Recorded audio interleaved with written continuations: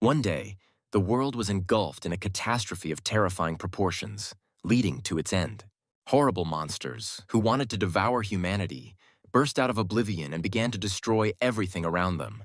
And if some creatures could still be somehow killed by a well-coordinated group, then others inspired such horror that any attempts ended in failure, turning into a mountain of corpses.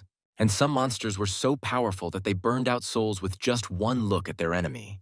The people fought as desperately as they could, but over time, hope left each of them. However, in contrast to the horror brought about by the monsters, a stargate appeared from oblivion, returning hope to humanity. Those people who were not deprived of talent had a chance to enter these gates and gain incredible abilities that allowed them to retake the world from powerful monsters.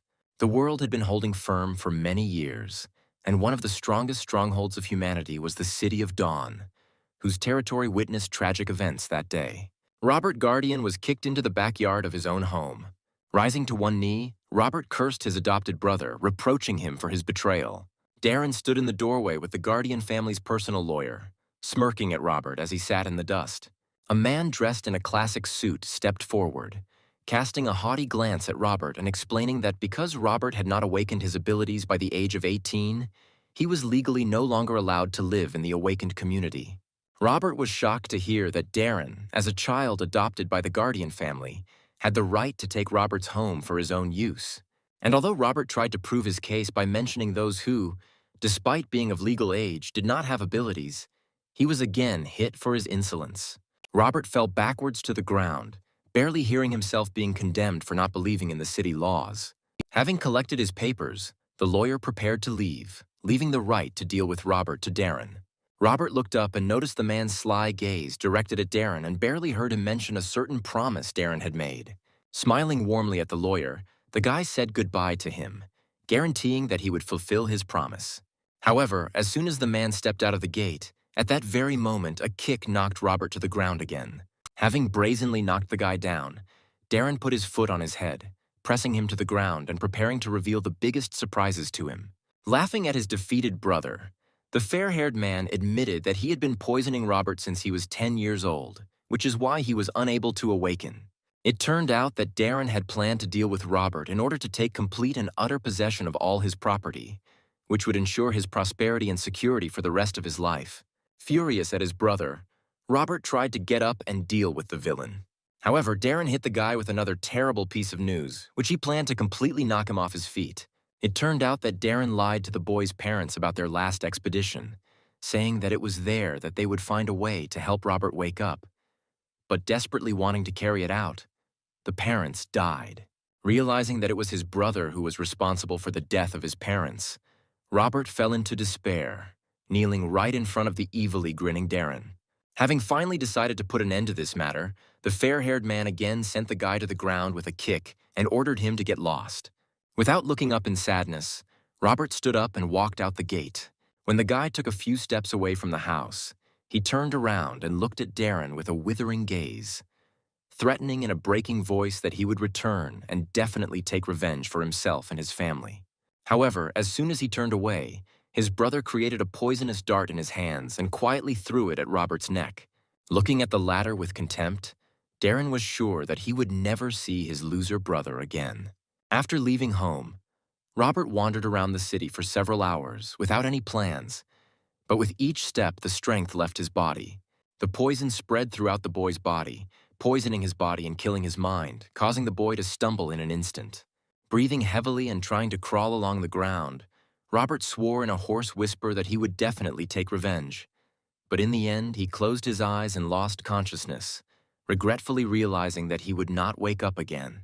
At that moment, the clouds above the head of the guy lying on the ground thickened, and a light lit up in the very center of them. A second later, a column of flame shot through the sky at incredible speed, rushing towards the ground. And when it reached the ground, the flame hit right on the head of the lying Robert. Surprisingly, the flames did not burn the body, but enveloped it like a blanket, shimmering on the skin and clothes until they went out. At that very moment, the boy opened his eyes, returning to life. When he rose to his knee, the first thing that came out of his mouth was the statement that the reincarnation technique had worked. It turns out that at the same time that Robert was learning about Darren's betrayal, somewhere in heaven, the god warrior Adrian himself became a victim of betrayal. The thief goddess. Milia struck him in the back with a mighty sword, causing the mighty warrior to fall to his knees in confusion as to why his comrades were doing this to him. Amazed at his ignorance, his former comrades condemned God for wanting to oppose the demon god, considering the latter to be so powerful that it was impossible to imagine. Enraged by his comrades' disbelief, shouting that they had forgotten their own oath to protect humanity, Adrian grabbed the blade protruding from his chest with his hand. The power of his anger was so great that with one sharp movement, Adrian broke the blade into pieces, while screaming about the greed and selfishness of the other gods. In shock, they all froze, looking at the unwavering will of the one they had just accused of ignorance. Turning around, Adrian glared at his former friends, full of rage and condemnation. If they hadn't been stunned, they might have been able to finish off the god warrior, but Adrian, taking advantage of their confusion, created a rune circle on the ground beneath him, embodying the legendary reincarnation technique. The soul of Hadrian, having left the body of the great god, turned out to be that very pillar of flame that pierced the heavens and struck the body of poor Robert. Standing on both feet, Adrian analyzed the situation and realized one very unpleasant fact about his new body. Using his experience as a god warrior, Adrian quickly realized that his new body was poisoned to the point that every organ was irreversibly damaged. Stunned that his powerful spirit had been transferred to such a weak body, Adrian began to study Robert's memories to figure out what to do next. Images of all the tragic events that had happened to Robert, and in particular the fact of betrayal by his own brother, surfaced in his head. Adrian realized that his soul chose this particular body precisely because of the similarity of the tragic circumstances of death. Realizing that Robert's will before his death was incredibly strong, Adrian, feeling respect, vowed to fulfill this will at all costs. And as soon as he said this, Robert's soul appeared before his eyes in a golden flame, and having learned that his last wish was in safe hands, melted into thin air. And although Adrian made such a strong promise, he understood that because of the poison, Robert's body was too weak. But the great Hadrian would not have been a great god warrior in his past life if he had been afraid to take risks when there was almost no chance. Having reached into his own memories, Adrian began to search for what could help him cleanse his body and restore his former divine power. The answer was found almost instantly in the form of a secret technique that continues the path of the reincarnation technique, the 6 paths of reincarnation. Adrian understood that this technique would allow him to regain all the power he needed for his goals. But he also knew that before that, he needed to enter the Stargate in order to awaken. Gathering his strength, Adrian headed straight to the Stargate, wanting to become stronger as quickly as possible. It did not take him long to reach his goal and get to the gate, as it was visible from any street in the city.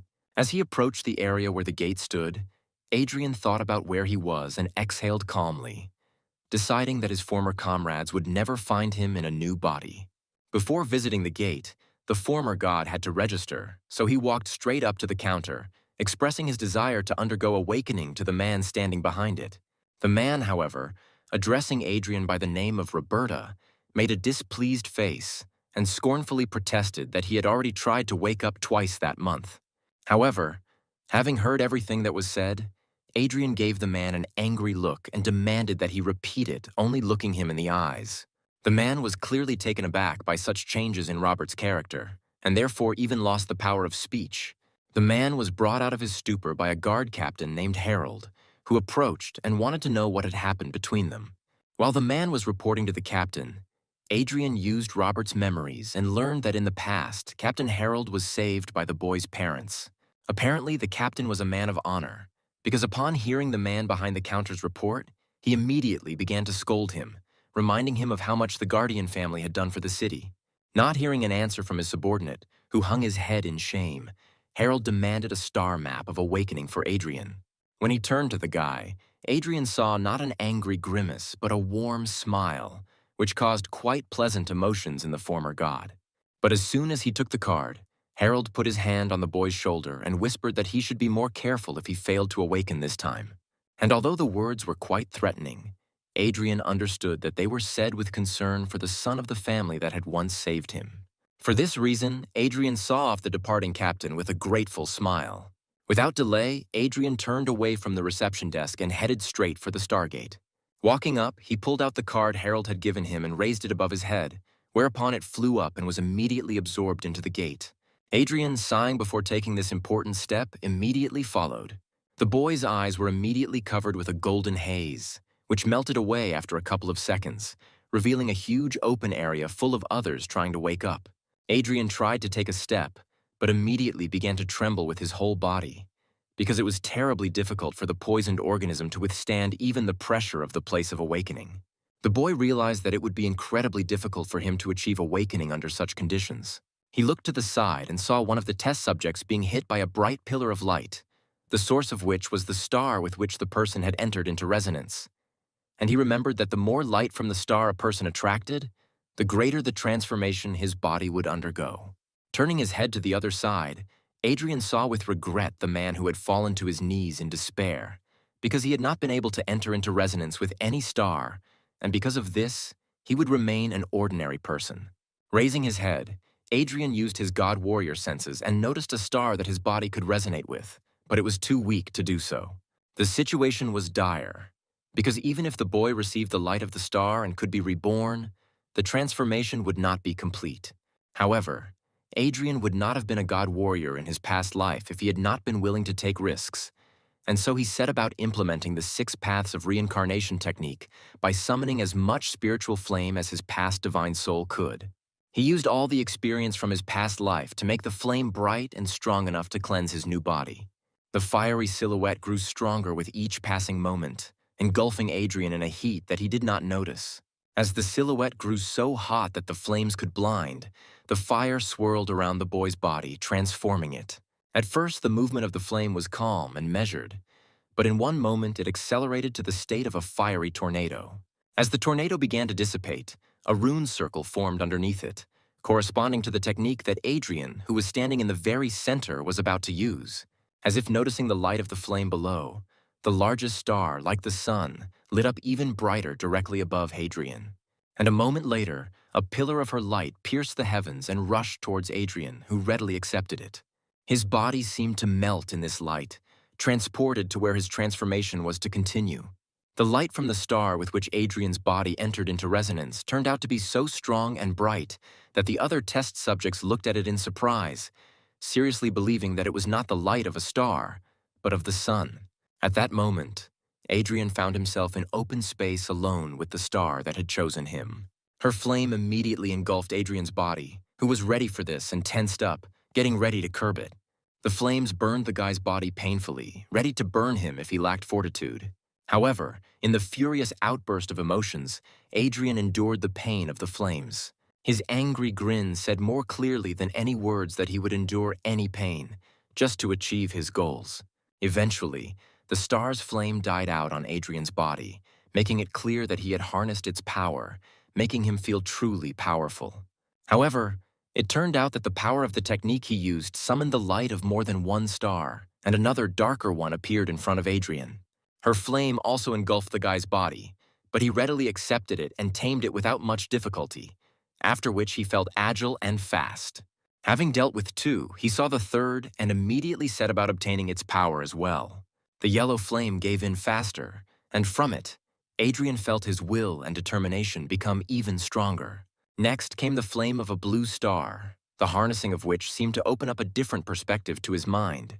The flame of the green star seemed to remove the veil from his eyes, and Adrian felt that nothing, not even the most microscopic, would escape his gaze. And finally, the last star, whose flame was bright purple, was also subject to Adrian's will, which is why his perception, according to his own feelings, became more specific. In the end, the 6 paths of reincarnation technique caused the flames of all 6 stars to surround the boy's body in a bizarre and bright vortex. The speed of this whirlwind was so great that from the outside its shape looked like a sphere. In this realm, Adrian entered a meditative state, synchronizing his own mind with the power of the stars and allowing it to have its full effect on his body. When Adrian felt the job was done, the sphere burst into 1,000 pieces. Renewed, powerful, and absolutely healthy, Adrian emerged, feeling his own omnipotence with every fiber of his body. The flame of one of the stars pliantly touched the guy's outstretched hand, which only confirmed his guess that the body was completely healed. At the same moment, A new, unusual runic circle was built behind Adrian, the symbols of which, however, were familiar to Adrian. Adrian knew that after awakening, the body would change in accordance with the acquired class. But at that moment, he felt not only how the warrior's power permeated his body, causing a feeling of incredible strength in his muscles. He also noticed that his movements had become smoother and his speed had clearly increased, which was consistent with the thief class. In addition, he became aware of everything around him and himself much more clearly and distinctly, which led him to conclude that the magician's insight was now open to him. In addition, his vision became so piercing that he could notice even the slightest vibration of the air around him, which made him realize that his vision had become equal to that of an experienced archer. And although the former god warrior's will was already unshakable, he clearly felt that it had become even sharper, causing him to be ready to immediately rush into battle, which usually characterizes the knight class. Having finally decided that this was it, Adrian was quite surprised that his perception had changed greatly, and therefore realized that even the qualities of the last class of summoner were now available to him. Adrian was absolutely shocked by the fact that he had discovered all 6 classes, because even in his past life, he had only heard of a couple of cases where someone had managed to discover a predisposition to several classes, and even then, no more than 2. Clenching his fists proudly, the boy grinned, realizing that in this case he would easily surpass even his past self. Looking up, he saw that the space around him was beginning to crumble, which meant that the awakening process would soon be over.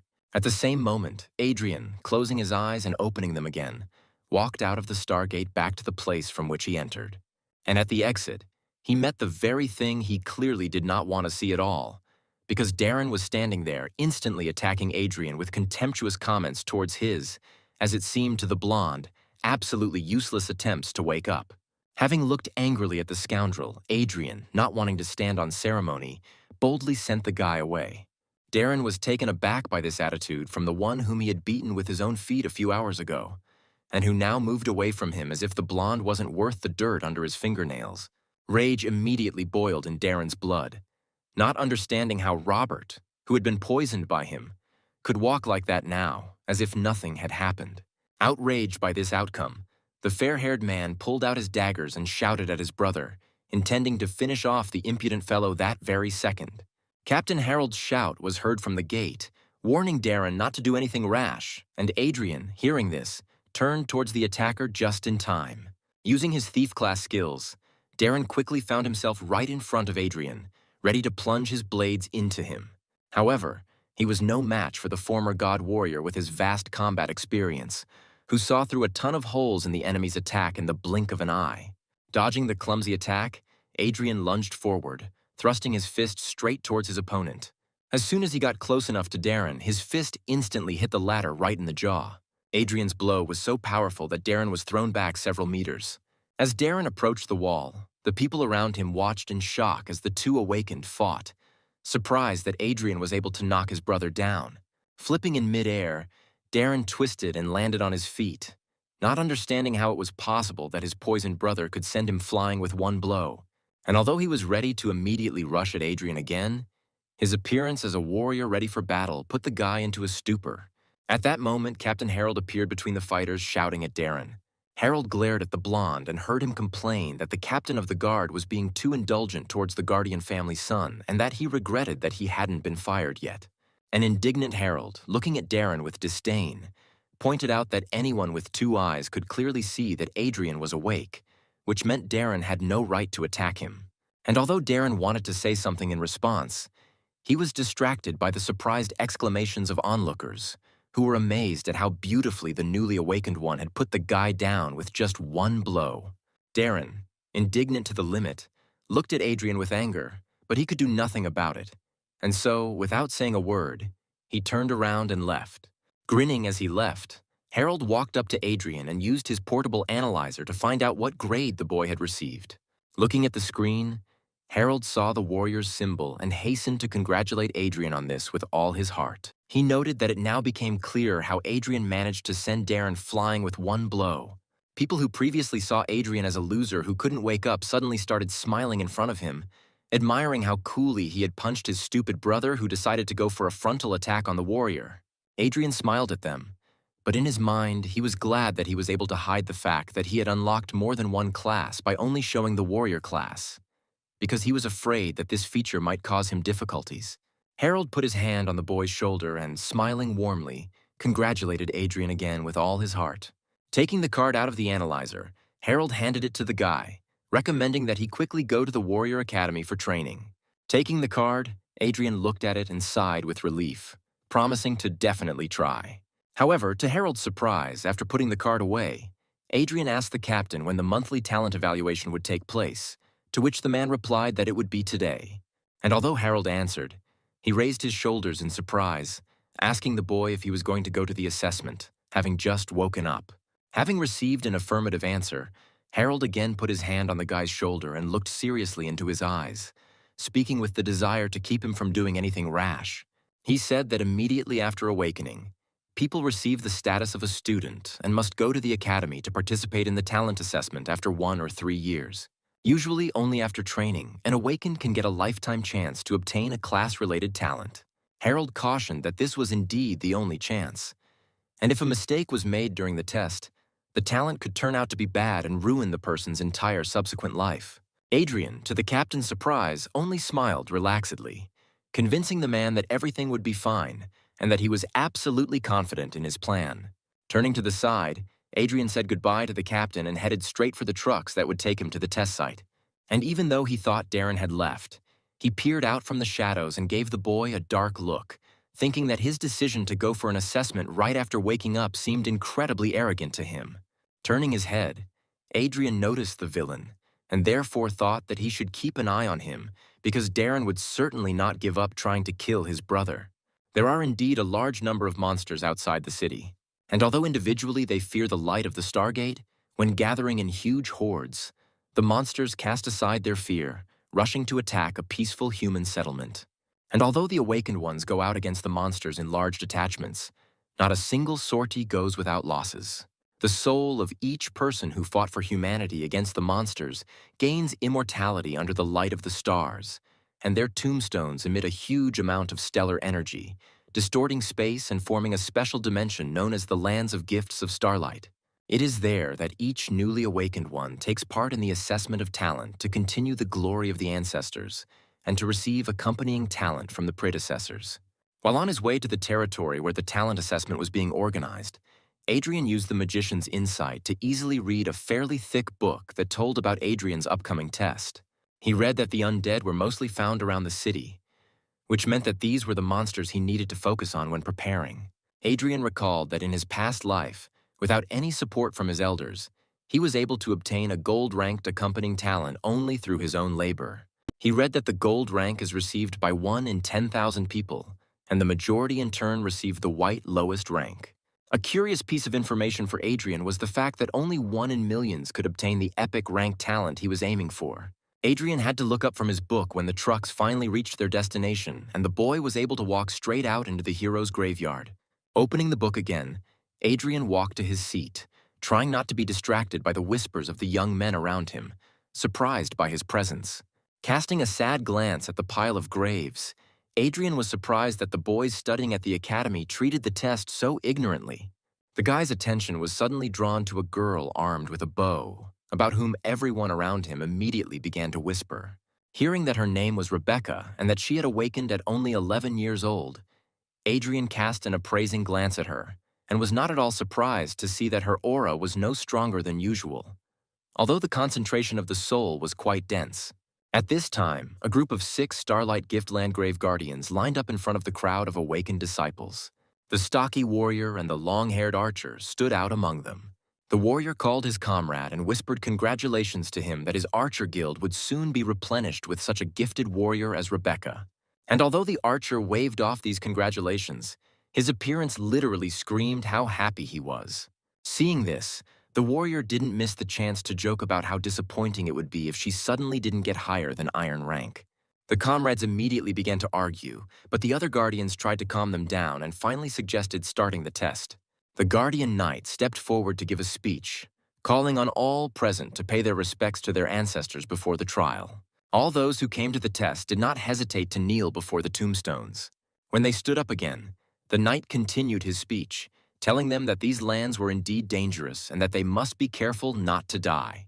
Each of the guardians took turns speaking words of encouragement to the subjects. The largest tombstone suddenly lit up, and the streams of energy that burst out of it formed a portal to the earth, where the test was to take place. The guardians parted and opened a passage for the students to the portal, where all of them, including Adrian, moved. Adrian had a clear plan, and therefore he consulted the book to implement it as successfully as possible, although those around him clearly saw his reading as more stupidity than ingenuity. At one point, a fat guy blocked Adrian's path and directly called him an idiot, with a sly grin recommending that he go back to where the guy came from. Adrian didn't respond to the attacks, only throwing a contemptuous glance at the scoundrel, which caused even more aggression from the fat man. Finally taking a step to the side, Adrian walked around the boy, advising him to take better care of himself. At that same moment, the silhouette of the ancestor spirit shone above the fat man's head, causing him to turn around. It turned out that the guy accidentally stepped right into the territory of one of the spirit appraisers, starting his spirit test. A whole horde of spiders with malicious, ghostly faces suddenly appeared in front of the guy, the sight of which alone made the fat man scream in fear. The guy began to wave his arms chaotically, trying to protect himself from the scary monsters. However, a moment later, he was already lying on the floor, defeated. A white ring sparkled above his head, symbolizing that the arrogant boy had received a low-ranking talent. Adrian moved slowly along the testing grounds, passing each of the ancestral spirits, knowing that the most difficult and therefore valuable tests were in the very depths. The guy was not distracted by the students screaming with joy, whose strength of spirit allowed them to receive bronze and iron talents. All around him were the sounds of battles and tests of strength of spirit, where some achieved success and some tragically lost, thereby ruining their entire lives. Adrian, in turn, did not pay any attention to the events surrounding him, consulting the book and plotting his route to the most distant lands. On the way, he was called out by the same girl who had caused such a stir when she arrived for the test. She tried to warn Adrian that further along the way, the tests would be much more terrible and therefore more dangerous, for which Adrian thanked her and warned her that external forces would not help her pass the assessment. Not understanding what the guy was talking about, Rebecca looked back at the mechanical guards walking next to her, surprised that some student could so easily recognize that they were not real. And when she turned back to the guy, he had already left. Looking back at the book, Adrian began to think out loud, wondering why he hadn't yet met the silver-ranked warrior who should have been here according to the map. At the same moment, a beam of spiritual flame rushed towards Adrian, forcing the latter to dodge. In front of the boy stood the warrior spirit, looking puzzled, because he probably didn't expect to see here just a student who, judging by the first impression, hadn't even been to the academy. Noticing that the spirit was confused, Adrian released his own spiritual energy, which took the form of a mighty warrior several times taller than the appraiser's spirit, which greatly surprised the latter. Seeing this, the spirit instantly disappeared, not wanting to get involved with such power, causing Adrian to conclude that his soul energy would attract a lot of attention from the spirits of fallen heroes. And although around, in addition to the faint glow of the stars, there was a smoky darkness swirling, Adrian was perfectly oriented around, thanks to the book, which indicated in the form of coordinates how to get to the desired ancestor spirit. After checking it, the guy turned his head and, using the grave of the disappeared spirit as a landmark, moved to the right in search of more powerful spirits. As soon as he found himself near the star tombstones again, two spirits instantly incarnated and their spiritual light rushed towards Adrian. The boy dodged and turned to face the two puzzled spirits, who, seeing how bright his spirit's energy was, turned to face each other. To Adrian's surprise, the spirits began to fight with each other, from which the guy concluded that his soul was so attractive to them that they were ready to fight with each other for it. Smiling awkwardly, the guy ran away, throwing out a final apology for not being able to choose them for his test.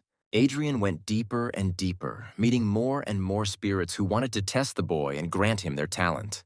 Passing by the mighty warrior, Adrian met the spirit of a dexterous and nimble girl who tried to stay in his field of vision as long as possible.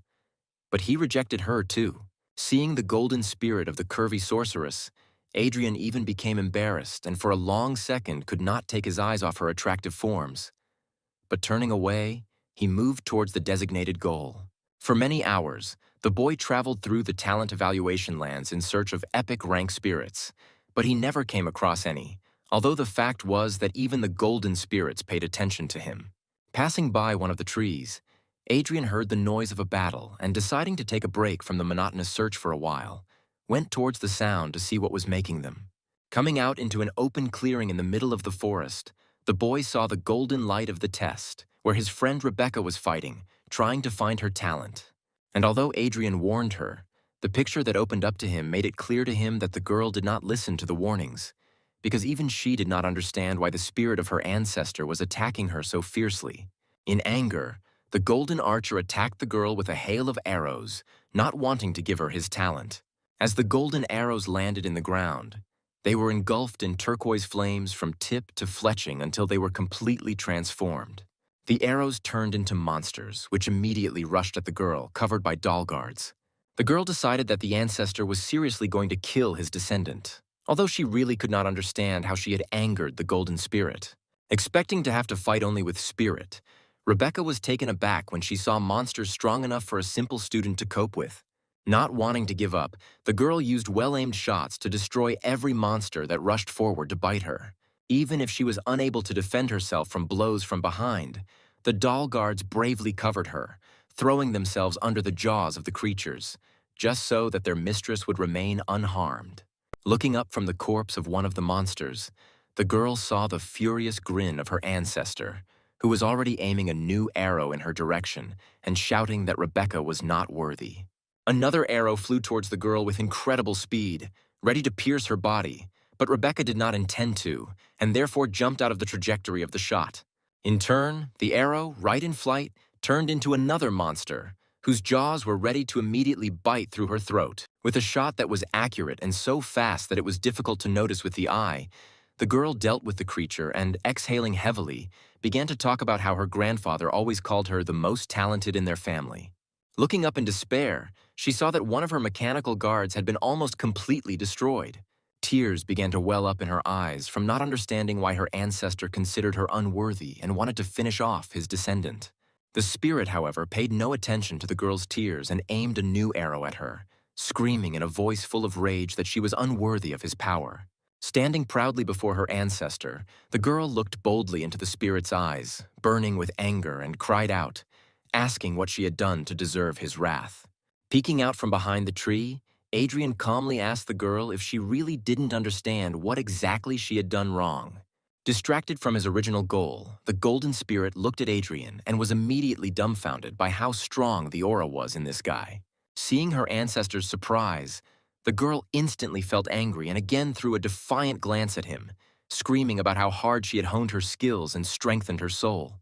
Using all her willpower, Rebecca looked firmly at the spirit, never ceasing to be convinced that she would never be left without the talent inherent in every member of her family. Pulling back the string of her bow, the girl cried out that she would release her arrow even if she had to die.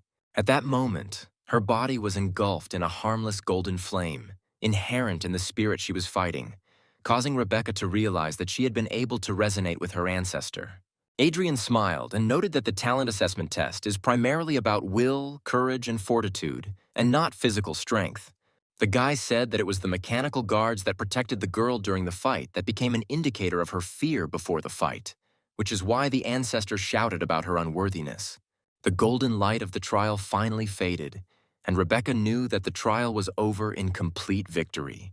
She sighed heavily, noticing how tense every muscle in her body was after the hilarious fight. The golden archer extended his hand forward, and the flame from it touched the girl's body, healing her and giving her what she came for. Proud and pleased with herself, Rebecca passed the test and therefore received into her possession the sign of golden talent that came with her family. Watching from the side, Adrian smiled, seeing how the girl received what would make her life incredibly prestigious. As the spirit melted into thin air, Rebecca turned to him and awkwardly thanked him for the advice he had given her.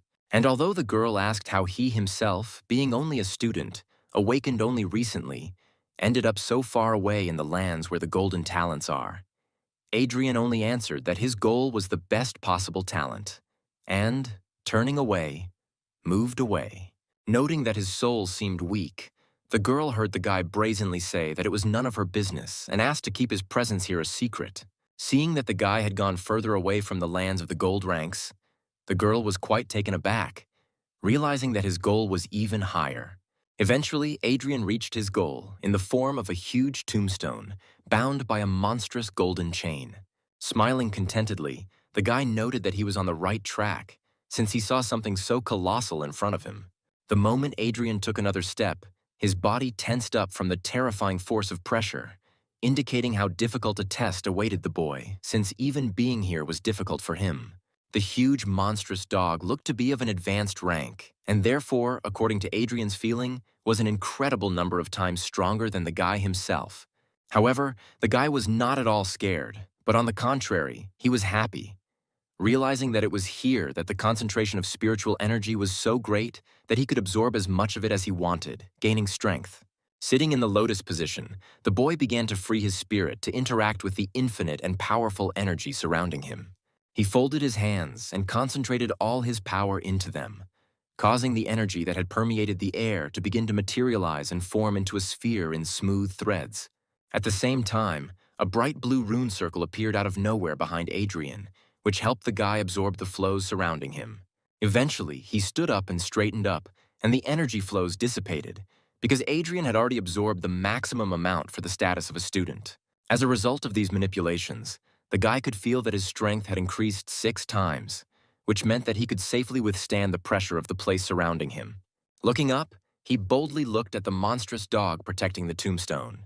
As soon as he stepped closer, Adrian came into the Hellhound's field of vision, causing it, which had been lying peacefully until then, to rise to all fours and growl menacingly. A huge beast, whose jaws could tear apart an entire crowd with one bite, stood before Adrian, ready to destroy anyone who dared to appear for the epic rank test. However, Adrian, who was once a god warrior, was not at all frightened by the terrifying sight and boldly stepped forward.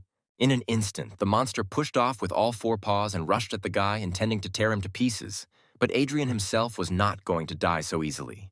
The rune circle that appeared behind him served as a much-needed boost for Adrian, and he, using such a useful skill, rushed into battle. His speed was so incredible that the Hellhound, grinning angrily at his opponent, could not keep up with the warrior who flashed like lightning. Dodging another blow, Adrian grinned maliciously, calling the hound just a puppy, incapable of putting up a decent fight. At that very moment, the dog let out a monstrous roar, so loud that Adrian had to crouch down to protect himself from it. In a mindless rage, the dog rushed straight at the guy again, ready to finish him off for his insolence. And although his jaws were almost closed on Adrian's body, he only grinned maliciously and did not move from his place. And as soon as they closed, Adrian penetrated the upper jaw of the dog's mouth, as if passing through a dense wall of fog that did not cause any harm. Adrian stood over the hound's jaw, noting with satisfaction that a real hound was undead and would not react to provocation in any way, unlike this dog who had fallen into a rage. With one flick of his finger, the confident Adrian destroyed the dog's form, shattering it into hundreds of pieces. Having landed, the guy proudly straightened his clothes and looked at the stairs that the mighty beast was so jealously protecting. A view of the incredibly majestic-looking gates through which he had to pass opened up before Adrian. As soon as he came closer, the gates swung open with a loud hum before the brave warrior who had come to show what he was capable of. And although there was confidence in his eyes, Adrian was a little excited about what was happening now and what was supposed to happen any minute. Looking straight ahead, the boy took a deep breath and stepped forward proudly, like a worthy warrior who had earned the right to gain strength. Although these gates were called hellish, beyond them, Hadrian saw a rather calming landscape in the form of a waterfall and a lake surrounded by rocks and ancient trees. But the guy had no time to admire the beauty, because the moment he stepped closer, a pillar of scorching flame headed towards him with incredible speed, forcing him to dodge. Turning in the direction from which the flames burst out, Adrian only managed to notice how the blade burning with fire was approaching his face. Having only just noticed the blade, Adrian didn't even close his eyes when it stopped a centimeter away from the face of the one who dared to come for the epic talent. The heroic spirit of epic rank hovered in the air in front of the guy, raising his blade and looking at the newcomer with surprise, who turned out to be just a student. Looking bravely straight into the warrior's eyes, Adrian asked him not to hold back, arguing that he had gotten here not by luck, but out of a desire to see what an epic rank was capable of. The stunned warrior spirit looked at the disciple with a shocked look, not understanding how a mere disciple could dare to travel so far just to see what an epic rank could do. Smiling slyly, Adrian found his words and asked the warrior to finally conduct the test, because he was going to show the spirit all the power he possessed. The warrior softened, sighed, and corrected the boy, noting that the fact that he had reached this place did not mean that he would be able to defeat a representative of the epic rank. But smiling, he agreed to show his power. At the same moment, with one snap of the warrior's fingers, the guy found himself in the arena, looking around in surprise. After analyzing the situation, he realized that his spiritual energy had increased fourfold, overcoming the limitations imposed by the status of a disciple. It turned out that the warrior had transferred not the body, but Adrian's mind and his own straight into the arena, and their bodies remained where they stood. At this time, Adrian and the warrior's spirit bodies were being watched by 5 more spirits, whose energy was shining with a bright light of epic rank. They were clearly pleased to see someone come to their lands for an epic rank talent for the first time in a long time, although they were surprised that the person who came was not an outstanding student at all. One of the spirits was clearly angry that the warrior spirit got to Adrian first, because after defeating the Hellhound, he himself was going to test the student. At this time, Adrian, already armed with the sword, was warming up, wondering out loud that the epic rank was so strong that with just one wish, it transferred the guy straight into the world of dreams. The warrior standing in front of Adrian swung his blade and threw it to the side so that it got stuck in the stone. He spread his arms and invited Adrian to attack, ready to fight on equal terms, since the spirit himself compared his strength to the guy's. Adrian smirked and noted that his opponent was acting a bit arrogant, thinking that he could defeat a guy without a sword on equal terms. A moment later, the boy rushed into battle, using all his fighting skills and past life experience to leave his opponent no chance. And although the spirit fought desperately, he understood that even with a sword in his hands, it would be incredibly difficult for him to defend himself, let alone resist unarmed. The man tried his best, but Adrian was incredibly fast and attacked as hard as he could.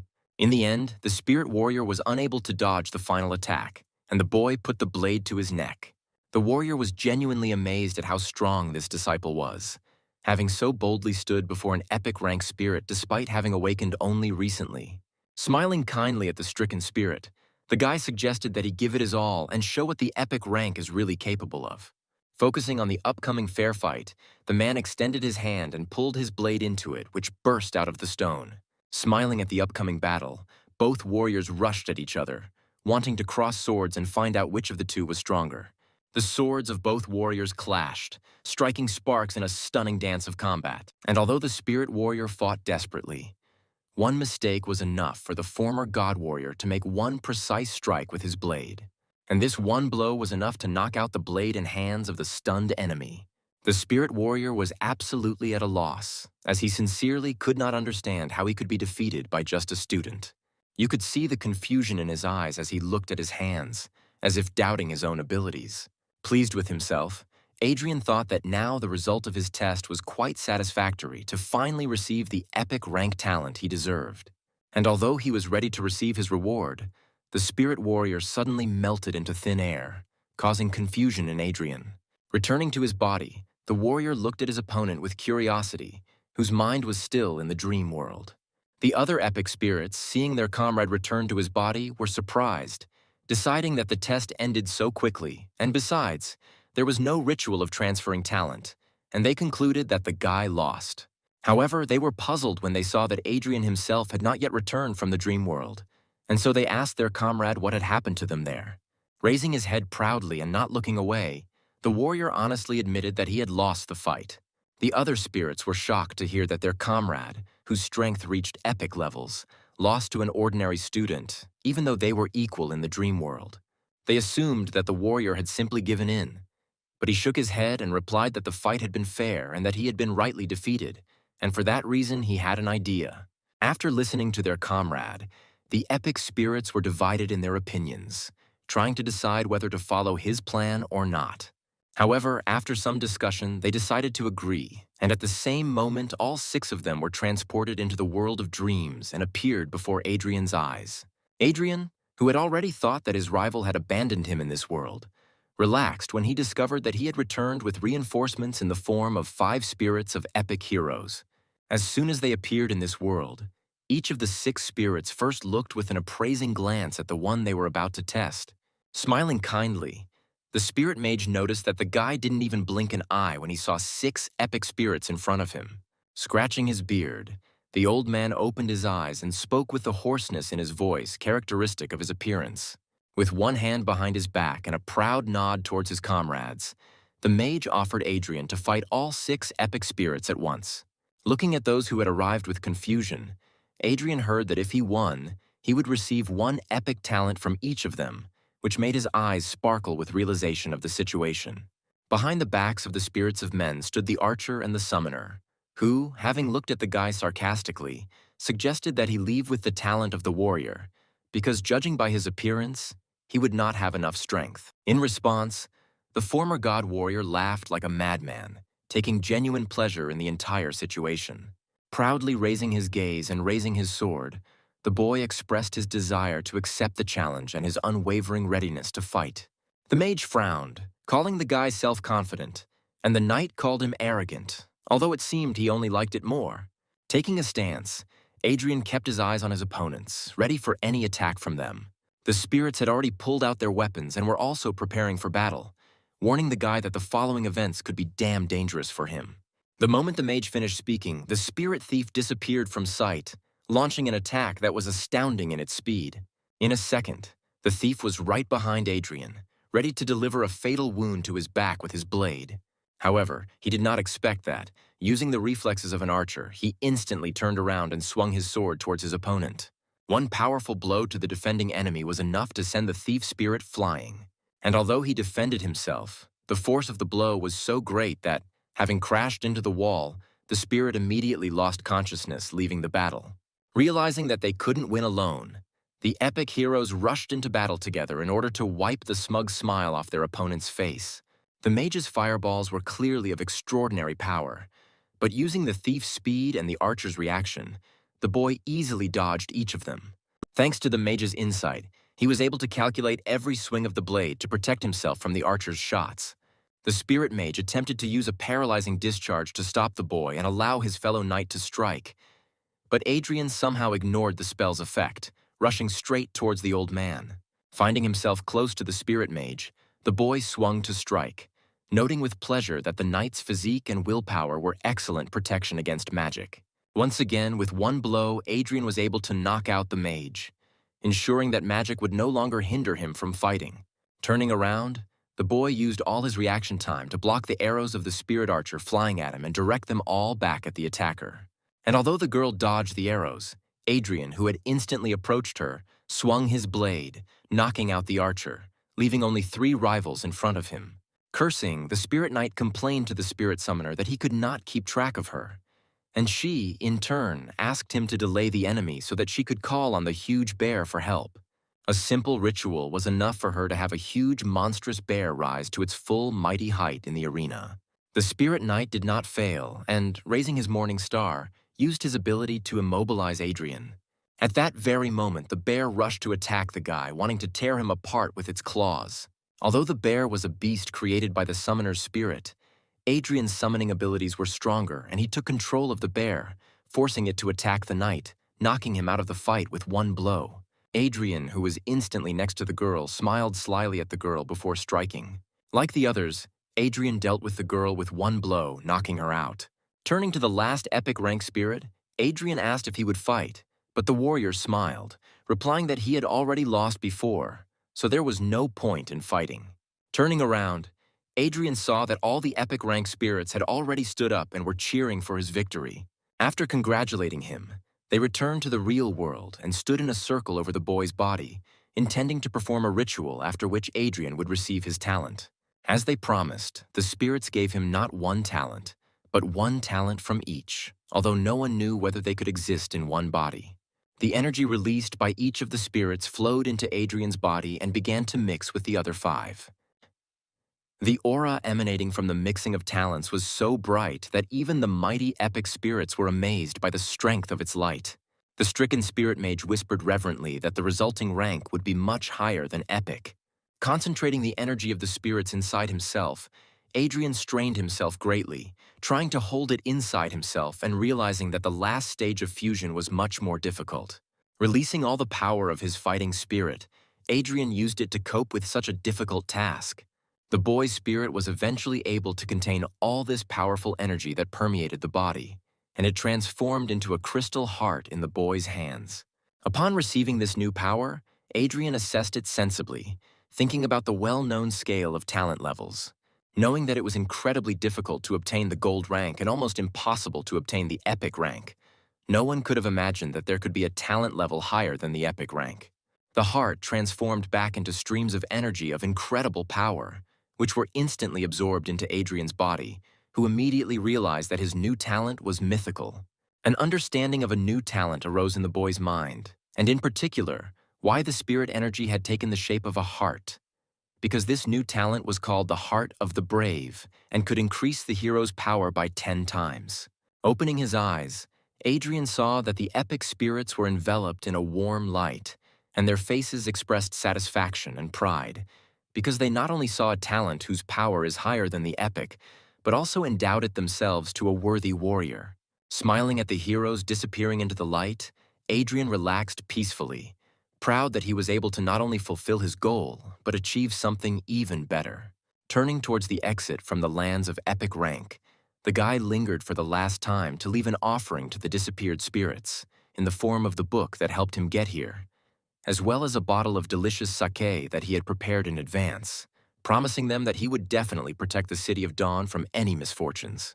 At this time, a proud Rebecca returned from the lands of trials, illuminated by the symbol and light of the gold rank, which greatly pleased the guardian archer, who immediately called her a true genius. Turning her head away, the girl embarrassedly babbled that she received her talent only thanks to the help of her dear mentor, and that she was not a genius at all. The proud guardian archer disagreed with her, saying that the gold rank only appeared once every 10 years, while looking sarcastically at the guardian warrior, none of whose students had received a rank higher than silver. Outraged by this gesture, the guardian warrior was outraged that the students of the guardian archer could only rely on luck, while not deserving the high talents that they received. And although the guardian warrior claimed that among the warriors there would be such a strong awakened one that he could receive the gold rank, he was met only with a sarcastic grin from his comrade. Distracted from the squabble between the two guardians, Rebecca looked around, trying to spot Adrian, and finally find out what rank the one who so calmly passed by the gold-ranked lands received. Realizing that the guy was not around, the girl looked at the portal, anxiously waiting for him to come out of it. When the guardian archer decided to announce the end of the test, Rebecca asked him to stop and wait, because one test subject had not yet left the testing grounds. At the same moment, Adrian, stretching his neck, climbed out of the portal, meeting there not a stormy ovation, but only the already familiar disdain, because the guardian archer was sure that the guy had failed his test. Rebecca, blushing at the sight of the guy, did not hear the mentor's sarcastic comments, remembering only, not without a shadow of embarrassment, that the name of her new acquaintance was Adrian. Glancing to the side, the guy immediately saw the fat man who had crossed his path at the very beginning of the test, and who was now mocking Adrian, thinking that he was hiding from the test, afraid of failing it. Ignoring the snide comments, the guardian warrior took a step towards the boy and asked with a smile what rank one of his warrior charges had received. Adrian smiled and relaxed for a second, causing the aura of his talent to glow faintly, covering the entire body of the awakened one. And although the hero received a mythical rank, everyone around saw what he wanted to show them, namely the aura and symbol of the gold rank shining on the guy's body. Everyone around seemed to have gone wild, discussing and marveling at the fact that this time 2 participants had received the gold rank, although even one was an incredible rarity. Smiling contentedly, Adrian noted, not without pleasure, that he was incredibly lucky that his new talent allowed him to flaunt the rank that the hero himself wanted. The guy, with his hands on his hips, without even deigning to look at the arrogant scoundrels who were mocking him, told them out loud that they should not mock others, but try to become stronger themselves, which greatly embarrassed the stunned fat man. And only Rebecca, whose embarrassed look Adrian caught, could not understand why the guy received only a gold rank, because he went much further than the place where the golden spirits were. As if reading the girl's thoughts, Adrian put his index finger to his lips, reminding her that he had asked her to keep quiet about where he was heading in the lands of trials. Once again embarrassed by the attention of her new acquaintance, Rebecca thought only about how many secrets Adrian had from everyone around him. And while she was reasoning, the guardian warrior rushed towards Adrian, whose smile made it clear that he was incredibly happy that one of his charges had finally managed to obtain a gold rank. Although Adrian, not having received pleasure from someone else's touch, asked him to leave him alone, calling him a bearded man. Offended by the unexpected insult, the guardian took one step away from Adrian, removing his hand from his shoulder. However, a moment later he cast aside his resentment, deciding that his students receiving a gold rank was much more important than any insults. And so he again put his hand on his shoulder and smiled happily, saying how proud he was of his student. However, the other warrior teachers, looking at the man with condemnation, noted with displeasure that they were seeing Adrian for the first time, and therefore did not consider his victory in the test to be their merit. However, even the guardian archer, who had been mocking his comrade just a second ago, now stood with a serious look, noting that receiving 2 gold talents was a truly historical event. The news that 2 participants had achieved gold rank spread like wildfire throughout the streets of Dawn City, so quickly that almost on the same day, Darren, who wanted to finish off Adrian more and more with every second, learned about this truly frightening event for him. He instantly became furious as soon as he found out that Adrian had received a gold rank, because the guy did everything to prevent this from happening. Adrian himself did not want to waste time after the test, and realizing that he could not do without the academy, immediately went there after the test. His mere appearance at the academy was news number 1 for everyone there, as gold rank among warriors is an incredibly rare thing. Standing near the counter with the guardian warrior, whose name turned out to be Frank, Adrian heard with slight displeasure all these comments addressed to him, which from sarcastic and arrogant became interested and flirtatious. Frowning, Adrian even began to regret showing people his gold rank, because he was getting much more extra attention than he wanted. Finally, the man standing behind the counter, smiling welcomingly, handed Adrian an envelope, a badge with a warrior symbol and a card indicating his status. Still proud of his protégé, Frank put his hands on his hips and congratulated Adrian wholeheartedly on his official entry into the Warriors Guild. Adrian was about to unpack the envelope, but Frank, who had stepped aside, waved his hand at him and called him to follow, because he was going to help the guy get a well-deserved reward for his efforts. For the first time since the test, Adrian smiled at Frank and followed him, noting to himself that he was surprised that the guild treated its members well enough. After walking through the long corridors of the academy, the men arrived at a training room filled with mannequins and exercise machines, in the middle of which stood a stocky man whose hair, with its bright green color, resembled a fresh apple. After greeting Adrian and Frank, the man introduced himself as Roosevelt Walter and added that he was the treasurer of the Warriors Guild, and therefore it was he who would offer Adrian a reward corresponding to the gold rank. Looking into the box that Roosevelt, bowing his head, handed to the guy, Adrian saw a book there, the inscription on the cover of which read the name of the special skill of the warrior class. Taking the box from Adrian's hands, Frank himself looked inside and smiled, looking up at Roosevelt and noting that the treasurer was very generous, because this skill was really powerful, to which Roosevelt said with some pleasure that they were obliged to put all their efforts into developing a gold rank hero. In addition to the skill, Adrian also received a total of 10 initial rank starstones, which is a significant reward, since Frank himself only received 1 at the time. Opening the book, Adrian read a couple of lines, but almost immediately became perplexed by their content. Roosevelt smiled again when he saw the boy's reaction and said that learning skills was an incredibly important activity for every awakened one, and therefore Adrian was advised to start training as soon as possible. Smiling happily, the boy agreed with the treasurer, promising to start training as soon as possible, and thought to himself that things were going very, very interestingly. As soon as Adrian and Frank left, Roosevelt wiped the smile from his face and headed to his office, where Darren was already waiting for him, immediately beginning to ask the treasurer whether he had completed his task. Calmly closing the door behind him, Roosevelt looked at Darren with a slightly displeased expression, and just as calmly noted that he could handle any task much better than Darren. It turned out that Roosevelt had specially altered Adrian's skill book, and because of it, the guy could soon become insane. Enjoying the thought of how sinisterly brilliant his plan was, Roosevelt finished his thought by telling Darren that he should send a request for a duel as soon as Adrian went crazy, thanks to which the guy would be able to get rid of his competitor without any unnecessary problems. Exhaling with relief, Darren smiled at Roosevelt, noting with some pleasure that he always completed his tasks 100%, and therefore, as a thank you for his work, he would definitely thank his comrade when Adrian died. Roosevelt looked away and said that he was only following orders from above and therefore did not expect a reward, but would certainly be glad to receive one. He chose to turn away when Darren, with a wild look and a cruel smile on his face, promised that he would kill his sworn brother no matter what it took. And although the plan was indeed good and would have worked on someone else, Adrian's actual mythical rank was a good indication to him that the skill had actually been reworked, which would spell big trouble for him. Adrian thought hard, comparing all the facts with each other and seriously suspecting that this trouble with the skill was directly related to Darren. Having instantly figured out Roosevelt's plan, Adrian put the book down and decided that he would be happy to play along with him, pretending that he really had fallen under the influence of such a mild illness that the book was supposed to create for him. Adrian sarcastically imagined how Roosevelt would look when he saw that his plan hadn't worked, especially if Frank was nearby, and the guy would be helped in this matter by those 10 star stones that he received for his gold rank.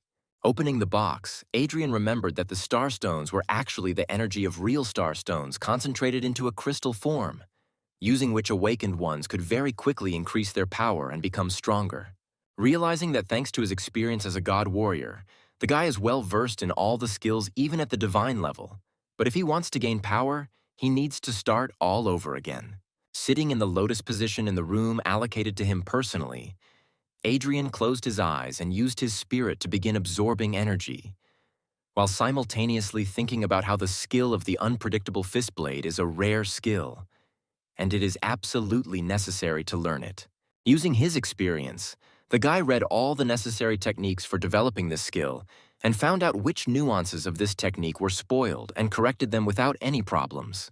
In intense meditation, the boy concentrated on studying, hoping only that 10 star stones would be enough to help him master the skill. As soon as Adrian concentrated and closed his eyes, his spirit burst out of his body and caught the stone in a weak whirlwind of blue flame. And as soon as he started, his hand was burned with pain, which almost took the guy out of concentration. The flame enveloped the fist, changing color and forming a blade, but Adrian felt it as if someone was scraping his bones. The guy tried his best to restrain himself and not unclench his fist so that the skill would be finally fixed. But alas, he couldn't resist and his palm unclenched, and the flame began to gradually go out.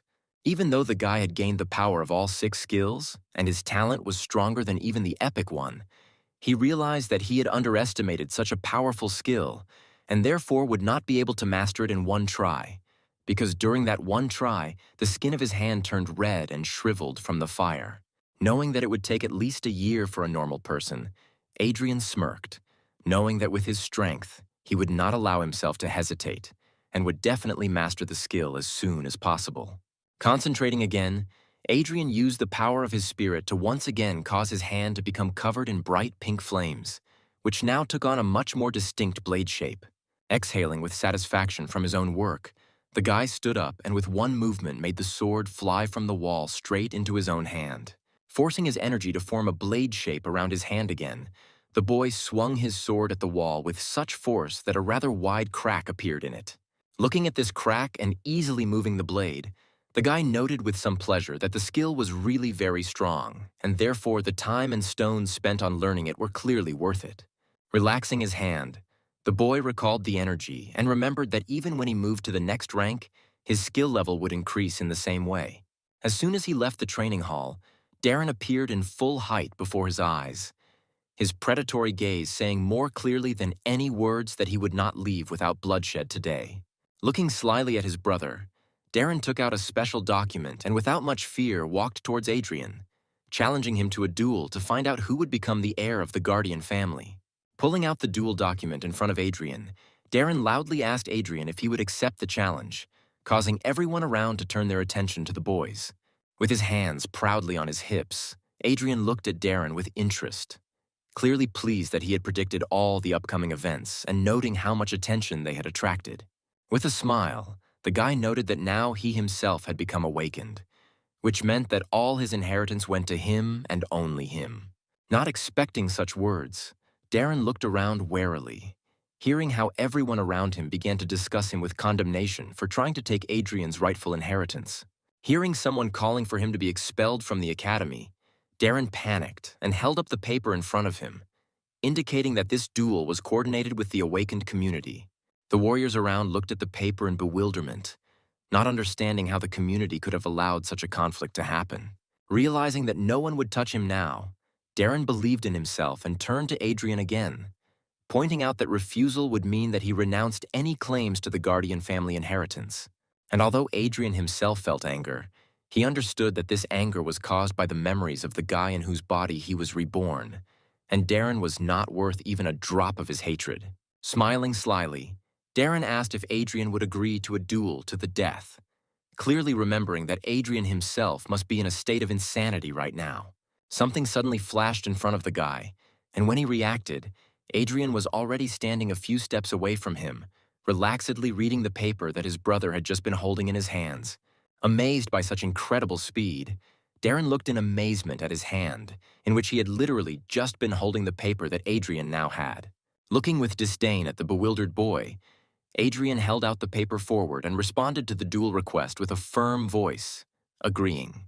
Looking up at his brother again, Darren stared at Adrian in shock, still trying to figure out how he had snatched the document from his hand so quickly. However, Darren was not afraid, glad that they had ruined the skill of the unpredictable fist blade, which meant that Adrian was about to lose control of himself. Darren stood in a stance, prepared for an attack, and was 100% sure that today he would finally finish off his brother, who had become so annoying to him. And although his opponent stood ready to fight, Adrian was relaxed and calm, realizing that Darren would not be able to win under any circumstances. In an instant, dark green energy swirled around Darren and his blade glowed bright green. And in another moment, he suddenly disappeared in the place where he stood and suddenly appeared to the left of Adrian with the blade already prepared for the fatal blow. At that very moment, his energy took the form of a snake, and the blade rushed towards Adrian's throat, ready to cut it and end the life of the unlucky victim. With a slight movement of his hand, the hero intercepted his opponent's attack and deflected it to the side, smiling as he noted that Darren was repeating his techniques. Panicked by such a difficult situation, Darren simply could not believe that his opponent was so clever that he read all his skills enough to intercept his attack. Seizing the moment when Darren was defenseless, Adrian used his new blade fist skill. With one blow, which had become so familiar to him, the guy sent his opponent flying. Darren fell on his back, hitting himself hard, but using his thief's reflexes, he quickly turned over and stood on both feet, grinning angrily at Adrian. There was a look of confusion in his eyes, as he expected that Adriana would go crazy from her new skill. Smiling relaxedly, Adrian received compliments and words of encouragement from the other warriors, shouting at him to show the thieves what they were capable of. However, another thief standing nearby noted that Darren was trash and asked not to compare the thieves' guild to him. Frank stood nearby, watching the battle with satisfaction and noting every movement, saying out loud that he was very proud of his new gold rank in the Warriors Guild, because Adrian had learned such a difficult skill so quickly. Darting forward, Adrian used his blade fist skill again, preparing to hit Darren even harder. His blow again fell on the body of his opponent, who, even blocking the attack, flew to the side from such a powerful force. Clearly enjoying beating the scoundrel, Adrian noted that his opponent was quite tenacious and could stand on his own 2 feet even after such strong blows.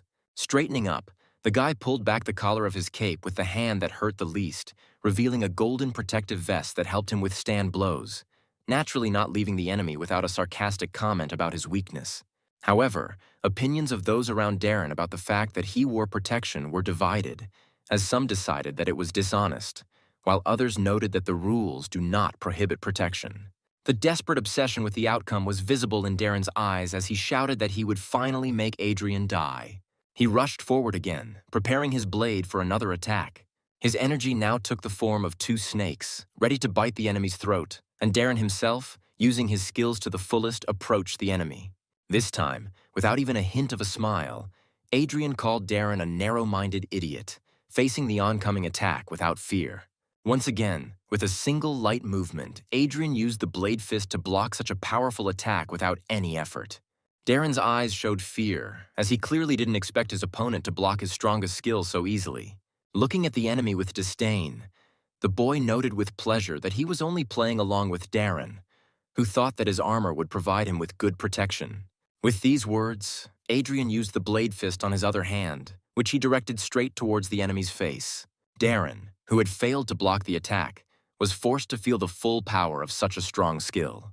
In turn, Adrian, realizing that the enemy had lost the ability to defend himself, unleashed several blows of the fist blade on him at once. In the end, with another powerful blow, the guy sent Darren flying again. The guy tried to group himself, but this time he simply didn't have enough strength to stand up, and so he fell heavily to the floor. Looking up, the beaten Darren looked at his opponent in bewilderment, not understanding why nothing was happening to him. Casting a contemptuous glance at his opponent, Adrian said that he knew all about his vile plan to drive him crazy, which shocked Darren. Knowing that their duel was to be to the death, Adrian crouched over the weakened Darren and said that he would spare him, but only on one condition. Lost in excitement and panic, Darren heard his opponent demanding to tell the whole truth about who is behind all the intrigues against the Guardian family, as well as what happened to Adrian's parents. Having lost all hope, Darren clenched his jaws hard, causing a sound like something bursting. Adrian took a step back, stunned to realize that there was poison in the guy's mouth, and he chose to die rather than answer the guy's questions.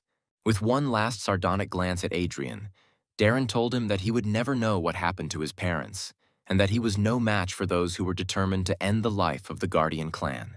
A stunned Adrian listened in silence as Darren spoke his last words, laced with malice and contempt. After saying his last word, Darren suddenly rolled his eyes and leaned back, his chest no longer rising and falling in time with his breathing, making it clear that Adrian's adopted brother was now dead. Adrian felt incredible contempt for his opponent, but also a certain amount of respect, because he was ready to die for his goals. Regretfully turning away from the deceased, the guy thought that those who were behind all this apparently had great power in this city. And although he knew that Darren's death would bring even more trouble upon him, he was filled with excitement and a desire to find out how strong his enemies were. Realizing that he still only held a weak F rank in the guild, Adrian headed towards the exit of the hall, deciding to quickly return to training, but not noticing how someone was hiding around the corner, who was watching the progress of the battle with great curiosity. Sometime later, Adrian was in an apartment on the outskirts, training with starstones. Sitting in the lotus position and holding the starstone between his palms, the boy reconnected with his spirit for the best possible learning. Eventually, another stone crumbled to dust, having exhausted all its stellar energy. Upset over losing his last star stone, Adrian thought out loud, coming to the realization that his body was indeed incredibly strong, having absorbed all the energy from the 10 starstones he had received from the talent test in just a couple of days. Clenching and unclenching his fist, the guy noted with pleasure that in just a couple of days he had increased his energy level from 105 to 246 units, which was a truly outstanding result. Looking at the dust left from the used starstone, Adrian estimated that one such stone contained energy equivalent to about 10 units of spiritual value. However, in reality, this was only a theory and an extremely erroneous one, since the average awakened one can only absorb a smaller part of the energy stored in the stone. For such an awakened one, a result of 10% of the total volume of energy of the stone is quite good. If a gifted person can use 30% or more of energy, then he can safely be considered gifted. However, without expecting it, Adrian managed to absorb a full 70% of the stone's energy, which was a truly impressive result. Absolutely pleased with himself, the guy remembered that in his past life he had achieved only 40% of the result, which meant that his current body was indeed several times more powerful. Having warmed up after the long process of absorption, Adrian regretfully noted that on the outskirts of the city, he received much less energy from the stars than he could have if he were right at the gates. His gaze turned aggressive as he remembered how he had tried to reclaim the Guardian family estate, which was rightfully his. Immediately after the battle, Adrian went to the residence of the awakened community to gain access to his estate. But as it turned out, after passing into Darren's possession, the estate no longer belonged to the Guardian family. Smiling cheekily and interlacing his fingers in a businesslike manner, The man noted that after Darren's death, the estate passed into the possession of the Awakened Society, and Adrian was only entitled to a small apartment on the outskirts. Adrian had to admit that it would be very difficult to get his property back, since apparently this estate was of great value to the one who was plotting against the guy. Hanging his head sadly, Adrian also admitted that, alas, he could not resist anyone significant, since his rank in the guild was only the initial one. And another sad thought visited the guy's mind when he realized that he had miscalculated again. He learned that although he had no right to the estate, he would still receive an inheritance, although it turned out to be much less than what the guy had expected, and it would only be enough for 20 stones of stellar energy. Pressing his fingers to his head, Adrian winced at the pain in his head, noting that he never thought he would one day be stressed so much over money problems. After searching through his pockets thoroughly, the guy pulled out the warrior token that had been given to him at the guild. With one flick of his finger across the surface of the token, Adrian caused a reaction that resulted in a holographic light projecting an image directly into the air. Without a shadow of a smile, the guy looked at the numbers indicating his level and amount of energy, and noted with dismay that he needed a lot more starstones. With a slight movement of his finger on the token, the guy changed the picture and saw several tasks in front of him that the guild had provided him with, and he gloomily noted that the rewards for them were not bad, but there were very few merits, and he needed as many of them as possible, because 100 merits were exchanged for 1 starstone. Looking at the result of his research, Adrian began to doubt whether he should try tasks more difficult for his rank. And although he himself understood that he could easily cope with a task of a higher level, he doubted it only because its successful completion immediately after awakening would attract too much unnecessary attention. While he was under the wing of the Warriors Guild, no one could even lay a finger on him. But if he overdid it, ill-wishers would come from everywhere and still be able to get him. While flipping through the various tasks, Adrian suddenly came across something that caught his attention. Touching the hologram, the guy read about a task that was 2 ranks more difficult, but it only required exploring the surroundings of the forest nearby, and the reward promised as many as 20 merits. Taking a closer look at the picture that came with the assignment, Adrian noticed something interesting, deciding that the assignment seemed quite curious to him. After some time, Adrian arrived in the suburbs where some of the Awakened lived and worked. After wandering around the area for a long time, the guy finally noticed a fork in the road and realized in which direction the moss forest was located, which became his new goal. At the moment when he was about to leave, the guy heard a loud voice from behind calling him by name. Turning around, he saw Rebecca in full battle gear, who, clearly delighted to meet a new acquaintance, asked him if he had accepted the same task with the moss forest as she had. At first, Adrian didn't even immediately remember the girl, but remembering how he helped her during the test, he awkwardly confirmed her guess. Clearly even more delighted, Rebecca immediately approached the guy almost point blank, asking if he would like to join her squad since they had come for the same mission, embarrassing Adrian himself quite a bit. A silhouette of a man suddenly appeared behind her, immediately bringing the girl down to earth with the statement that she should have first asked the squad leader before inviting someone to join the squad. Stepping into the light, the stocky man noted that for the E-rank squad, an EF-rank hero would be a burden. But despite the unflattering comment, he still introduced himself as Mark Hoffman. Rebecca turned around and immediately began to protest, claiming that she did not consider Adrian a burden. The man who came up to him, hearing Adrian's name, called Mark a real ignoramus because Adrian was the one who, along with Rebecca, received a gold-rank talent in the recent test. Extending his hand for a handshake, the man introduced himself as Howard and noted that he was the squad's archer. Pleased by the polite attitude, Adrian shook Howard's hand with a smile and heard from him an invitation to join the squad. Dissatisfied with the commander's positive attitude towards the guy, Mark said that he did not see anything outstanding in the gold rank and only looked at the level. And for their squad, Adrian's level made him a burden. With one sharp shout, Howard silenced Mark, pointing out that the knight was talking complete nonsense. Embarrassed by such a pleasant attitude, Adrian accepted the invitation to join the squad and, trying not to pay attention to Mark, followed Howard, who led the squad straight to the moss forest. When the team finally entered the forest, the sky was covered by the crowns of mighty trees, whose trunks were intricately intertwined. As soon as they got deep enough, tree creatures began to emerge from the bushes, forcing the heroes to fight. Wanting to cover the combatants, Rebecca pulled the bowstring and aimed the flaming arrow towards the growling monsters. With one well-aimed shot, she hit one of the monsters, causing flames to immediately burst forth, engulfing its wooden body. And although the shot was accurate, and the flame clearly wounded the monster, it suddenly growled and extinguished it, turning to the one who had so suddenly carried out such a strong attack. The monster was already rushing straight at Rebecca, but Mark suddenly appeared between them, taking the monster's attack on his strong shield. Before Rebecca had time to prepare a new arrow, she noticed that Commander Howard was already preparing to shoot, calmly aiming at his enemy. The commander's no less accurate shot surprisingly caused much more damage, because upon impact the arrow suddenly exploded, showering not just one, but a group of tree monsters with bright flames. Deciding that the monsters were dead, Mark allowed himself to be distracted and turned to the commander to note how easily he dealt with the enemies.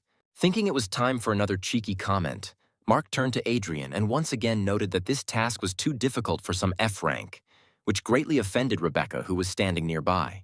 The angry girl was indignant because the first arrow was fired from her bow, and she herself was only an F rank, which meant that Mark believed that she was not suitable for this task.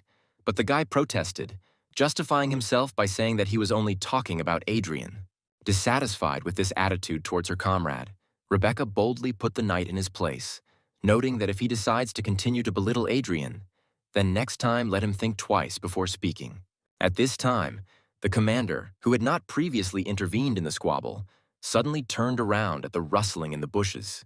Instantly assessing the situation, he shouted to his comrades, alerting them to the sudden ambush attack. Before she could dodge it, Rebecca barely noticed the sharp projectile flying towards her face and closed her eyes in panic. Without straining at all, Adrian intercepted the arrow with one deft movement and, clenching his fist, broke it into pieces, which surprised Rebecca quite a bit. Having thrown away the arrow fragments, the boy pointed towards the bushes from which the projectile had flown and shouted that that was where the attacker had been. The team's thief, named Gerald, instantly jumped onto the tree and rushed in the indicated direction right along the branches, promising to deal with the monster. In a couple of jumps, he caught up with the already fleeing tree monster with a bow in his hands and raised his blades to attack. It took him only a moment to cut the monster's entire body into pieces with a few attacks. The guy had already returned, landing springily on the clearing where the team was, and Rebecca at that time looked embarrassedly at Adrian, who was watching the thief's movements. The blushing girl looked away in embarrassment, thanking the guy for saving her, to which he smiled warmly, noting that they were, after all, one team. Mark, clearly angry, in a fit of jealousy towards the lovely archer, thought to himself that Adrian was surprisingly successful in finding ways to win the girl's favor.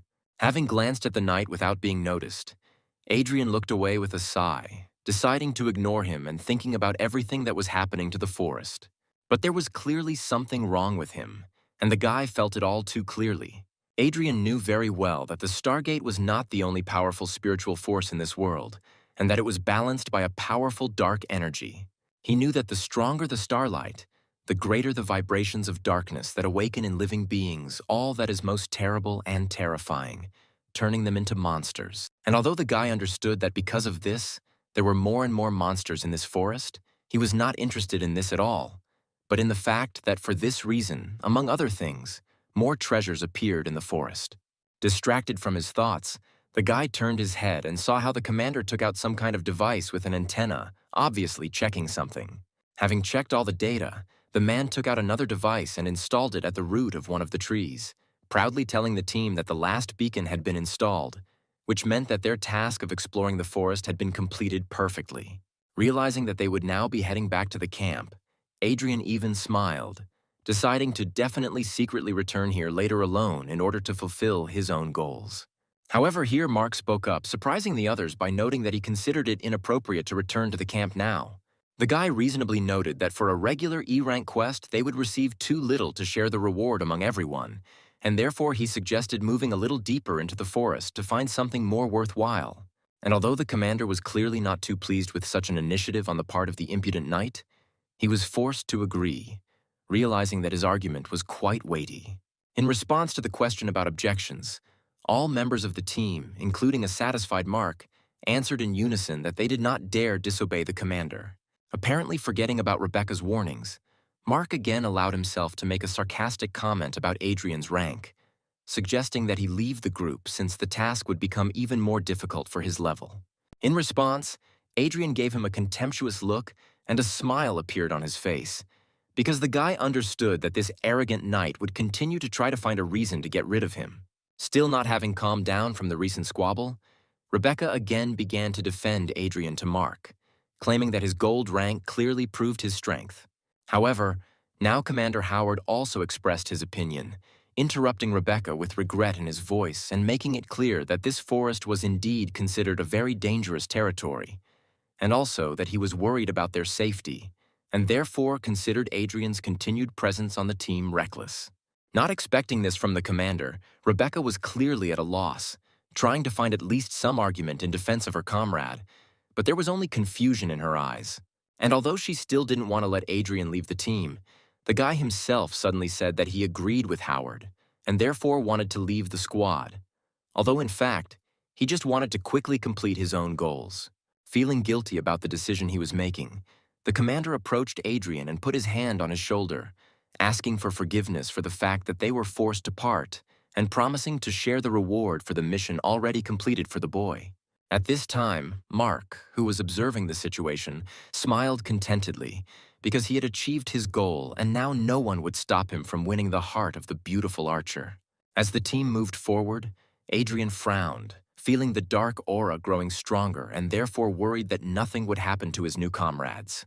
There were 2 more members in the team, whose strength Adrian determined for sure, realizing that they were even stronger than Commander Howard, and therefore concluded that they were secret bodyguards, whose main task was to protect Rebecca. And although he was abandoned, Adrian smiled contentedly, glad that he was finally alone, which meant he could finally begin to carry out his own tasks. With one deft leap, the boy jumped over the tree root that blocked his path further into the forest. Having landed and looked around, he noticed that he felt a strong concentration of dark aura, which was felt here much more clearly than on the outskirts. As he was thinking to himself that monsters were drawn to an aura that echoed their nature, Adrian suddenly caught movement overhead and turned around to see a huge tree monster falling on him to finish him off. Using his archer's reflexes, Adrian easily spotted the attack and was ready to parry it. With a flick of his wrist, he used the blade fist skill to block the monster's attack. And just a moment later, he rushed forward and struck the monster, aiming at the body and wanting to cut it in two. However, although the blow was strong, it left only a large wound on the living tree, which greatly surprised Adrian himself. The monster swung again, wanting to finish off the intruder, and Adrian thought sadly that using a full 70% of his strength, he was only able to wound the monster. With a quick dash, the boy dodged the barrage of attacks intended to kill him and agreed with the thought that this would also be enough if he knew well who he was fighting. Standing firmly on both feet, Adrian snapped his fingers and used his mage abilities to instantly summon a small cloud of flame onto them. In one smooth motion, the boy pierced the cloud of flame with the blade fist, causing it to envelop his entire arm. And although the monster, having caught its breath, immediately rushed at the guy, he was ready to accept the attack and show something interesting. Rushing forward, the guy slipped under the enemy's blow and slashed his blade across the torso, causing the monster to immediately catch fire. Looking at the smoldering body of the already dead monster, Adrian allowed himself to relax a little and smiled at his own understanding that using his own ingenuity and knowing the weaknesses of the enemy, he could deal with any monster. And although he won this fight, the joy quickly faded, because Adrian realized that he spent much more spiritual energy on this fight than he wanted. Frowning, the guy summed up sadly that he should learn new skills as soon as possible, otherwise he wouldn't go far. Suddenly, a sphere of his soul flew out of his smoldering body, full of energy, which Adrian immediately noticed. At the same moment, this sphere flew up to his mouth and Adrian, opening it, swallowed it, feeling how his whole body was once again saturated with energy. Adrian straightened up again and smiled, glad that he had received such a useful talent, allowing him to absorb the souls of defeated enemies, not only restoring the strength spent in battle, but also becoming even stronger. Approaching the ashes of the defeated enemy, Adrian noticed something unusual and knelt down next to the curious object. Picking up a stone full of dark energy from the ground, Adrian noted with some interest that the further he moved into the forest, the more often he found similar stones in the corpses of defeated monsters. Having examined the next stone from all sides, the guy remembered that he had read that such stones contain the energy of stars, although 10 times less than in starstones, and in addition to this energy, they are filled with a dark aura, which makes them dangerous for ordinary people. Smiling at the unexpected discovery, the guy thought that for any awakened person, the stones would be absolutely useless. But for him, this was far from the case. Sitting in the lotus position, Adrian concentrated on the stone, and it floated in the air right above his palm, sparkling with the energy that overflowed it. As luck would have it, Adrian knew a special technique that allowed him to get rid of the dark aura inside the stone and cleanse the energy of the stars that the guy himself could absorb. And so he clenched his fist and smashed the stone into small pieces.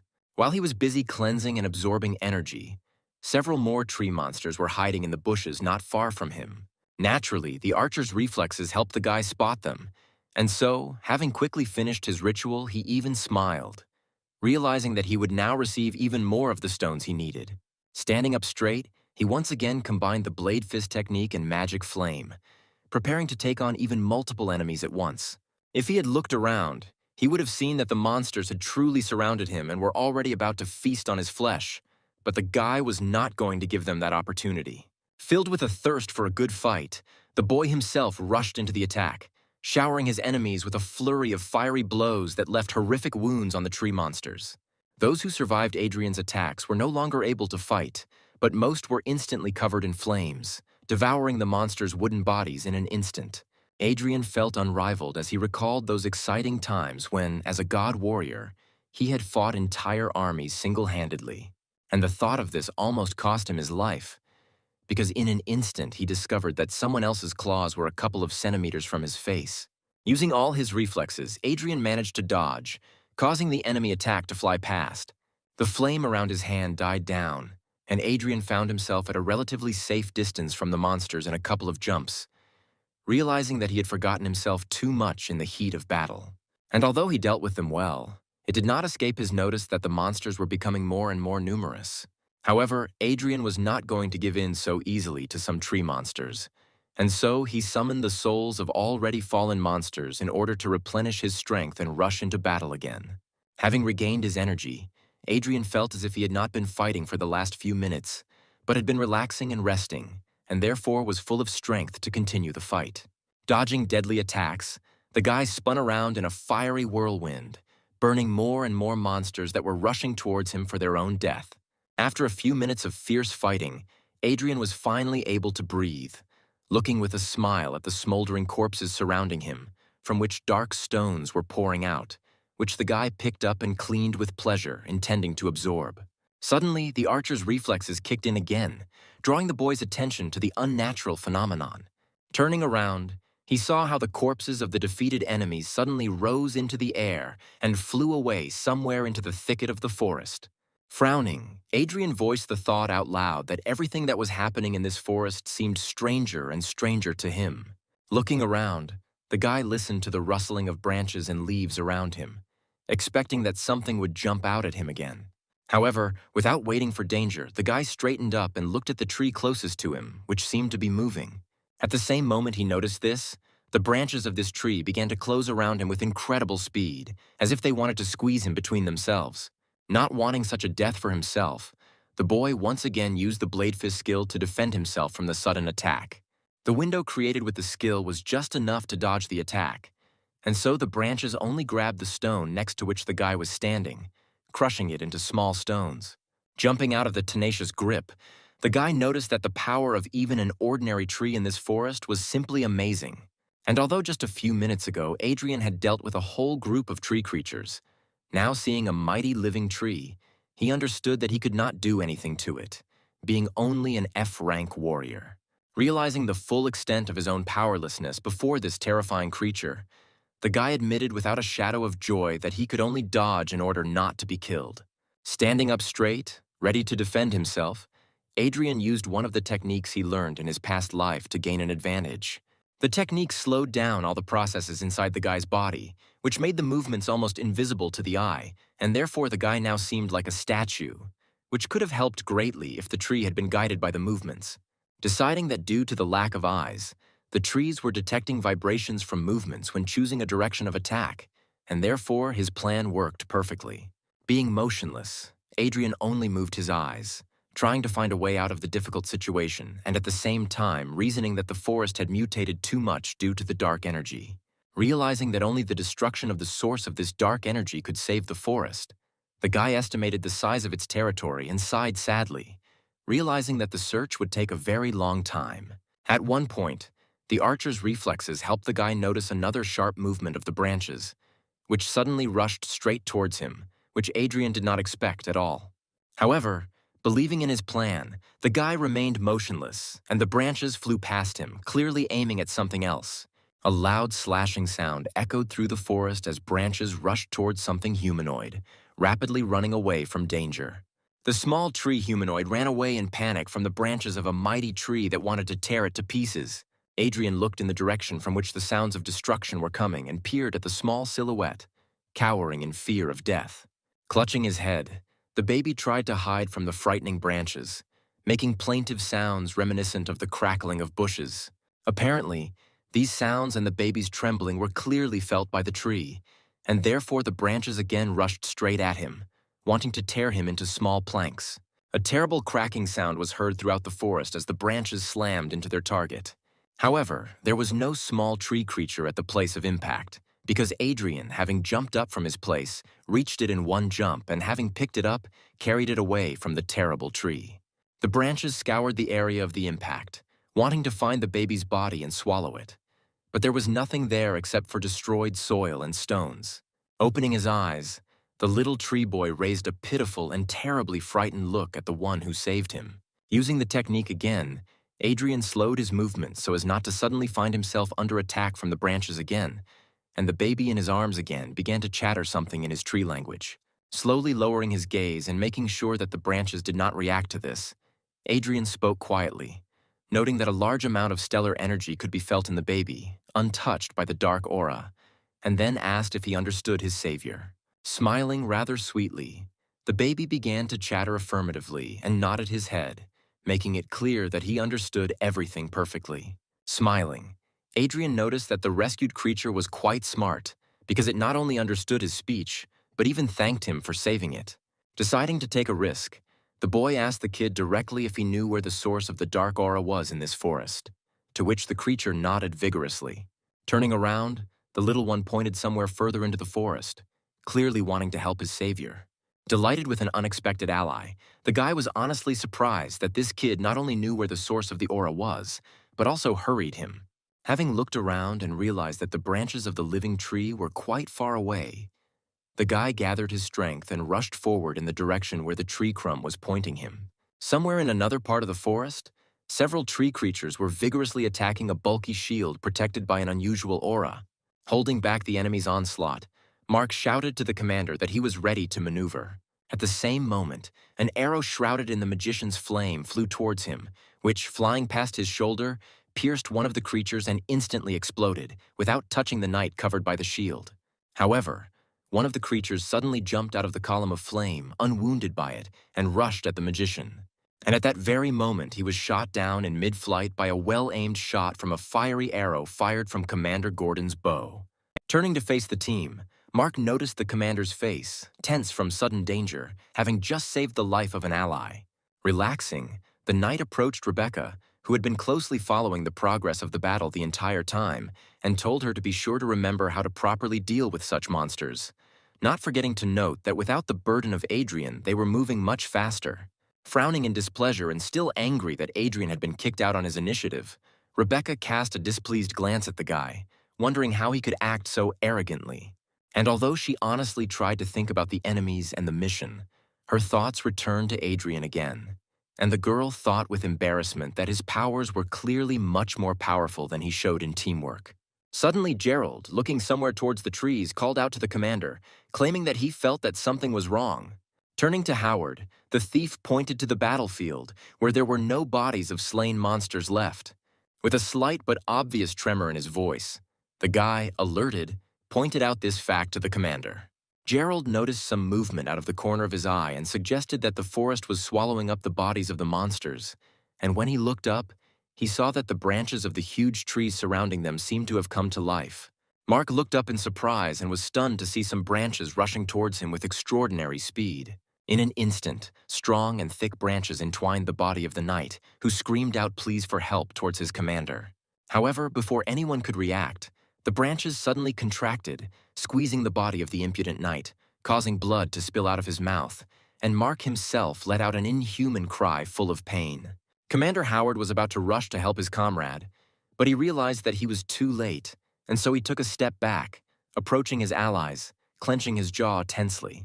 Clutching his bow tightly, he tried to understand what was going on around him as his team formed a defensive circle.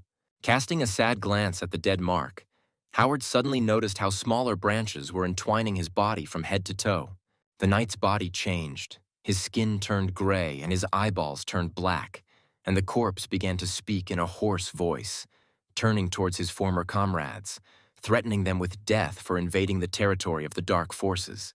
With pain in his eyes, Howard looked at what his comrade had become, regretting that he had not been able to save him, and summing up that the demonic tree had devoured Mark's soul and taken his body. Rebecca panicked and asked how it was possible that an E-rank tree could kill an awakened of the same level so easily, but the demonic knight had already rushed to attack his former comrades. Understanding that it was no longer Mark in front of him, Commander Howard pulled the bowstring and aimed a flaming arrow at the monster, intending to end its life this time forever. The arrow flew at incredible speed straight toward the monster, ready to burn it to the ground. However, the monster, using the wooden branches that had become intertwined with him, managed to intercept the arrow and laughed with a demonic smile at the commander's pathetic attempt to finish off his former comrade. Howard froze in shock, unable to understand how his most powerful attack, which had so easily dealt with the wooden monsters, did not cause any damage now. And the demon, at this time taking advantage of the squad leader's confusion, rushed into the attack, ready to kill not only Howard, but the entire squad. For the first time in a long time, Commander Howard truly felt fear, taking his breath away and freezing his body, so he didn't even hear Rebecca screaming at him to get away. Frozen in place, the man only had time to think about dodging, but was unable to move a single muscle. And although Howard could not defend himself in any way, the monster was suddenly blown away from the man by a blade-like gust of wind, summoned from somewhere near Rebecca. Covering itself with its mangled hands, the monster jumped back a few steps, never reaching the commander with its razor-sharp claws. At the same moment as the blow reached the monster, the commander was picked up in one jump and carried even further away from the monster by Gerald, who suddenly appeared nearby. Leaving the commander in safety, the guy straightened up and approached the one who had caused that gust of wind of incredible strength. And Howard himself, realizing that the spell of the gust of wind belonged to the D rank, asked if their comrades belonged to that very rank. All this time, the mage named Matthew, who had been helping only with low-ranking spells, threw back his hood and admitted with a sigh that he hadn't wanted him and Gerald to be discovered so easily. Rebecca, who had begun to guess what was happening, looked at the thief and the magician, wanting to ask the question that had suddenly appeared in her head. But Matthew interrupted her. With a quick glance of his golden eyes at the girl, the man confirmed her unspoken guess, saying that they were sent by Rebecca's family in order to protect her. The archer's gaze clearly showed pain, which arose from the realization that even her own family did not believe in her powers. Realizing that now was not the time for conversation, Gerald rushed into battle, assuring his ward that everything would be fine and entrusting cover to his faithful companion the mage, who was already casting a new spell. At the same moment as the thief's blades clashed with the monster's now incredibly powerful arms, the mage finished casting his spell and another windy attack struck the enemy, causing the sound of an explosion to resound throughout the forest. Even despite the teamwork of the powerful tandem of the D-rank mage and thief, who were covered by two archers, the monster skillfully fought 1 against 4, which caused great bewilderment to Gerald, who was starting to run out of steam. The exhausted archers were breathing heavily. Matthew was clutching his wounded side, and Gerald was clutching his blades with his already very sore hands, not intending to give up. It turned out that the tree that killed Mark and merged with his body changed his body worse and worse with each passing second, turning him into not just a monster, but a real tree demon, whose thirst for blood was evident in every movement and even look. Even the unwounded monster suddenly roared, and its already powerful body became much stronger in appearance than it had been. Realizing that the battle was going against the team, Matthew made a difficult decision, intending to protect Rebecca at all costs, and therefore, folding his hand into an unusual symbol, the man began to use a new spell and asked Rebecca to run when it was ready. Looking around at her exhausted team, Rebecca, who was also quite tired, tried to disagree, realizing that without her, the squad's remaining chances of survival would be completely lost. At the same moment when she tried to voice the reason for her refusal, Matthew used a spell, causing 2 gusts of wind of incredible strength to cut through the huge roots in their path and rushed towards the girl. And as soon as the magical wind reached the archer, it suddenly began to spin, gently picking her up and lifting her into the air, dragging her somewhere deep into the forest away from the battle. The girl, who had fallen to her knees far from the battlefield, raised her head, shocked that she had been treated like this, and although she wanted to return as quickly as possible, a sudden crunch of branches from the side made her turn her head towards the bushes from which other monsters were running towards her. Realizing that she couldn't cope alone, Rebecca took one last sad look at the battlefield and, turning sharply, ran as far as possible from the monsters attacking her. But even though she was far away from the most terrifying monster, her strength began to leave her, causing the archer to panic, realizing that she was about to fall. Realizing that she couldn't escape, the girl turned around to make a last desperate attempt to defend herself. But before her eyes, another monster was already rushing at her, baring its sharp claws and preparing to tear the fragile archer to pieces. Tears began to flow down the girl's cheeks from the fear that paralyzed her mind, and she muttered in a trembling voice, apologizing to those who had given their last strength to save her. Trying to cover herself with her hands from the attacking monster, the girl closed her eyes, realizing that she was about to die. But at that very moment, something suddenly attacked the monsters, dousing each of them with uncontrollable flames, causing the creatures to scream loudly.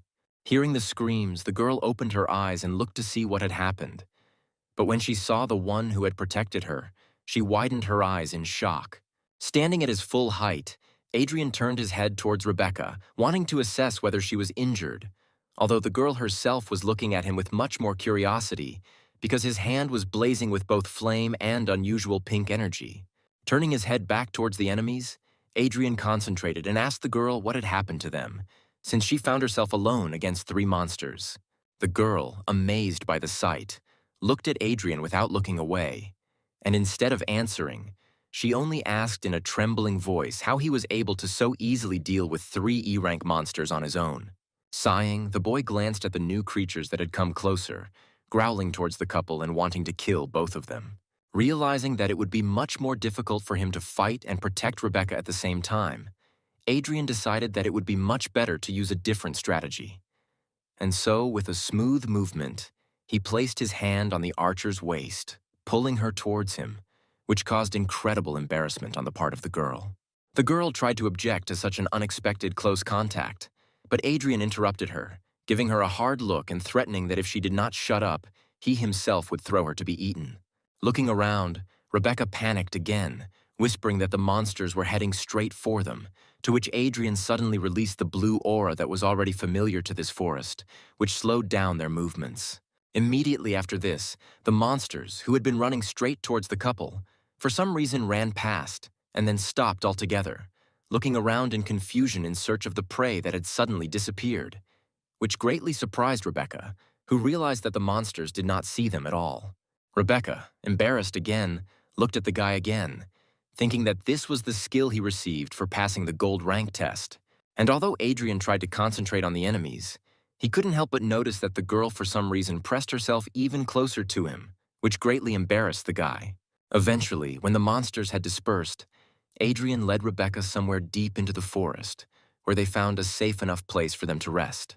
Sitting down under the roots of a large but lifeless tree, Adrian sighed, leaning back on the roots, and again asked what had happened to the squad. Having scorched the girl with a stern look, he asked directly how she could have gotten lost alone in the forest if there were 2 awakened D-ranks in their team. Rebecca, who had been confused until then, opened her eyes in surprise because she had not expected that Adrian was so strong that he could easily understand the level of strength of those about whom she herself knew nothing. Shaking her head and throwing out her embarrassment in front of the guy who saved her, the girl indignantly asked how he knew that their comrades were of higher rank. The guy, who did not give in to pressure, said directly that he had eyes, and he simply could not help but notice this fact. Without taking his stern gaze off Rebecca, the guy said that they weren't even particularly hiding, because even before the guy left, they had boldly used their abilities, and the archer simply hadn't noticed. The guy harshly scolded the girl because she is a gold rank archer, which means she should have noticed it herself. But Rebecca turned out to be so inept that she missed simple information that was right under her nose. Hugging her knees and closing her eyes, the girl sobbed, agreeing with the guy's words in a trembling voice and confirming that she was weak. Because if she were stronger, she would not be a burden to her comrades. Even seeing how upset the girl was, Adrian did not allow himself to show pity, and still looking sternly at her with his green eyes, the guy harshly noted that tears would not help the matter, and instead, it would be better if she finally told him what happened. For a couple more seconds, the archer couldn't control her tears, and when she finally came to her senses a little, she spoke, telling Adrian about everything that had happened to them. Having listened to her to the end without interrupting, the guy nodded, thinking about everything he had heard and collecting his thoughts. Wiping away her tears, the girl told Adrian that his movement-slowing skills were incredibly useful against these monsters, and therefore they should quickly go to the camp so that with his help, stronger comrades could save their squad. The guy looked up and looked at her as if she had said the stupidest thing in history, and then asked her point blank if she seriously thought the commander and the others would need help if they went for reinforcements. And although he said that even an awakened E rank could handle it if he approached it correctly, he had to admit to himself that an unprepared team with only 2 awakened D ranks would hardly survive a direct confrontation with the Black Tree. Rebecca regretfully admitted that after the tree killed Mark and took over his body, even the well-coordinated tandem of 2 awakened D ranks was useless. Finally, having received all the necessary information, the guy put his hands on the ground and stood up, finally getting ready to get down to business. Turning to Rebecca, who was still sitting on the ground, Adrian called her to follow him, asking her to take him to where the battle was so that they could provide support to the squad. At this time, on the battlefield, gusts of wind, swirling into a whirlwind, cut through the air around them. Mark, now a demonic beast, rained down a barrage of incredible attacks on the magical barrier, wanting to get to what it was covering. The wounded Matthew, whose face was covered in bruises, held his hand in front of him and looked forward firmly, maintaining the spell with the last of his strength, because he understood that if the wind weakened, because of which both the magician himself and his unconscious comrades would be instantly killed. At this time, Adrian, holding Rebecca in his arms, landed on a branch nearby and looked around the battlefield, where the demon was still attacking the vortex defense. Surrounded by an aura that slowed their movements, they looked around the battlefield, realizing that the situation was dire, and Rebecca decided to ask Adrian if he had any plan. The girl was firmly convinced that Adrian would be able to deal with this monster, but the guy interrupted her and, throwing a sad look, confidently said that he could not cope on his own. But Rebecca could. Remembering how the last battle ended, the archer was surprised by Adrian's statement, because she doubted that she could even cope with simple tree monsters, let alone this demon. Looking sternly into her eyes again, the boy directly said that she should learn to use her gift received from the gold rank test as soon as possible. In a harsh voice, the boy mentioned that she had never used a single skill yet, which made him doubt whether she deserved her gold rank. Turning to the monster, the boy summed up that she needed to learn to use her skill right now if she wanted to save the commander and those who were ready to give their own lives for her. And although the girl received her skill on the same day as Adrian, she guiltily looked away and then looked at him again and asked him to teach her. Sighing, the boy softened his voice and said that she should use her heart, and that was where she would find the answer to this question. Closing her eyes, the girl tried to concentrate, and after a couple of seconds, her eyes, from which a golden glow emanated, opened wide, and a golden mark lit up on her forehead.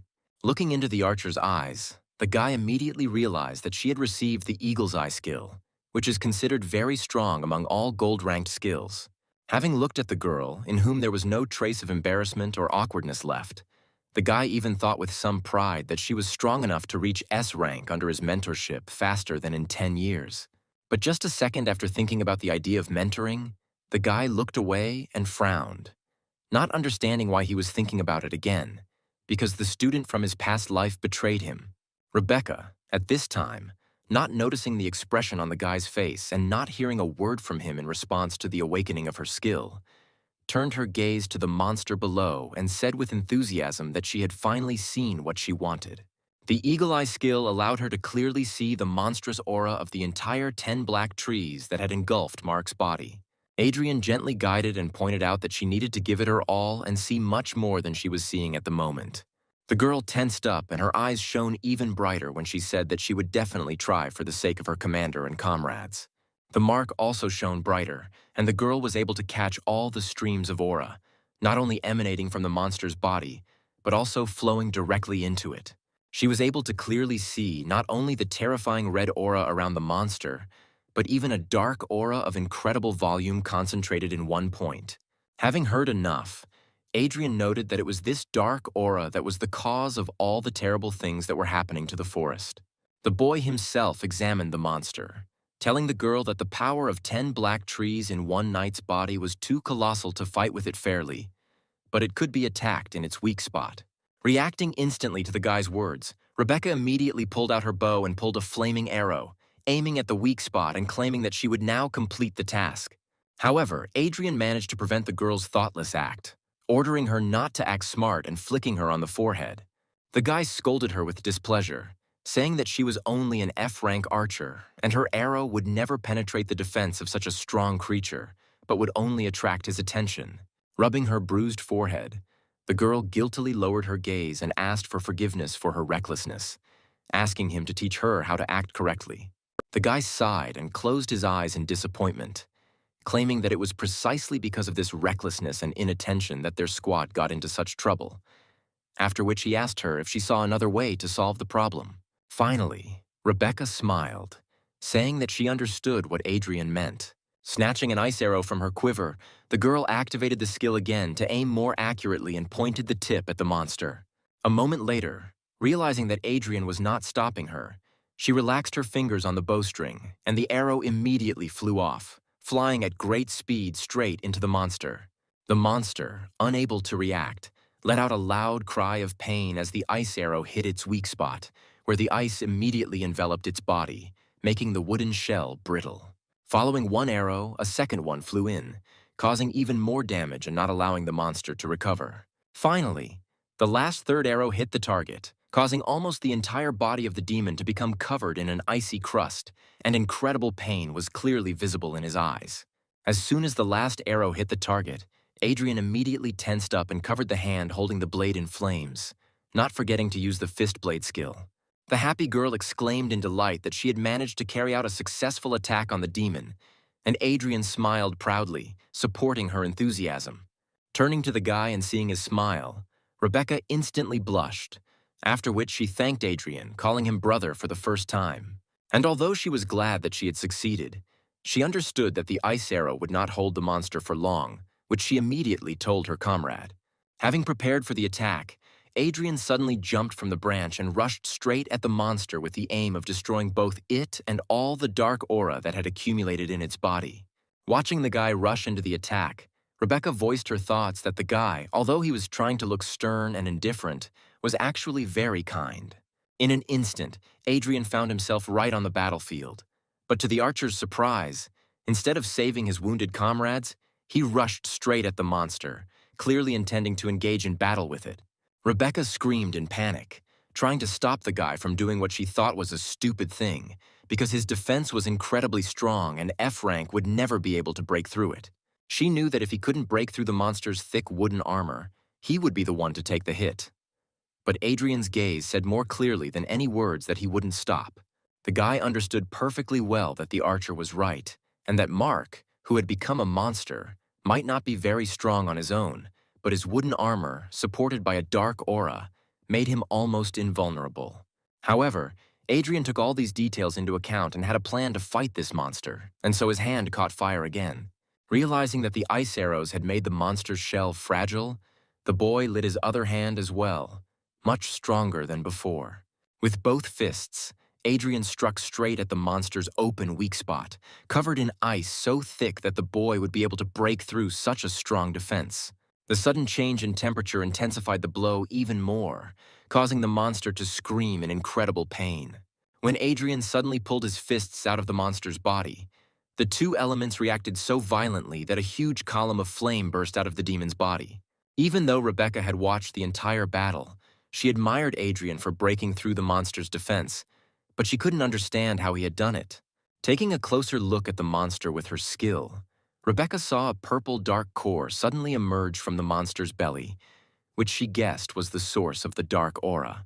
Without stopping his movement, Adrian took out his blade and surrounded it with flames along with the energy of his blade fist to perform the final destructive attack. Rushing towards the enemy, the guy cut his body with several powerful blows right in the place where the core affected by the dark aura was located. Looking at the place of impact, the guy noticed with satisfaction that the core had split into several pieces. At the same moment, the wooden shell of the monster began to split and fall to the ground, releasing Mark's body outside. It turned out that Mark did not die in that attack of the tree, and all this time was inside the tree shell, being alive. And now, having climbed out, exhausted, he muttered something unintelligible. When his gaze focused, he saw Adrian in front of him and immediately shouted at him in rage, calling him a real bastard. Casting a look of contempt at the boy, Adrian smirked and responded insolently, calling the knight a brat who couldn't resist the darkness. Without pitying the boy, Adrian sternly noted that knights, due to their powerful will, have an advantage against the forces of evil and should be the least prone to the influence of monsters. But the black trees were able to take advantage of Mark due to spiritual weakness. Pressing his hand to his aching head, Mark gave the boy a tired but still angry look as memories suddenly began to appear in his head one after another, revealing to him the whole truth about what had happened to him. Having considered his guesses and the actual events, the guy decided that Adrian had set everything up in revenge for being expelled from the group, and so, in a fit of anger, he rushed at the guy. Adrian sighed heavily and once again called Mark an idiot, because his actions and thoughts were very contrary to common sense. With one deft movement of his hands, Adrian easily knocked the useless knight off his feet and flipped him over in the air, deciding to finally neutralize him. As soon as Mark lost consciousness, a dark crystal suddenly materialized in the air next to him. With a heavy sigh, Adrian spat on the ground next to the unconscious knight, noting that his soul was terribly envious and ignorant, and therefore it was not surprising that his body was taken by darkness. Looking down, the guy saw the crystal that had appeared when the monster that had enslaved Mark died, and picked it up, glad to see at least one positive in such an unpleasant situation. Holding it in his hand, Adrian assessed the stone and realized that it was much better than all the ones he had gotten from killing ordinary tree monsters.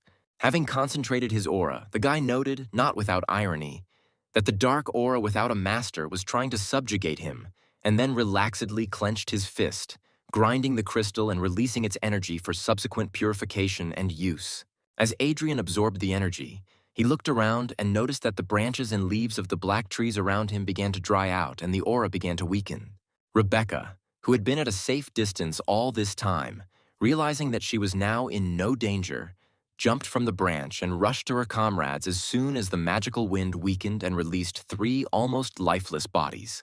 The girl felt the pulse of the magician, who had completely lost all his strength, but who had so steadfastly defended his comrades until he lost consciousness, and summed up with a sigh that everyone was alive, but absolutely exhausted.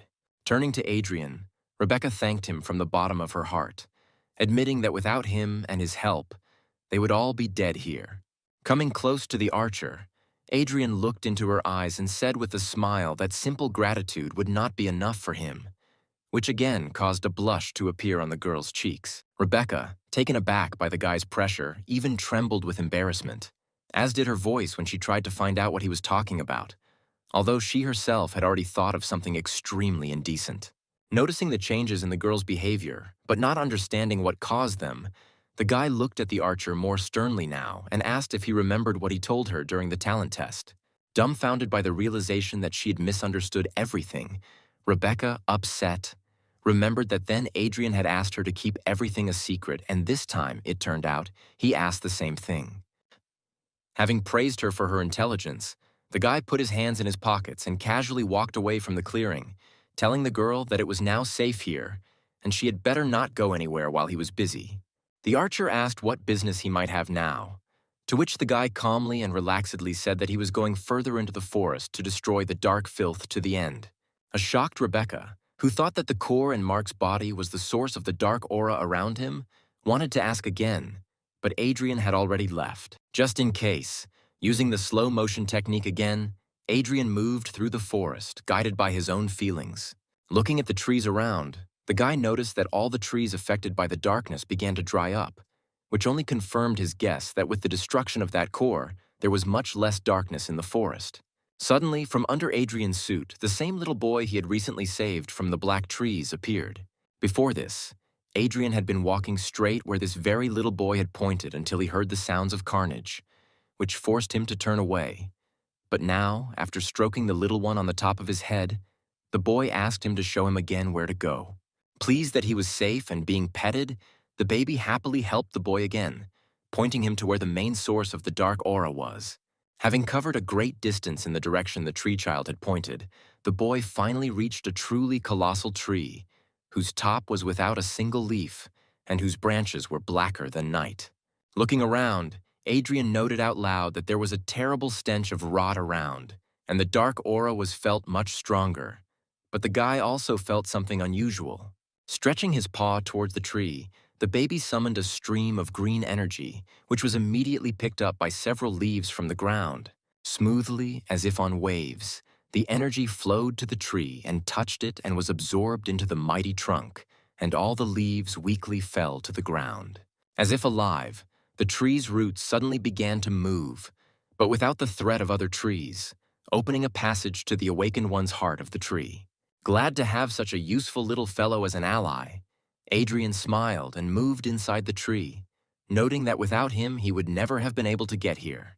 When the boy entered, the roots began to move again, this time closing the passage, and Adrian asked the little one if this was where he himself had appeared. The guy reinforced his question with stroking, and the baby in response again chattered something in his own language, unfortunately incomprehensible to Adrian. Adrian, in turn, having decided that this was an affirmative answer, wondered how such a sweet and kind creature could appear from a place struck by a dark aura. Having moved inside the tree for quite a long time, Adrian suddenly thought that during the entire journey he had not felt a single monster. Finally, the guy noticed something that looked like an exit from a long wooden tunnel stretching forward and hurried there, wanting to finish this matter as soon as possible. However, when Adrian approached the exit of the tunnel, what he saw was too much of a surprise for him. Inside the tree, there was something that looked very much like a human settlement. But this village was abandoned and there were no signs of life around. And although the creation was clearly man-made, Adrian noted that for a human, this village looked quite unusual, and he also doubted that it was the source of erosion, because he did not feel any dark energy around the settlement. However, having gone deeper into the settlement, the guy suddenly noticed an unusual aura, which by its very appearance evoked a feeling of danger. Having decided to investigate the discovered phenomenon, the guy used one of his techniques to properly examine the surrounding space in the manner of anomalies. Waves of energy spread out from him along the walls and the ground, and then returned, revealing to the guy more and more clear information about the energy surrounding this place. At one point, Adrian turned sharply in the direction from which one of the waves brought a feeling of strong, dark energy that would cause great fear in any other person. Looking sullenly into the bushes, from where shining red eyes full of rage were looking at him, the guy admitted that this aura was too powerful, and he would not be able to cope with it, even if he was an F rank. The guy thought sadly that he was literally just a little bit short of rank increase, and then he remembered that he had saved one of the especially strong crystals of dark energy and decided to use it, hoping that this stone would be enough to increase the rank. The only thing the guy doubted was that he would be able to absorb such a large amount of energy at once. But suddenly, a tree baby crawled out from under the suit and attracted Adrian's attention. Looking at the little one, Adrian noticed that he was saying something in his own language, pointing somewhere to the side, and asked if he wanted them to go there. The kid nodded vigorously, and his expression showed some alarm, which made the boy wonder if his little friend felt the same terrifying aura that he himself felt. Throwing these thoughts aside and not taking his eyes off the terrifying aura, Adrian agreed with the baby, deciding once again to go where he pointed. Walking a little further into the village, bypassing the place from which the terrifying aura was felt, Adrian suddenly came out of the cave where the settlement began and saw a small tree standing close to a flimsy fence. Boldly jumping from the boy's arms, the baby approached the small tree, looking at it with care and affection, and touched its trunk, again causing smooth streams of green energy to merge with the internal energy of the tree. Flowing inside the tree, the energy reached the branches and divided into several streams, which, having been released outside, transformed into spheres floating in the air with images that turned out to be the memories of the Ents. Looking into the spheres, the boy saw in them how life in this village had been in full swing in the past. Adrian saw a peaceful colony of Ents, whose faces were framed by smiles, and realized that it was they who built this small settlement. The boy saw how these creatures cared for nature and coexisted with it in peace and order, and therefore did not understand what could have happened that now this forest is in such decline. Looking from one sphere to another, the guy searched for an answer but did not find one, and at one point, they began to tear apart, which is why Adrian lost the ability to understand what had happened. Hearing the little boy calling him, the boy was distracted from his thoughts and dropped to one knee to understand what the little boy was telling him. And the little boy, in turn, was actively moving his hands, making it clear that he wanted Adrian to find out what happened to the villagers. When the little boy noticed that his big friend understood the request, he folded his arms and made a pitiful expression on his face, showing with his whole appearance how much he needed Adrian's help. Naturally, after such invaluable help from the little one himself, Adrian could not help but agree, but immediately added that there had been no living people here for a long time, and therefore there was nothing to count on. The baby looked very upset and desperate, and Adrian picked up the baby and pressed him to his shoulder, hugging him tightly to calm him down. Satisfied that the baby was holding on tightly, Adrian jumped over the fence, expressing aloud the hope that the villagers remained alive. However, what he saw left him speechless, as any hopes for an optimal outcome instantly evaporated. There were bodies of slain Ents lying all around, each of them killed with varying degrees of brutality, but most had in common that they had been torn apart, causing the ground to be littered with splinters. As soon as the baby saw such a horrific picture, tears and hysteria immediately burst out, because the little one lost all his relatives on this land that smelled of death. Adrian covered the baby's eyes to block the view of his family's corpses, regretfully asking him not to look. Realizing that he couldn't leave the little Ent's family members like this, Adrian spent a lot of time burying each of them, and then patiently and pitifully waited for the baby to be able to say goodbye. Looking sadly at the baby, the guy thought that he would not calm down soon because he was still just a child, and such a trauma was too much for him now. Finally, the boy sighed and turned away, deciding that it was better to leave the baby alone now and he himself would go and destroy what had caused such tragic events. However, as soon as he turned around, the little one jumped onto his shoulder with a furious expression on his face, which greatly surprised the guy. Looking at the baby, Adrian saw in his eyes a warrior's determination and a strong thirst for revenge for his relatives. And although Adrian understood that this lesson was too harsh for the kid, the boy stroked him on the top of the head, noting out loud that now he understood that good must be repaid with good, and evil with evil. Returning, Adrian stopped when he felt the dark aura of death again, and suggested that the baby look around as if something unusual was happening. Looking in the direction where he saw the terrifying cruel gaze, the guy did not find anyone there and moved on, reaching the place where the dark aura was felt so clearly that it was powerfully felt by the skin. Having concentrated an aura of slowing down the flow of energy around himself for less visibility, the guy rushed forward, and a dark fog instantly surrounded him, but did not cause any harm. Noting with satisfaction that the camouflage was working since they hadn't been attacked yet, the guy looked around with special attention. Feeling such a thick fog around him, consisting of a dark aura, the guy thought that this fog could be the very reason why the forest suddenly began to mutate. Having looked around, but not having sensed anything higher than E or D rank, the guy decided to move deeper into the dark territory. Walking further, Adrian saw wandering monsters behind one of the trees and carefully moved around so as not to attract their attention. And having gone even deeper, Adrian understood why the monsters were here, because something unusual appeared before his eyes. It turned out that the trunks of several black trees were intertwined together, forming something very similar to a dark altar. Looking inside, Adrian saw the body of a huge black tree at the core of the altar and branches coming from its body, turning into the trunk and, apparently, transmitting dark energy throughout the forest. Next to the huge black tree, A smaller monster was actively moving, dressed in unusual robes and covered in ritual tattoos, which, in the guy's opinion, was a priest. Hiding behind cover so as not to be noticed, the boy watched what was happening as carefully as he could, wondering what was happening, but guessing that the priest wanted to absorb the dark energy of the huge black tree.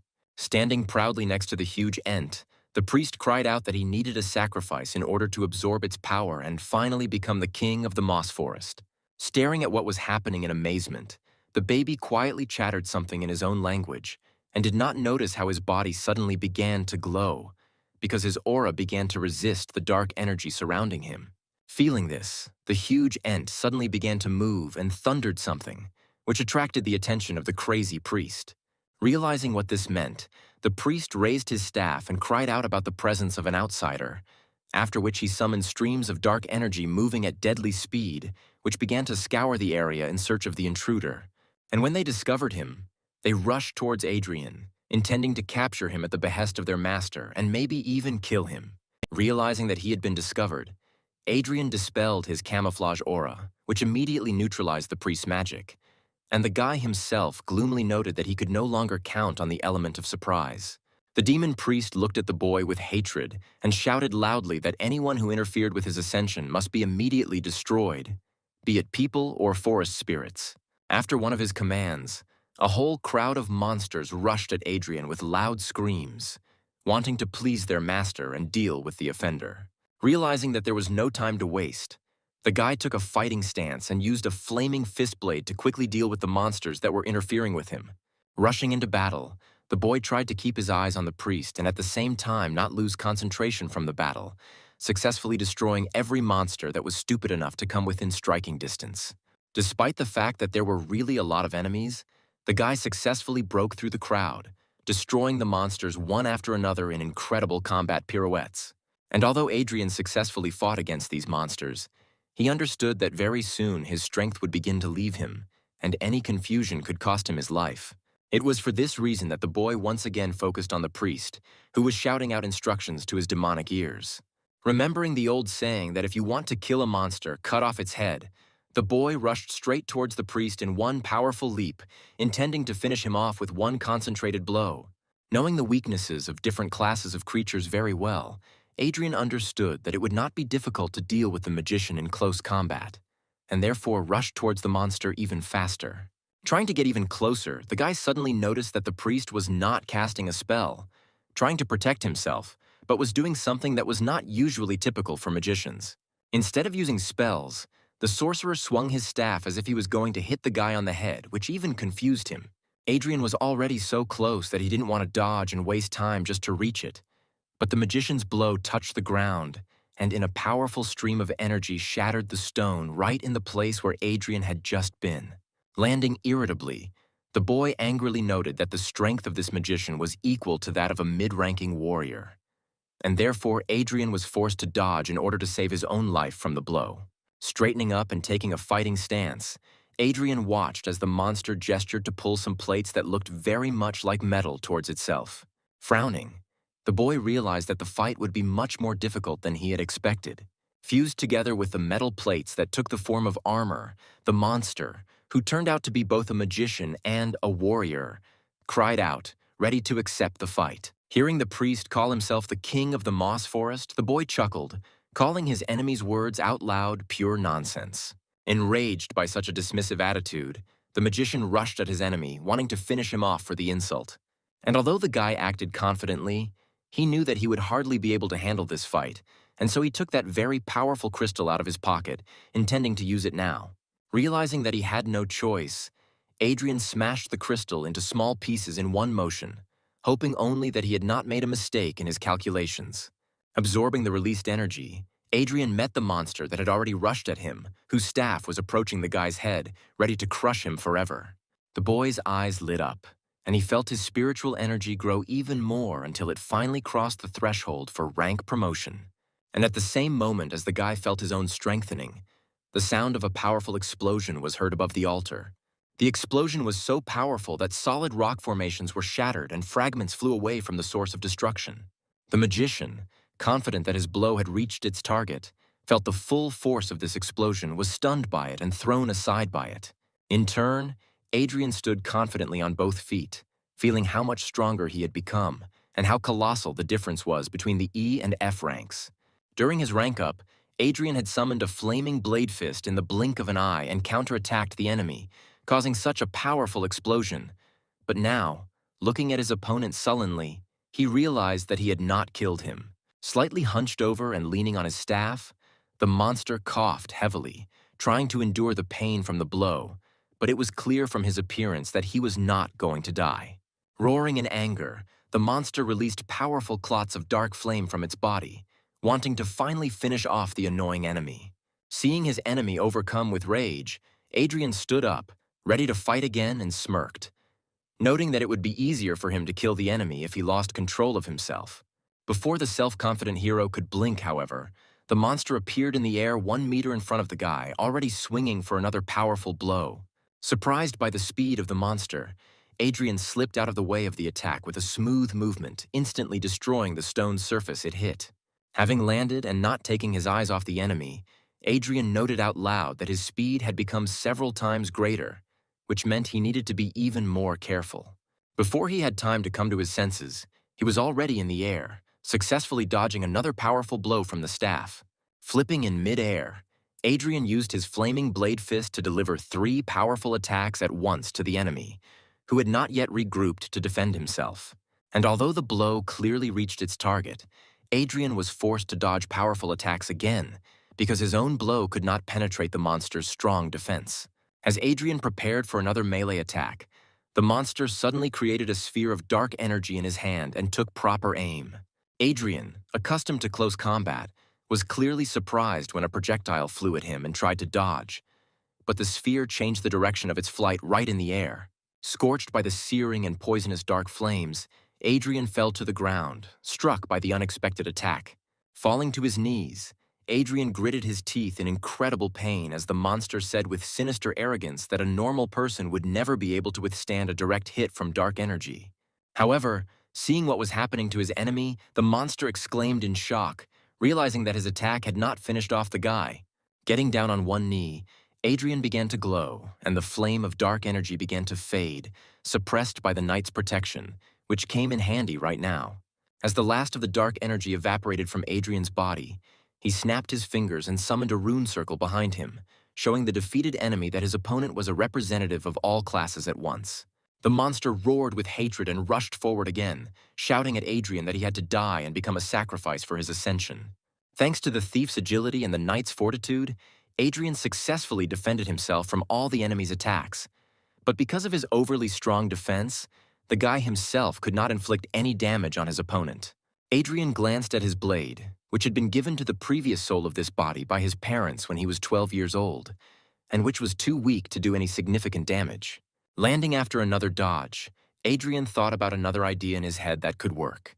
Using magic again, the boy used the freezing cold to make the blade stronger and more powerful. Satisfied with the result of a cold-hardened ice blade, Adrian stood up again, ready to take up the fight again.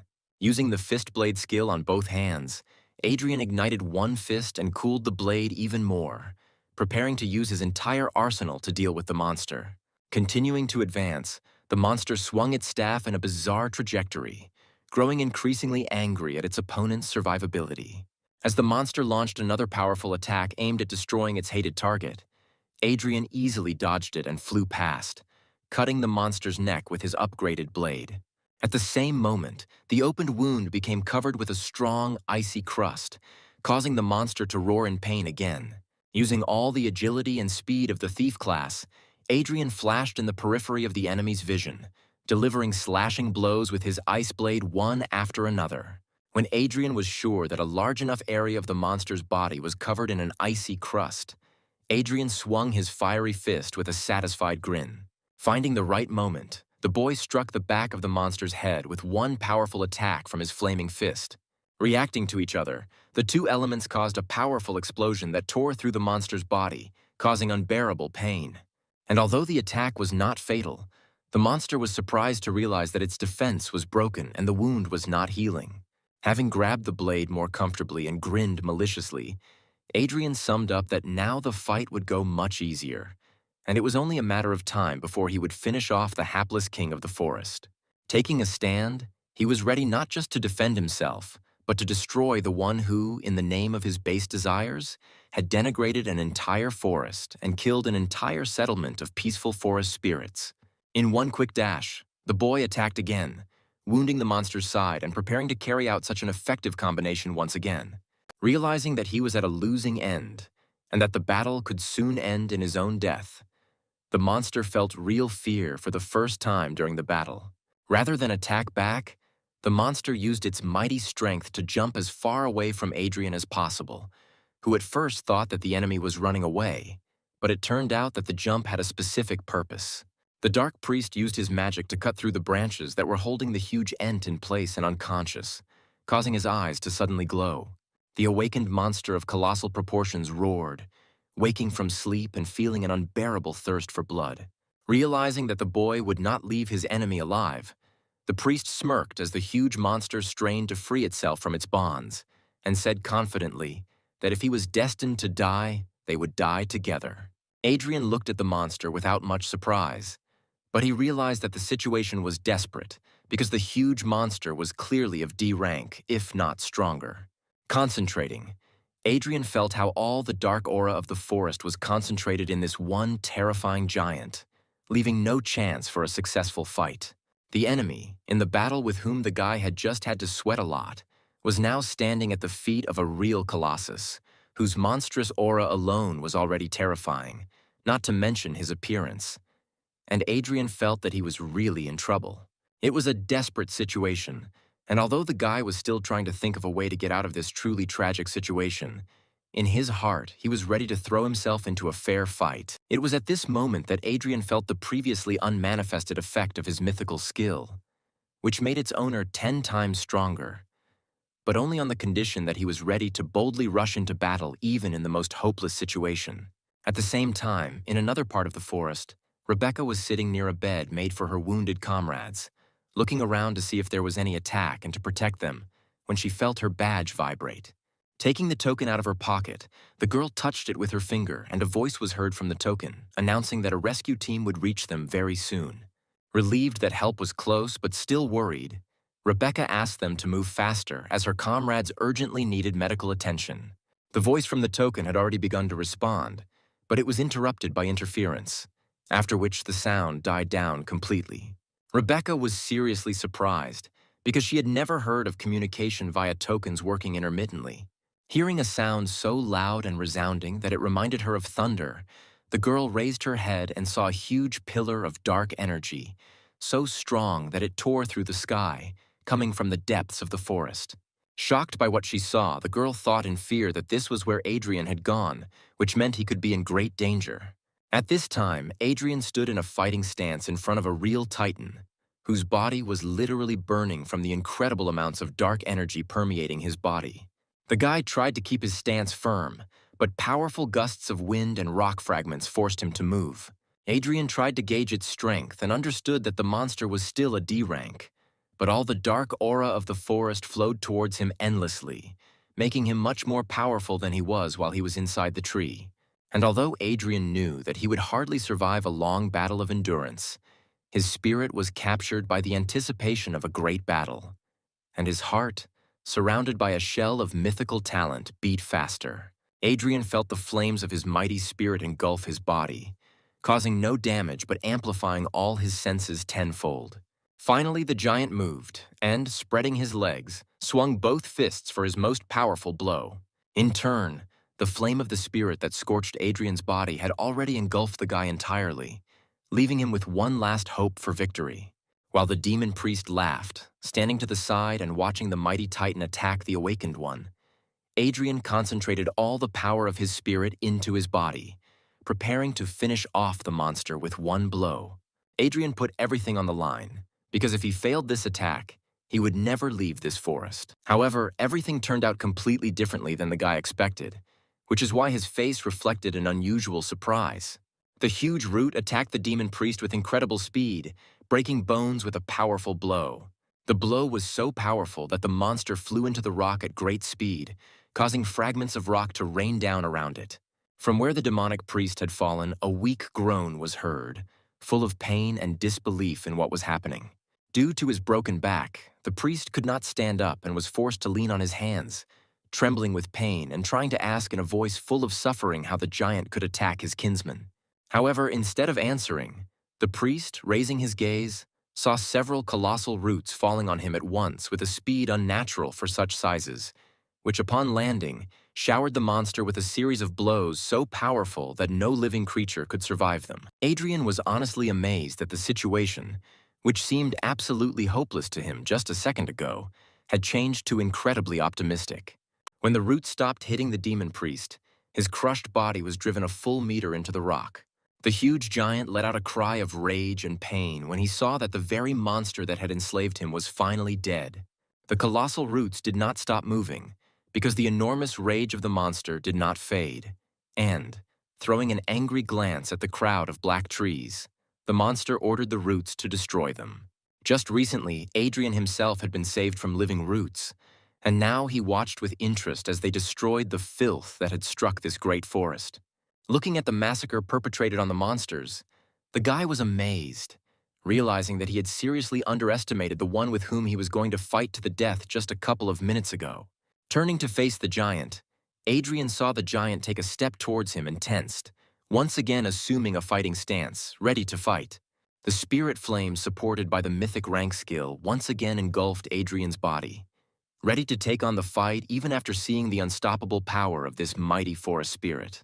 Having prepared his blade, Adrian looked up and saw how the giant took another step forward, which meant that a fight was inevitable, and he wouldn't even be able to escape, because the roots covered almost the entire clearing.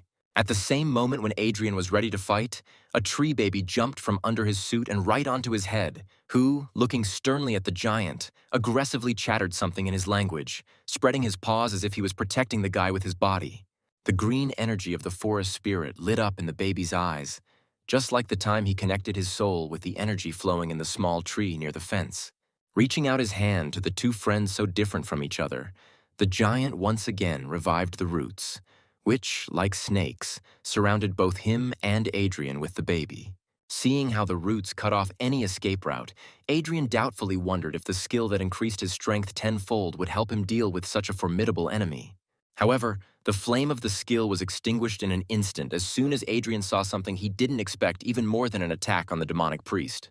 Stretching his arms out to the sides, the giant pierced his own body with huge living roots, which incredibly surprised the one who, just a few minutes ago, was ready to fight the Colossus to the death.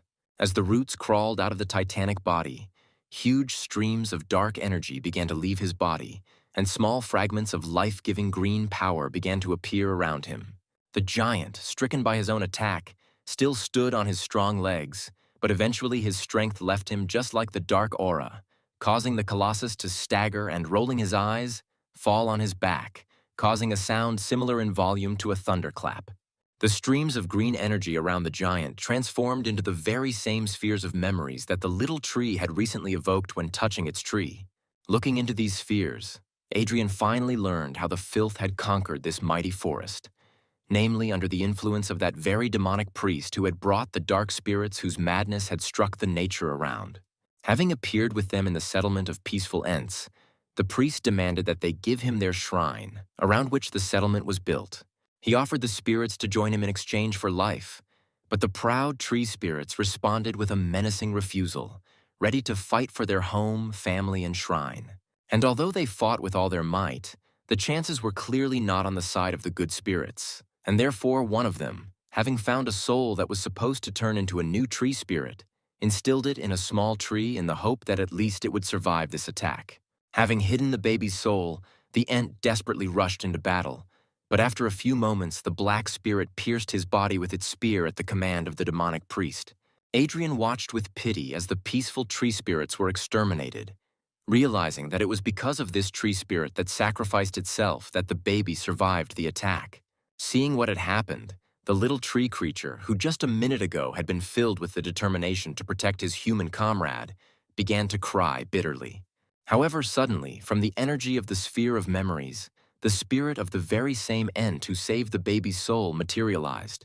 and stroking the baby on the top of his head, with a warm smile asked him not to cry and to look into the future with a smile. Turning to Adrian, the spirit smiled, but the boy saw sadness in his eyes when he asked him not to abandon the baby and to treat him with kindness. In response to the last will of the forest spirit, Adrian bowed to him, saying out loud that even though they were not people, the guy respected their dedication and courage with which they fought for their forest.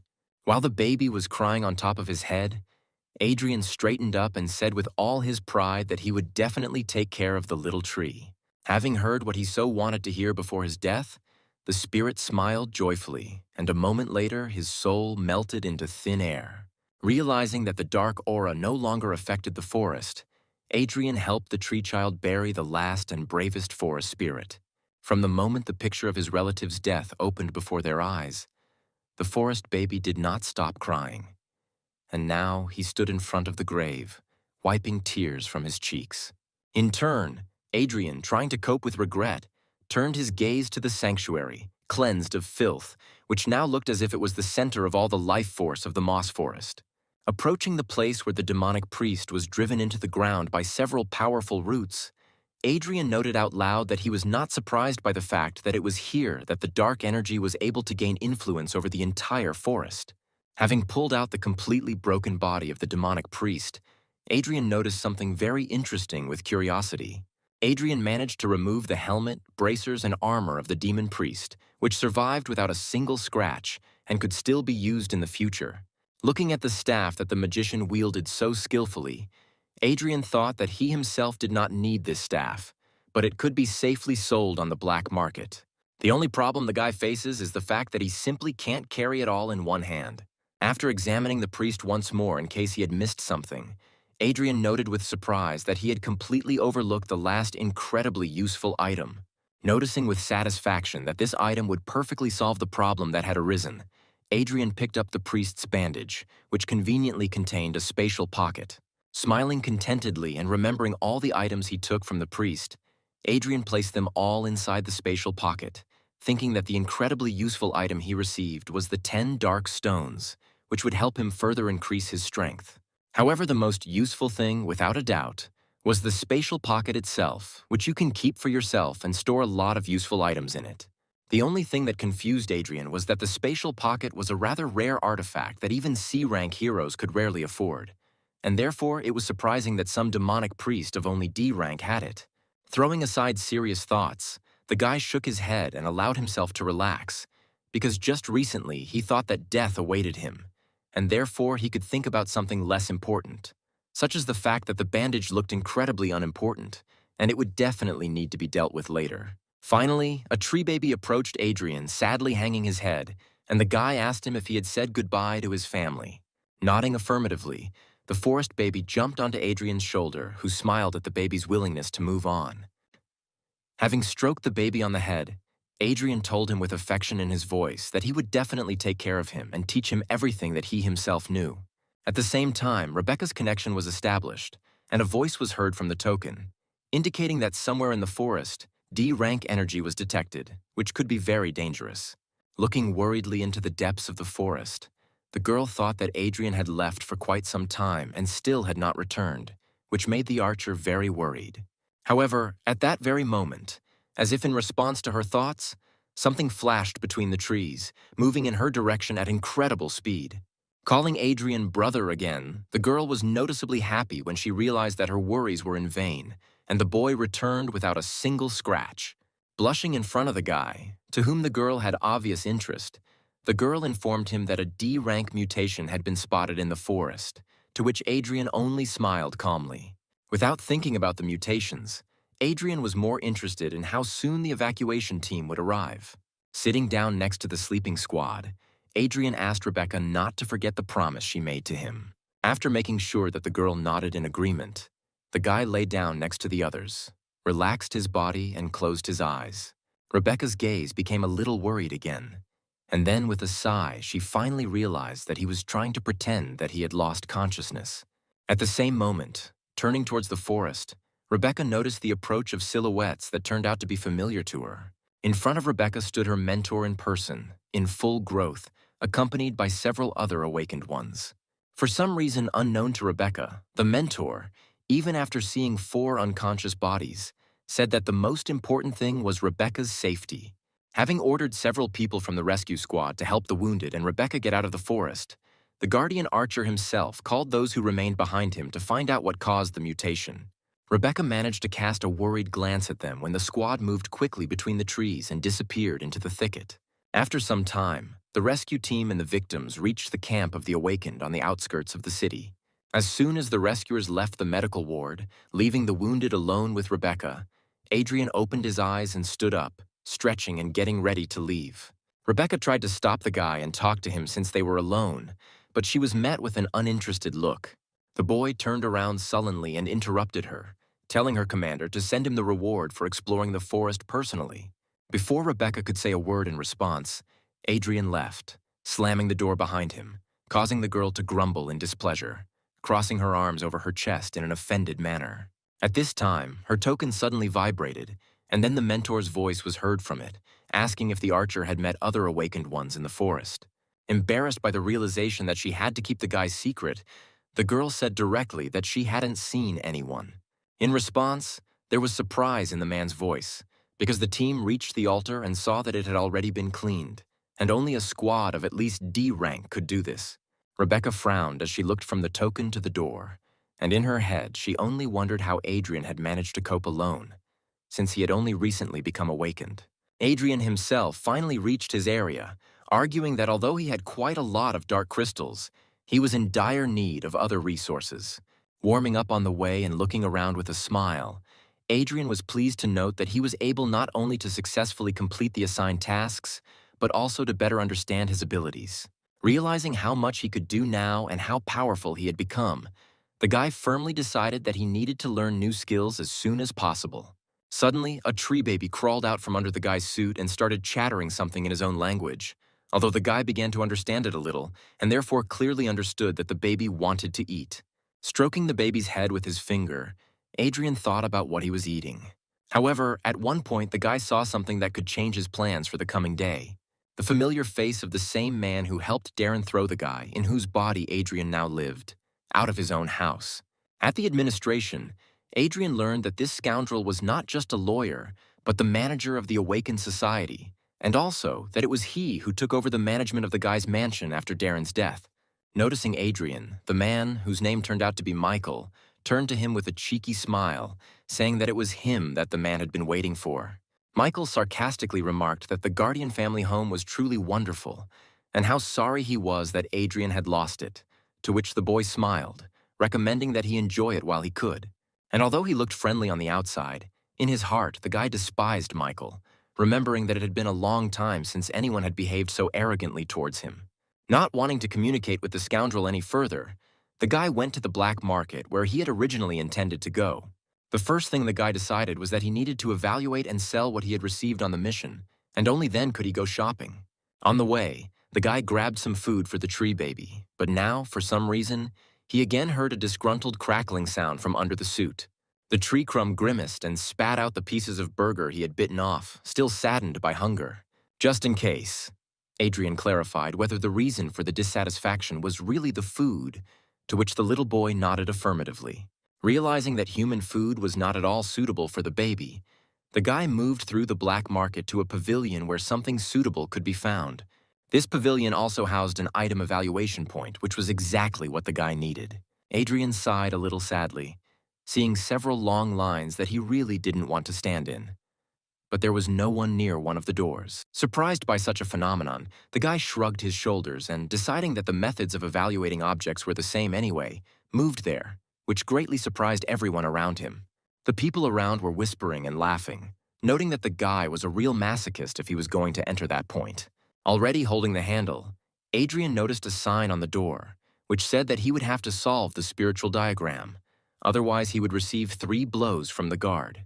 Without the slightest bit of fear, the boy calmly opened the door and walked inside, where a strong-looking man stood at full height, wearing a comfortable-looking wide cape. Adrian realized at first glance that the man was a true professional, no lower than C rank, and this fact surprised the guy very much. The man chuckled confidently, noticing that another guy had come for a triple hit and asked Adrian if he had read the rules before entering. The man extended his hand to the side and pointed to the wall where the boy could see the star pattern itself, after which he offered Adrian to solve the pattern in order to receive the appraiser's services for free. Noting that if the guy took on the solution, it would be better to finish the job, otherwise the guard would beat him up, the man demonstratively punched his palm. Adrian didn't pay any attention to the aggressive gesture, but instead looked at the rather curious spiritual diagram on the wall. The guard said that Adrian could get out of here if he chickened out, then he wouldn't have to get his hands dirty with the guy. Shifting his gaze from the diagram to the man, Adrian smiled sarcastically and noted that the owner of this point was apparently no slouch, since he hired a mutt to do all the dirty work. Instantly grabbing the guy by the collar, the guard shouted aggressively, ready to beat the guy right now for his insolent words, but Adrian looked calm. At this time, the fair-haired girl who was behind the wall and had been bored without work listened to the men's conversation with great surprise, noticing curious details with interest. Adrian calmly said that this scheme is quite rare, and with its help, gifted awakened ones can increase their rank much more easily, but there are some features in it that are difficult to understand. With one deft movement, the guy freed himself from the grip and pushed the man's hand away from himself, noting that the cost of solving the scheme was much higher than the cost of assessing his weapon. Noting that this was too easy to understand a scam, and that the owner of this place simply did not want to pay for deciphering the scheme, Adrian chuckled, which caused the guards furious indignation. One glance at the diagram was enough for Adrian to say with certainty that the owner of this man would soon die, because when using the Stargate, a lot of spiritual energy would certainly burst out of him. At that very moment, the man rushed forward with his hand raised, intending to deliver a powerful blow to the impudent man who dared to insult his master. However, a calm and clear female voice suddenly sounded from behind the partition, calling the guard to stop. The man, taken aback by the sudden order, turned to the girl who had come out, not understanding why she had stopped him. A rather attractive blonde girl appeared in front of Adrian and turned to the guy, saying that she would be very grateful to him if Adrian would help her. The man suddenly exclaimed in surprise, asking if this impudent boy was telling the truth about the state of her health. Grinning, Adrian had already turned around and headed towards the door, only throwing out that this work was too difficult to do it on a simple request. He said that the girl could safely die if she was so greedy. But suddenly a guard appeared in front of him, abruptly closing the door and exclaiming that he was obliged to help. Realizing that he couldn't let the guy who had the power to save his mistress go, the man tensed up, ready to stop Adrian by force. Seeing the aggression, Adrian released his aura and gave the guy a hard look, asking if he really wanted to fight. Sensing such a powerful aura, the guard was clearly at a loss, not understanding how this skinny guy could be so strong. Realizing that he would never be able to cope with someone so powerful, the man bowed his head in resignation, apologizing and asking the boy with all his heart to help his mistress. Looking down at the man, Adrian took a step towards the door, saying that in this world, not everything could be solved with an apology. Holding his head proudly, the boy opened the door and walked out of the assessment point without turning around. Grinding his teeth in despair, the guard suddenly rushed forward, rolling across the floor outside the room. Seeing the man suddenly stop on his knees in front of him, Adrian just put his hands in his pockets, looking down at him as well. The astonished crowd, who had seen this man throw people out of his office many times, whispered in shock as he now loudly, his forehead pressed to the floor, begged for forgiveness. The surprise of those around knew no bounds, because they expected that it would be Adrian who would fly out of the office beaten up, but everything turned out completely differently. Suddenly, the girl came out of the office, lowering her hood and asking for forgiveness for her guard's behavior and her own. Bowing her head and pressing her hands to her body, the girl sincerely apologized again in a ringing voice. Turning to her, Adrian suddenly stopped smiling and looked at her carefully, remembering that he had already seen this girl before. He remembered the day when, in his previous life, he had spoken to a similar girl on the battlefield and heard her threaten him with a warm welcome if he showed up on her territory again. However, their relationship was very close, because in a past life she was Adrian's comrade, whose help he always valued very much. Thinking that this girl might be a descendant of his former girlfriend, Adrian asked her name. The girl bowed her head again, saying that her name was Lilia Breyer, and then again asked Adrian to heal and help with her problem. Hearing the name Breyer, Adrian was convinced that his guess was correct, and therefore looked at the girl in a completely different way. Entering inside, Adrian threw the girl his items and their list, saying that he would help her, but he would receive payment in the form of an assessment in advance. A few minutes later, while the girl was doing her business, her guard, whose name was Darius, whispered his suspicions towards Adrian because he was too young. Looking skeptically at the guard, the girl noted that only Lilia herself knew the secret of her body. And Adrian, with one glance at the diagram, described it as if he himself had seen how it manifested itself. Standing up from his chair, Darius tried to object, pointing out that the guy could be a spy. In turn, Lilia silenced him, saying that she could not allow her illness to become known outside this room, as it could undermine the authority of her family. Darius fell silent, looking down guiltily and trying to think of something to say, but the girl ended the conversation, noting that she had to take advantage of any opportunity to heal. Bowing his head in dismay, the man walked out into the corridor and stood by the door to prevent anyone from disturbing his mistress. At this time, Adrian, who did not want to delay especially, sat down on the floor opposite the girl who was also sitting and extended his hand to her, urging her to begin the process. Sighing, the girl pulled down the top of her cape, revealing her shoulders and collarbones. Embarrassed, Lily looked away, timidly asking if he could see everything, when an unusual seal lit up on her chest, which Adrian immediately began to examine. His eyes also lit up, and the magician's insight worked at 100%, allowing him to study this seal in every detail. Adrian thought about how seals like these were made for different purposes, in particular for mages whose bodies were quite weak. They often used seals to stabilize their spiritual energy so that it wouldn't escape. The seal on the girl's body looked special, and the guy, looking at Lilia gloomily for a long time, suddenly spoke. He asked if he thought the girl had the spiritual pattern inscription body, which puzzled Lilia greatly. Worried, the girl asked the guy in confusion if this was some kind of dangerous disease. The guy said that the spiritual pattern inscription body is a gold-rank talent that, unlike many others, has a small chance of appearing in mages upon reaching rank D. The amazed girl even pressed her hand to her mouth, realizing that her illness was not caused by disease or poison, but by a very powerful talent. Adrian noted that this talent is quite rare and is most often inherited from ancestors, and therefore among her relatives there must be a very powerful magician. The guy narrowed his eyes in displeasure and wondered how the girl could have never heard of this skill, since it, although rare, is truly powerful. Lily said that her grandmother and aunt were truly powerful magicians, but they died in battle with monsters and much was not made public. Hearing the girl's words, the guy suddenly became noticeably upset and looked away, sadly realizing that his good friend was dead. Squeezing his eyes in pain, the guy ordered himself not to think about those who had left and, opening his eyes, said that he would now teach Lilia one of his techniques, thanks to which she would be able to heal. In his head, the guy sadly noted that this technique was owned by her relative, which meant that he would be able to leave Lilia something very valuable that was connected to her. Bowing her head to the floor, the girl bowed again, thanking Adrian with all her heart for his generosity. Standing behind the door, Darius frowned with displeasure, trying not to listen to the women's sighs behind the wall. Sitting in the lotus position and trying her best to learn a new technique for her, Lilia had been tense for quite some time, causing her to sigh involuntarily. About an hour after she began learning the technique, a small amount of energy suddenly flowed out from Lilia's chest, forming a sphere.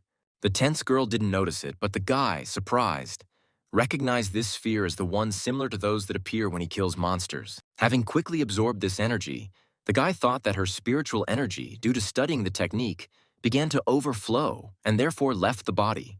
Using this energy, the boy took out one of the dark stones that he had with him and smashed it, intending to cleanse it. Usually, it takes Adrian about 5 minutes to cleanse the energy of a dark crystal, but the girl's absorbed power was so pure that it sped up the process tenfold.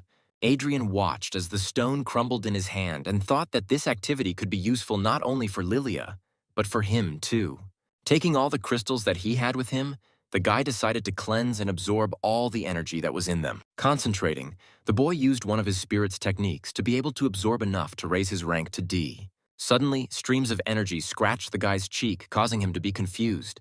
Adrian's eyes widened in fear as he remembered that his body was still too weak to handle such an amount of energy. The guy tensely and angrily tried to withstand the streams of this powerful one, while his body was covered with more and more new wounds, which could lead to very dangerous consequences. Adrian's strength began to leave him, and it was becoming more and more difficult to withstand such pressure when he looked up. Lilia, who had been straining herself so much before, was now able to concentrate on the goal without any particular difficulty. Blushing from the tension, Adrian decided that there was no other way out, which meant he would have to take extreme measures. With his hands in a seal, the boy released his spirit to use the desired technique to its fullest. Adrian's face was already covered in small scratches, and his expression reflected his pain as he began to shape his energy for the subsequent manipulations. Realizing the difficulty of the entire upcoming operation, the guy used another technique to separate the energy flows into thin threads that could be transformed into new forms. From these threads of energy, the guy formed a new formation of an empty array, ready to absorb new properties. This array suddenly formed right in the air when Adrian used the last technique to store all the excess energy directly into the array. Finally, Adrian was able to breathe a sigh of relief as the array was absorbed into his body again, and the wounds began to heal, as all the excess energy was ultimately preserved in the array. Sighing, the guy sadly closed his eyes, scolding himself for his carelessness and realizing that he wouldn't be able to help himself in battle. Finally, Lily opened her eyes and exhaled, releasing all the tension from her body. Looking at her hands, the girl concentrated on her feelings and realized that she no longer felt any illness in them, which is why a joyful smile appeared on her face. Unable to contain her emotions, the girl rushed towards Adrian and even accidentally knocked him down, squeezing him in a tight embrace and shouting gratitude in a joyful, ringing voice. Darius, who ran in at the exclamations, was the first to shout, calling on the girl to get dressed. After some time, having heard from Lily about everything that happened in the office, Darius fell to his knees in front of Adrian. In a fit of emotion, the man pressed his forehead to the floor, shouting gratitude towards Adrian for healing his mistress and also apologizing for his own suspicion. Adrian even noted with a little surprise that Darius was even too loyal to Lilia, although the guy respected it. Sitting at the table, the guy raised his hand and firmly said that the treatment was not free, and therefore Darius had better bring him payment. The joyful man picked up the box with all the items that Adrian had asked to be appraised and placed it on the table, also indicating that his dagger had also been appraised. The guy, not without surprise, noted with approval that Darius, as a token of gratitude, even supplied him with separate tools for repairing the armor. Looking at the blade, Adrian realized that it was some kind of black branch fang, which was a bronze-ranked weapon, which wasn't very good, but in principle it suited him. Trying the blade on his hand, Adrian remembered with nostalgia how in his past life he had owned and wielded epic rank equipment. With one easy movement of his hand, Adrian collected everything else into his spatial bag. What they saw greatly surprised both Lilia and Darius, who was dumbfounded to think that even the awakened Brangus did not have such treasures. Not seeing anything unusual in his actions, Adrian asked what exactly surprised them so much. Darius immediately raised his hands, convincing the guy that they hadn't seen anything like that, and thought to himself that Adrian was truly a great man.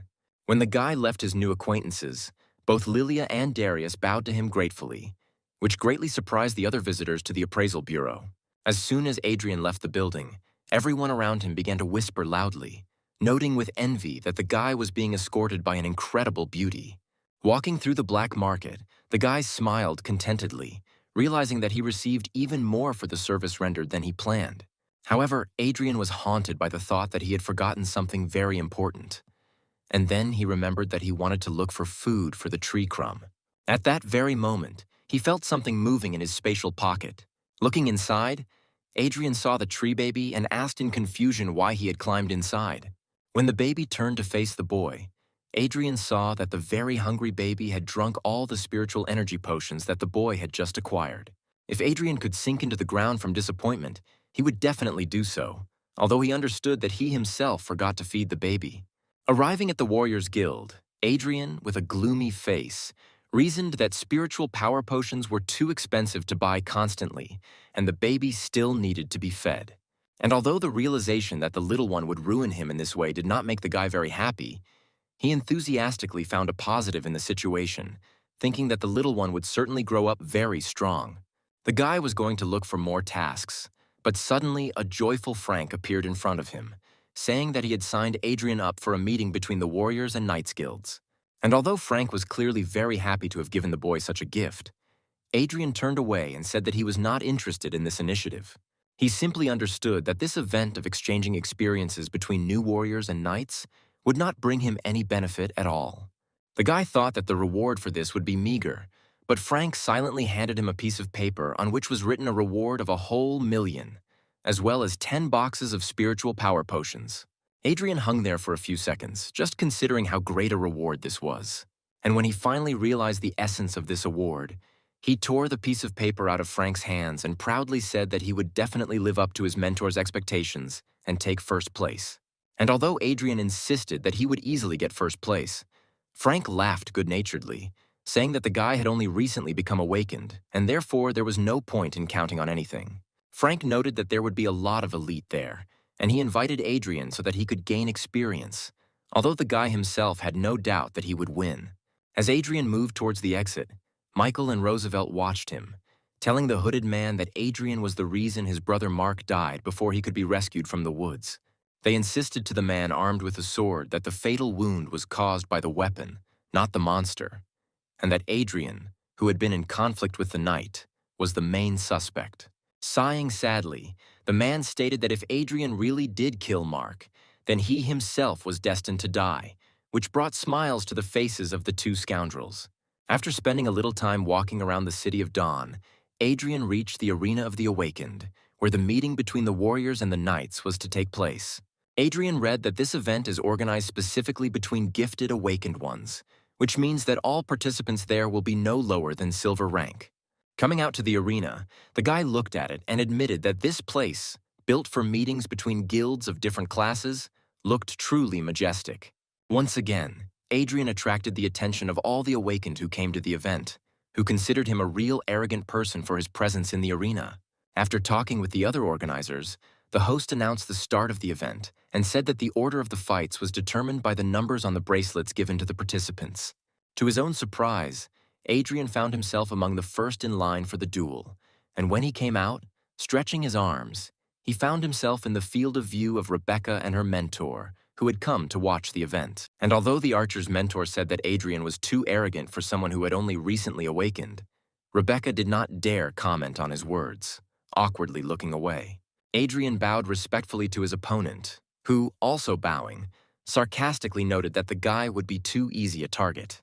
The slightly plump and fairly young E-rank knight stood in a stance, ready to deal with the enemy in a few seconds. However, before the knight could take a single step, Adrian's burning fist crashed into his jaw. Looking at his opponent with arrogance in his eyes, Adrian told him to shut up if he wanted to do anything in this fight.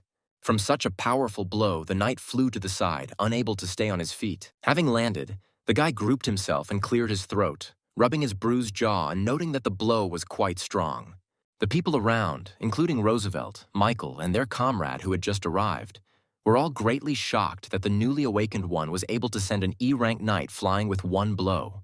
Grinning in displeasure, the knight was indignant that Adrian had attacked him suddenly, and that was the only reason he had been able to hit him. Adrian, clicking his tongue and not taking his eyes off his opponent, thought that weaklings can only make excuses. Turning his head, the guy noticed that a very cruel, angry aura could be felt from the audience. Listening to his own feelings, the guy realized that one of those who radiated this aura was Michael, but Adrian did not know the second one at all. At this time, the knight rushed forward, holding his sword tightly in his hand and shouting that he would definitely deal with his opponent. Swinging his sword, the knight intercepted it with both hands and infused the power of his spiritual light into the blade, attacking Adrian. Without much effort, Adrian ignited his blade and stood in a stance, ready to meet the enemy's attack. With one deft blow, the guy hit the blade and deflected it to the side. Turning sharply, the guy swung again and gave his opponent, who hadn't managed to block him, a good hit, sending him flying for the second time. This time the blow was stronger, and so the knight flew out of the arena completely, without even having the opportunity to group himself and land successfully on his feet. Even the host's voice, previously dispassionate, sounded amazed when he announced Adrian's victory. Looking at the boy, the members of the Knights Guild became worried, whispering to each other that he was a real genius if he could become so strong so quickly. Rebecca even blushed, looking at Adrian, who confidently left the arena and thinking that he was still as powerful as the day he saved her life. Thinking that Adrian had received a golden talent that strengthened the body, the girl's mentor sternly noted that she should try to catch up with him. However, Rebecca, smiling shyly, thought to herself that she would never be able to catch up with him, but she would be glad to see his back. Putting his glass down on the table, the man in the cape said sullenly that he was now sure that it was Adrian who killed his brother. But Roosevelt and Michael did not even smile. Adrian, in turn, won again and again, always ending each fight with one blow. One of the opponents allowed himself to rush into battle without a greeting bow, clearly wanting to be the first to strike the mighty Hadrian. Taking a step to the side, a grinning Adrian allowed the impudent opponent, who had been expecting resistance, to fly out of the arena himself. As he walked down from the arena, the boy smiled smugly, enjoying the disgruntled comments of the knights who thought that the whole point was in his golden talent. Turning to the speakers, the guy sarcastically remarked that they would do well to think about why they themselves did not go for the golden talents, since they considered them dishonest. Turning away from the embarrassed knights, Adrian noted with satisfaction that he was pleased with the fact that everyone around him thought that his talent lay in strengthening his body. The host once again announced the fight, inviting Adrian and a certain Joshua Rearguard to the arena. Hearing the name, the guy noted that the name Rearguard was familiar to him, but he couldn't remember where from. Enthusiastic whispers of knights could be heard all around, discussing Joshua's person and calling him a true genius. Throwing off his cloak, Joshua gave his opponent a hard but reserved look, while those around him remembered his brother Mark. Everyone around was clearly excited about the upcoming fight, in which Adrian could finally be brought down to earth. Bowing grimly, Adrian heard someone shout a supportive comment towards Joshua, suggesting that he count the warrior's teeth. Rebecca became worried when she heard who Adrian's opponent would be, and her mentor noted, not cheerfully, that Adrian's winning streak would end there. For the first time during the event, Adrian looked serious and focused, because he understood perfectly well that it was from Joshua that this murderous aura that he felt emanated. Joshua spoke calmly to his opponent, asking if he by any chance knew his older brother Mark, with whom he had recently been in the same squad.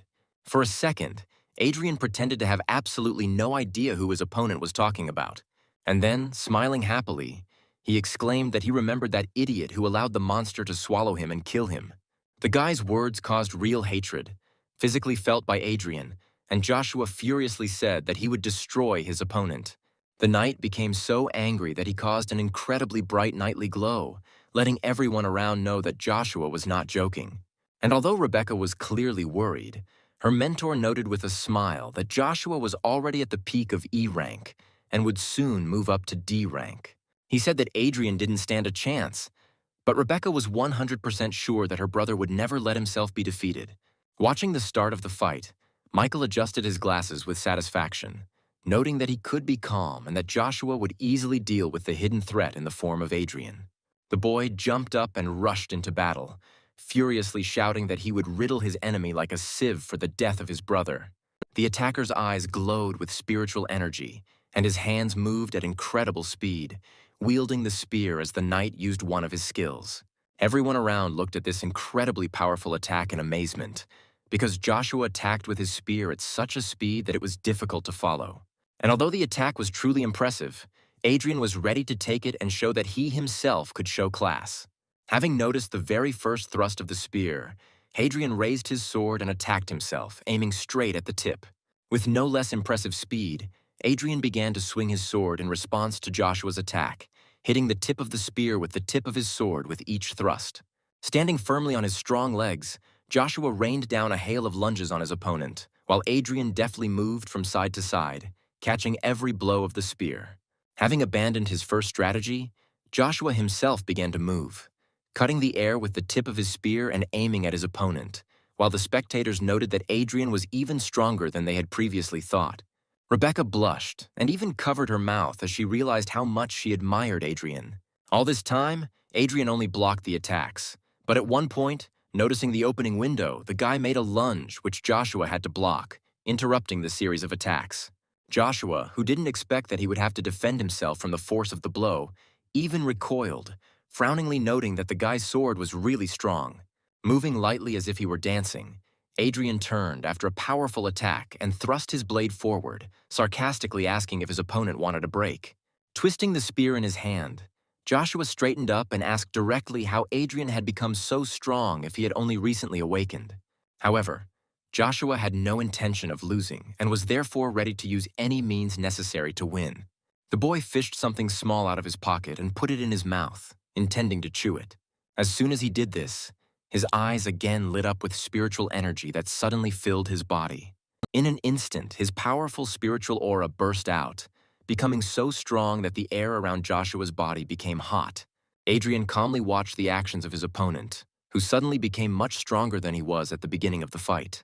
Rebecca's mentor suddenly jumped up from his seat, indignantly exclaiming that Joshua had swallowed a prohibited drug that increased his strength to D rank, which meant Adrian had to be saved.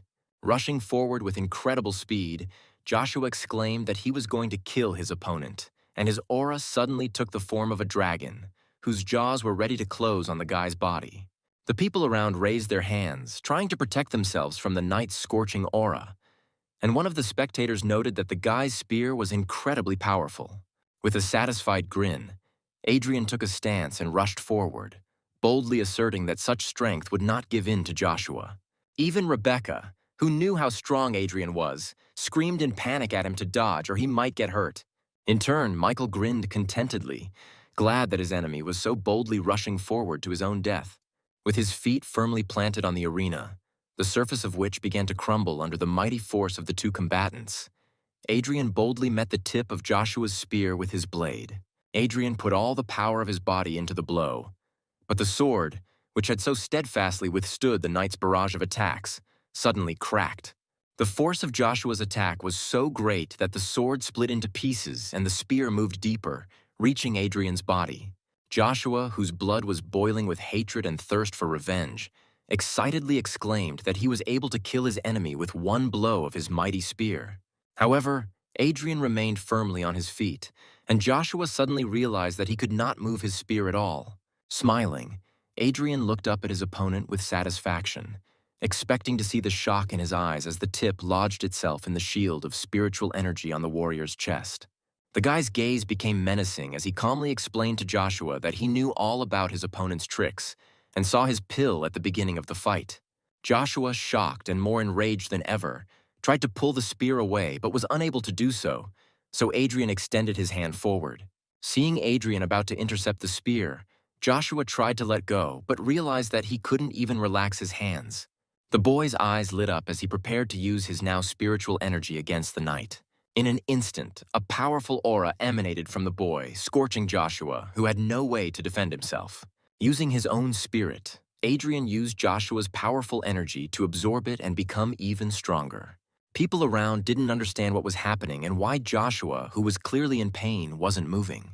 At one point, Adrian let go of the guy's spear and, deciding that he had absorbed enough, rushed to attack his opponent, who was completely unprepared to defend himself. Swinging, Adrian ignited his fists and rushed into battle at Joshua, who tried to somehow jump away but was completely unsuccessful.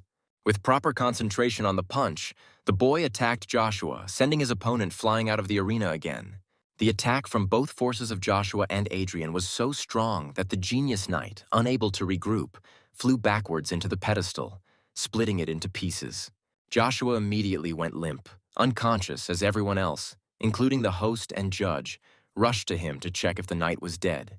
Michael froze in place, not understanding how Joshua, being such a strong knight, could lose to Adrian, who had only recently awakened. Relaxing and extinguishing the fire of his own spirit, Adrian put his hands in his pockets and yawned boredly, saying that the judge should make an announcement sooner rather than later. The judge harshly noted that Adrian had overdone it, to which the guy reasonably pointed out that his opponent had used a banned drug to increase strength, and Adrian himself had accidentally made a breakthrough in strength. The judge was stunned into speechlessness when he heard about the breakthrough and was once again surprised by Adrian's strength, realizing that he had reached the peak of E rank. Joshua came to his senses at the same time and, raising a furious gaze to Adrian, was about to rush back into the fight. However, feeling something strange in his chest, the guy looked down and saw a strange dent in his armor, which for some reason burned strongly.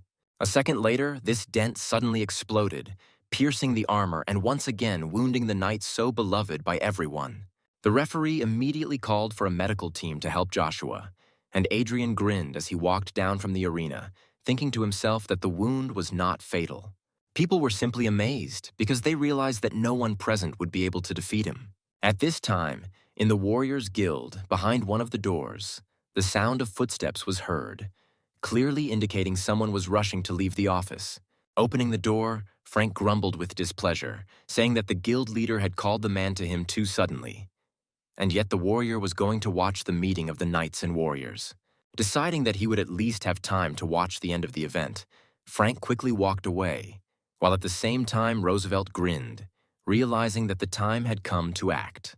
As the man hurried towards the exit, he was suddenly surrounded by several people in suits. Frank turned to Roosevelt, who had approached, and asked him directly what he needed, since the man was in a hurry to watch Hadrian fight at a meeting with the Knights Guild. Roosevelt yelled at Adrian's mentor, accusing him of sending the weak Adrian to fight against experienced knights, and because of his stupidity, the genius of the Warriors Guild was now dead. Frank's eyes widened in horror when he heard that his ward, whom he had been worried about all this time, had died because of him. Pointing to Frank, Roosevelt straightened his tie and ordered the men surrounding the man to arrest him, saying that Frank might have sent Adrian to the event for personal reasons. At the same time, a completely healthy Adrian stood next to the judge, who happily announced to everyone present that it was Adrian who had become the winner of the experience exchange meeting. People were still reeling from the realization that Adrian was so brilliant that he was able to win such an event just a month after waking up. Having received the award, the boy was quite upset, because he received much less as a prize for winning than he expected. But he reassured himself that at least there was food for the baby now. Rebecca's mentor, who had previously been ready to rush to Adrian's aid, now calmed down and said that the guy was simply amazing, and Rebecca should follow his example. And Rebecca, without taking her eyes off the guy, could only agree with her mentor, although she did not listen to him at all, occupying all her thoughts with Adrian. Suddenly, the mentor gasped, remembering the event called the Dawn Fortress, and thinking that the Warrior Guild could now, despite all the rules, appoint Adrian as a participant. And although the girl reasonably noted that he would not be allowed to do this due to his lack of experience, the mentor said that if the guy were in the Archers Guild, he would do anything to make Adrian a member. With the matter finished, Adrian heads back to the guild to return to training as soon as possible. The boy pulled out a bottle of spiritual potion from his spatial pocket to feed the tree crumb. Having accepted the treat, the baby sat down on the cork and began to drink greedily, smiling happily from the fact that he finally had a tasty meal again. Taking a look at his spatial pocket, the guy again noticed that he looked disgusting and also thought that he really wanted to surprise Frank with his victory at the event. The driver of Adrian's car turned out to be one of the guild's assistants, who asked the guy why he left the arena so early, and then suggested that it was because the event was not very exciting for Adrian. Adrian said that the meeting was over, which is why he left, to which the assistant was extremely surprised, exclaiming that the event used to go on until late at night and then asked who the winner was. Without much enthusiasm, Adrian, propping his cheek with his hand, said that he was the winner of the event this time. Obviously not really believing the guy, the driver decided to support the joke and congratulated Adrian, thinking to himself that he should ask him to double the guy's training. Finally, they reached the guild, near the entrance of which there were surprisingly a lot of people, which surprised Adrian a little. As Adrian got closer, he noticed that most of those present were members of the City of Dawn's law enforcement group. Inside, Roosevelt was yelling at the Warriors Guild students who were defending their mentor and preventing him from being taken into custody. One of the students shouted back indignantly, pointing out that Mentor Frank had always treated geniuses with kindness, and they were simply trying to set him up. A law enforcement officer named Hans stepped forward and calmly said that Frank was only pretending to be a good guy, but in reality he was killing young people to please others. The man gave the students a calm but menacing look, and said that they had received notification of Adrian's death and had found irrefutable evidence of Frank's involvement. Frank looked at the people surrounding him, trying to take him into custody, dumbfounded, and tried to understand how his ordinary day had turned into something so incomprehensible. Turning to his students, he ordered them to leave, noting that his conscience was clear and he was ready to surrender if he received a fair decision from law enforcement officials. The warrior's disciples clenched their teeth in anger, but were forced to allow their mentor to be detained, who, looking gloomily ahead, folded his hands behind his back. Finally calming down, Roosevelt told Frank to his face that he had not set him up, and that there was indeed irrefutable evidence of Warrior's guilt. Roosevelt had already managed to relax and sigh with satisfaction, because his work for today was done. But suddenly warmth was felt from the outside. A fiery fist suddenly crashed into Roosevelt's jaw, confusing his thoughts and knocking him off his feet. The powerful blow was so strong that Roosevelt was sent flying and crashed head-on into a nearby wooden support. Falling down and spitting blood, Roosevelt cursed and, thinking it was one of Frank's students, ordered Captain Gans to arrest them all. Seeing who hit Roosevelt, Frank, like his students, opened his eyes wide in shock, not understanding how this was possible. Captain Hans, although he remained calm, was clearly no less surprised by the man who had struck than the others. Adrian, smiling cheekily and mentioning that he had not yet gotten even with Roosevelt for the last time, asked directly how he would suddenly end up dead. Frank exclaimed joyfully when he saw that his favorite student was alive and asked if he had left the event early. Captain Hans frowned a little, thinking to himself that Adrian should actually be dead by now, and Roosevelt was probably completely unreliable. Trembling with emotion, Roosevelt stood up, asking Adrian in a trembling voice how he could be alive, and then faltered mid-sentence when he began to say that Joshua must have killed him.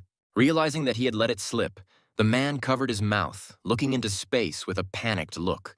Upon hearing Roosevelt's words, the enraged student warriors cried out, accusing the man of being the one who Everyone around began to accuse Roosevelt of being the one who tried to set up Frank's mentor. At the same time, Captain Hans, smiling, tried to cover for his wayward comrade, noting that Frank had sent Adrian to such a difficult event and therefore had hidden motives. The man noted that Adrian was lucky that he decided to leave the event early and said that they would arrest both Frank and Roosevelt, but stopped short when the guy said that the meeting was, in fact, already over.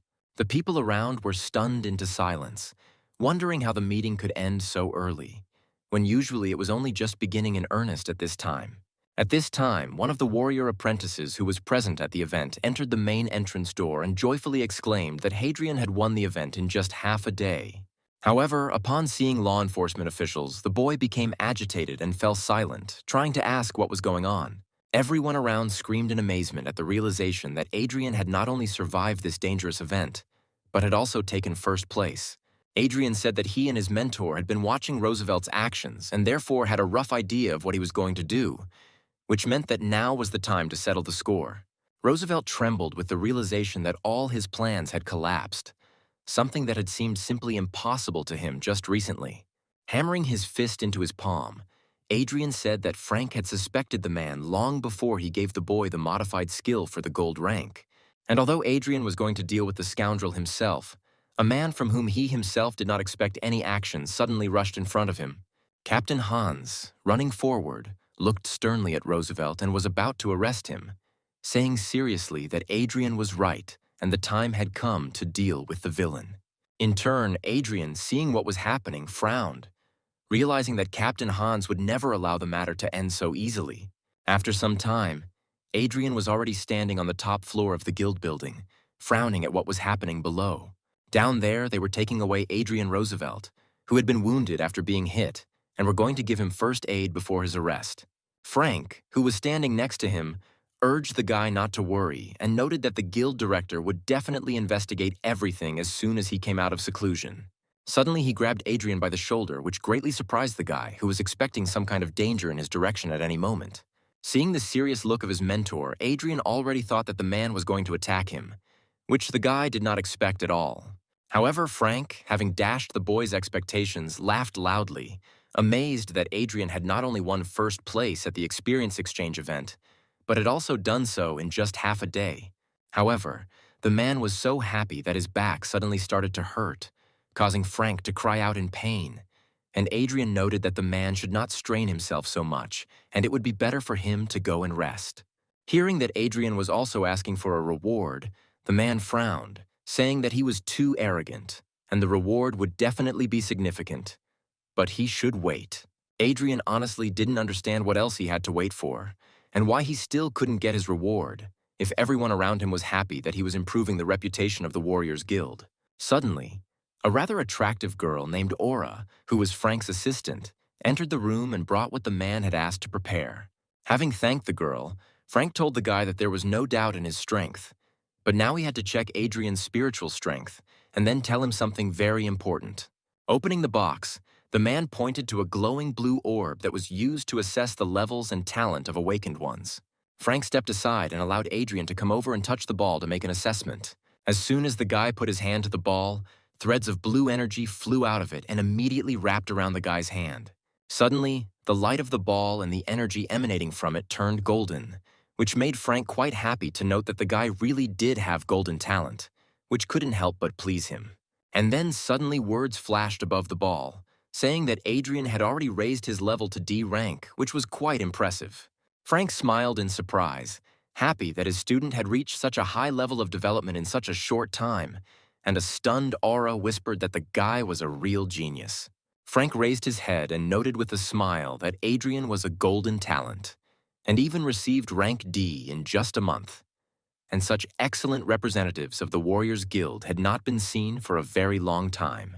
Adrian, not at all surprised, turned his gaze to Frank and asked him in a calm voice what was so important that he wanted to talk to his student about. The man gave the boy a sly look, chuckled and spoke with a smile and excitement in his voice, asking if he knew about the Dawn Fortress test. Adrian heard from Frank that he was now 100% sure that the guy would be able to stand up for himself, and he himself remembered that the previous owner of this body dreamed of distinguishing himself in this test. The boy also remembered that the Fortress of Dawn was a temporary gathering place created in the wasteland by the ancestors of humanity, who had gone through many murders to build the city. After the city was built, the fortress was abandoned and overrun by monsters. Adrian recalled that every 3 years, the governors of the City of Dawn held an event there for the awakened under 30 years old to honor the memory of their ancestors. The man pointed out that under the fortress there was a source of spiritual water where one could practice and significantly improve one's powers, but only if one won the test. Frank said that this test was very dangerous, and although Adrian met all the conditions, he would be taking a big risk if he tried, but it was clear from the guy's eyes that he was not going to back down. Placing his hand on the boy's shoulder again, Frank noted that he would be happy if Adrian achieved victory. But survival was still the most important thing. In turn, the guy thought about how much he could get from the spiritual source if he won, because with its help, he could even raise his rank to C. Having agreed that Adrian would try to win, but would still focus on his own survival, Frank asked Aura to give the guy his reward for the event. It turned out that in addition to the agreed-upon money and spiritual potions, the guy was also entitled to an apartment for awakened rank C, and Frank happily handed Adrian the key to it.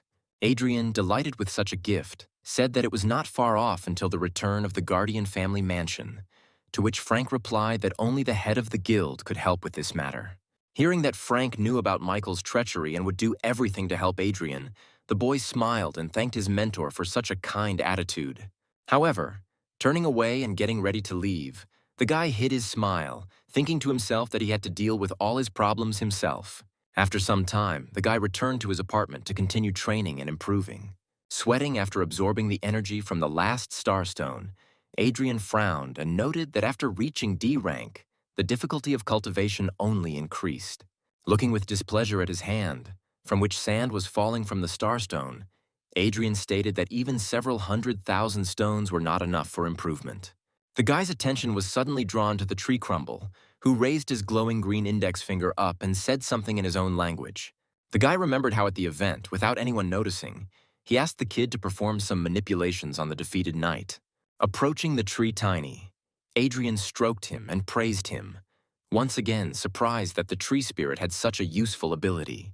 Armed with a new blade, the boy changed into stylish black clothes and noted out loud that the skills of a thief and these new items could be very useful.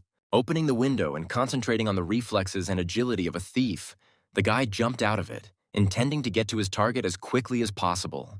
Meanwhile, Joshua was lying in a hospital bed, still unconscious after his crushing defeat in the fight with Adrian. Michael suddenly entered his room, accompanying an unusually tall man and a surprisingly short guy. A man named Vincent was the deputy chief of the law enforcement department, and upon seeing Joshua's wounds, he easily understood what had caused his injury. Michael said that Adrian, although strong, was still too inexperienced, which meant he needed to be destroyed as soon as possible. The man noted that very soon he would take part in testing the Dawn Fortress, and Vincent, agreeing, turned his gaze to the small guy and said that this job was just right for him. The guy in the blue jacket even chuckled, saying that killing some E-rank brat wouldn't be difficult for him. Satisfied with the answer, Vincent went to the exit, followed by the others, and the man noted that Joshua knew too much and was also disabled, which meant he had to be gotten rid of. The guy in the jacket agreed, then slammed the door behind him, leaving Joshua alone. Suddenly, something hit his head, causing the guy to wince a little, even though he was unconscious. At that very moment, his body suddenly exploded with incredible pain. His eyes flew open and his veins bulged, causing the knight to scream. Blood began to flow from his mouth as he raised his hand, crying out for help through pain and clenched teeth. Joshua reached out a shaking hand towards the window where the silhouette was visible and prayed again, trying to control the pain. Adrian, sitting on the window, smiled as he watched his former enemy suffer and asked him directly if he wanted to live. Thinking that the silhouette was just his imagination, Joshua raised his pained gaze to the ceiling and thought with incomprehension how he, being a genius knight, could die like this. However, in his soul there shone a readiness to fight for his life, and therefore he was going to endure as much as he could. Turning his head, he saw Adrian standing next to his bed, directly asking the knight if he wanted to live, which greatly surprised the latter. Smiling sarcastically, Adrian suggested that Joshua tell him everything he knew, and only in that case would the guy take pity on him, although the knight himself thought that it was just a hallucination. Joshua thought that even if it was the real Adrian, as a warrior, he would not be able to handle the C-rank poison that was killing him, although Adrian himself noted that he could neutralize it without much effort.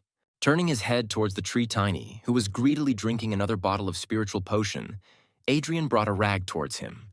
The baby grumbled something as Adrian wiped his mouth with the rag, leaving a small stain on it.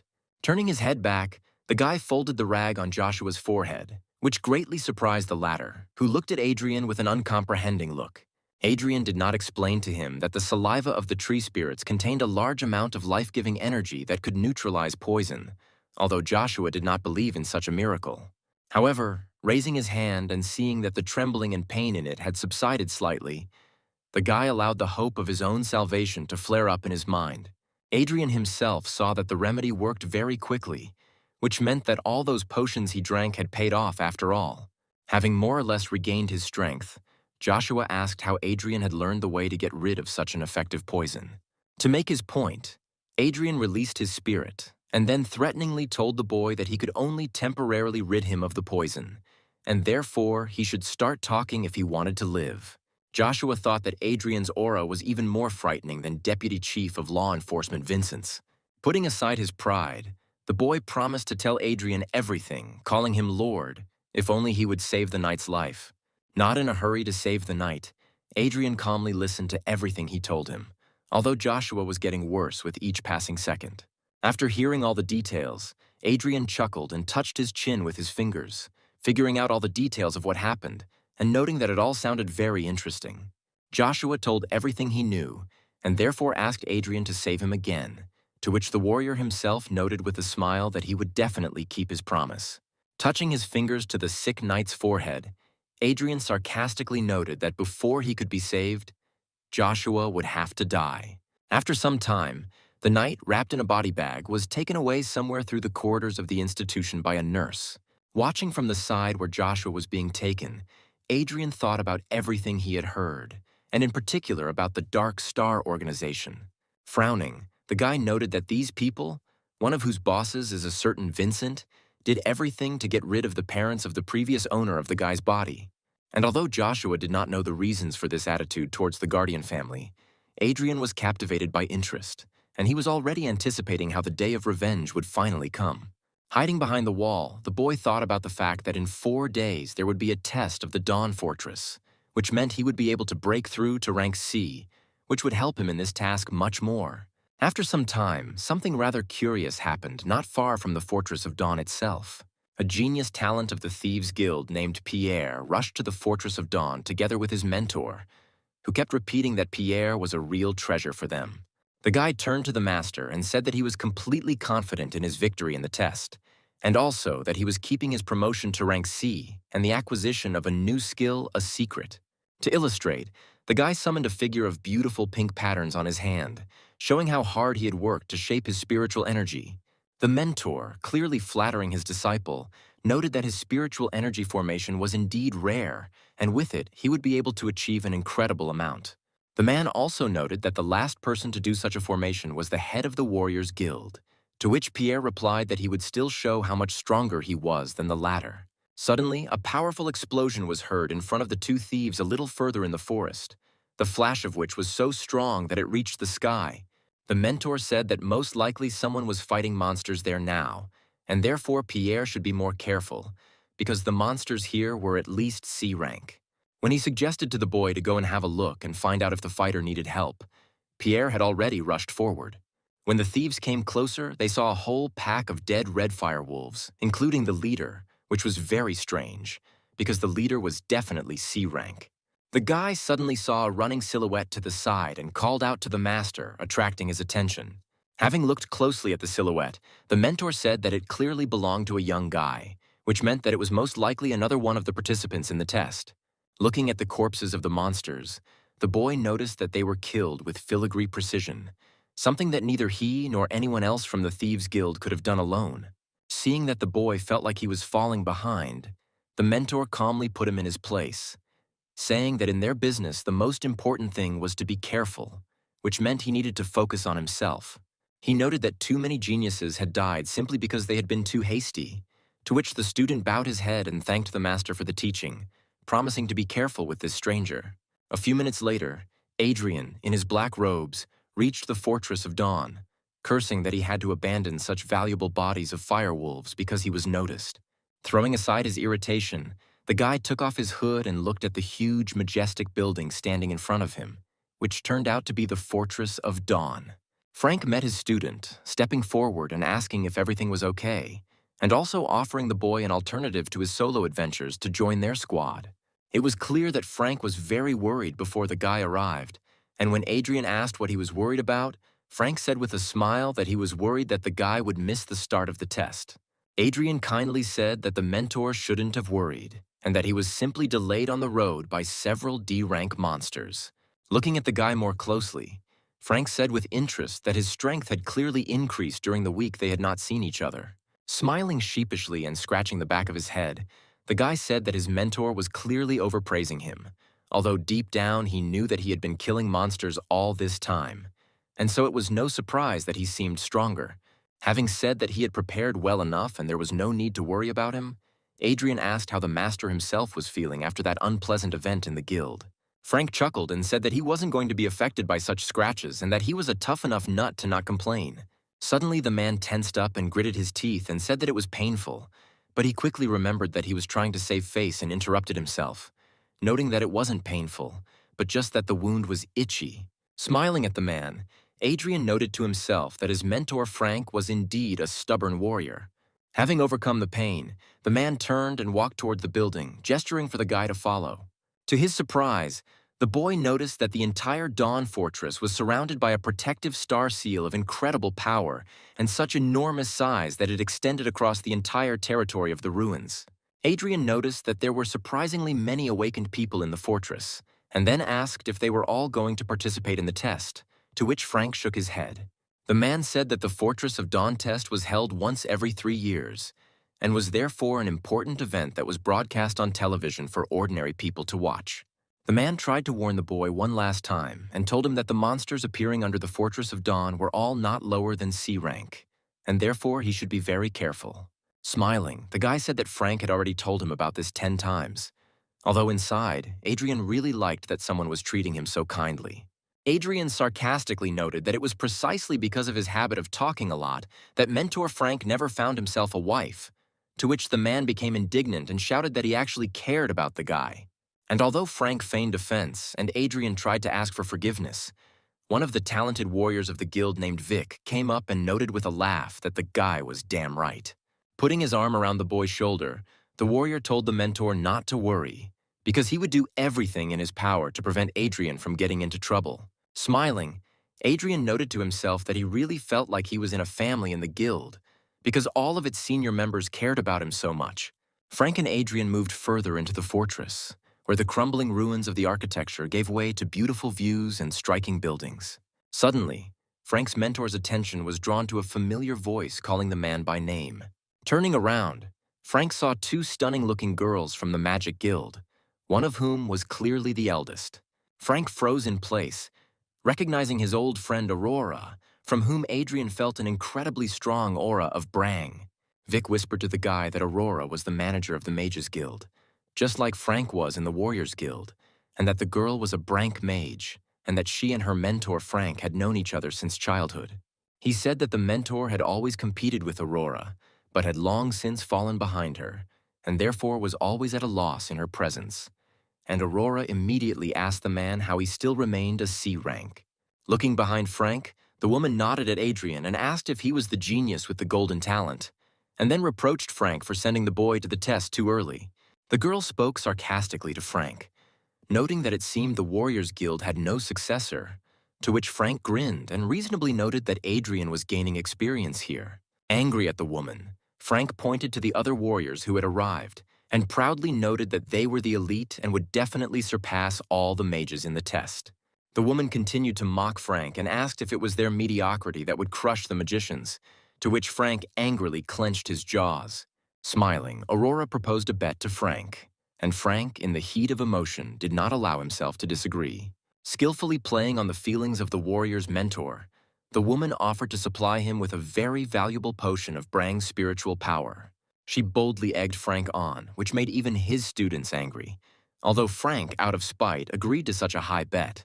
Pleased with herself, the sorceress said that the potion would go to the one whose students could pass the test better, and at the end she would definitely come for the winnings. Vit pressed his fingers to the bridge of his nose and, along with the other students, became disappointed in the teacher, because he had argued with the obvious favorites. Even Frank himself did not understand how he managed to agree to a bet with such an arrogant person, and therefore now he reproached himself for his haste. Frank was upset because Brang's spiritual power potion was his treasure, so he sadly asked his students to cope with it at all costs. Finally, the event organizer announced that the Fortress of Dawn challenge was beginning. Several magicians cast a spell and a huge portal opened in the middle of the fortress between the protected and dark parts of the building. The participants, gathering their strength, one after another began to enter the portal to begin the test in which they could die. Adrian also entered the portal and noticed that the rather intact and well-finished building here was in fact a ruin. He glanced around the huge space, inside which a powerful dark aura could be felt, and realized that it was this anomalous place that his mentor was talking about. The awakened ones around them moved towards the passages deeper into the fortress, and Vic also hastened to say that they too would go further. He noted that it would be better for the guy not to go too deep and to call for help in any unclear situation, to which Adrian agreed with a smile and asked the squad to try for the mentor. Finally, he was left alone and a bright, satisfied smile lit up his face, because he could act alone. Having made sure that no one was left, he himself moved deeper into the fortress, intending to win the test at any cost. With a serious gaze, Adrian looked around at the majestic halls surrounding him and stepped forward, intending to reach the very end. At one point, a rank E monster, similar to a fairly large hound, rushed at him. Reacting easily to the attack, Adrian extended his hand, preparing to meet the monster and counterattack. Without straining too much, with a light movement of his hand, the guy intercepted the attack and directed the monster at the floor, but with such force that the monster, falling to the ground, died immediately. Adrian recalled the conditions of the test, which clearly stated that victory in it was earned by points for killing monsters. For E-rank monsters, he only received 1 point, which meant he had to go further and find stronger monsters as soon as possible, which gave 100 points. As he moved forward, he encountered entire packs of E-rank hounds on his way, who crossed his path and clearly intended to finish him off. Frowning, the boy noted that an ordinary awakened D-rank would clearly have problems in such a situation, but he was far from an ordinary awakened. Cursing, the guy ignited his fist and prepared for battle, intending to quickly deal with these creatures and go find a stronger monster. The monsters immediately rushed to attack, wanting to tear the intruder to pieces and not feeling any danger from the guy. A whole pack pounced on Adrian, their jaws threatening to close on his throat, but he didn't even worry for a second and only prepared to repel all the attacks at once. Within seconds, every single one of the pack of hounds was lying dead on the ground, and Adrian was upset because he had only just warmed up. Using his heart's skill, the boy pulled out the energy from the bodies of the slain monsters, intending to use it since they were otherwise useless to him. There were quite a lot of monsters, and therefore the guy could use their energy to form a spirit formation. Having saved this energy in a bottle, the guy put it away in his spatial pocket, once again noticing its unsightliness, to which the tree kid said in his own language that he liked it. Rolling his eyes, the boy told Tiny that the aesthetics of the Ents were somehow too outdated and promised to take up his training later, to which Tiny now rolled his eyes. Having done everything he wanted, Adrian moved further into the fortress, eagerly awaiting the chance to encounter someone truly strong. As soon as he turned the corner, his presence was noticed by the very thief whom Vincent had ordered to kill Adrian, and he smiled and rejoiced at his luck. The guy rushed after Adrian, silently warning the guy that it was his fault for his death because he had insulted the master. However, at that very moment, the thief stopped himself because he remembered that his master Vincent had given clear instructions to make Adrian's death look natural. With eyes hungry for blood, the boy remembered that on one of the fortress paths at the top there was a whole horde of monsters, and therefore he could bring them down on Adrian with the help of a special potion. Adrian opened the bottle, and its contents immediately began to evaporate, causing the aroma of the potion to spread throughout the surrounding space at high speed.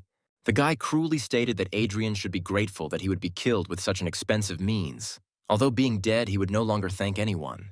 Having climbed up to the floor above, Adrian studied his surroundings without much effort, looking for those monsters for which he would receive more points. Suddenly, several blades flashed before his completely calm gaze, each of them aimed at the guy. From the darkness native to monsters, 3 armored D-rank zombies rushed at the guy, intending to destroy him. Using the fist of the fireblade, the guy, without much effort, with one powerful blow finished off all 3 monsters, sending their dead souls to another world. Smiling as he watched their bodies crumble, the boy noted that the armored zombies were even weaker than some of the awakened D-rank ones, and that was why the fight had been too easy.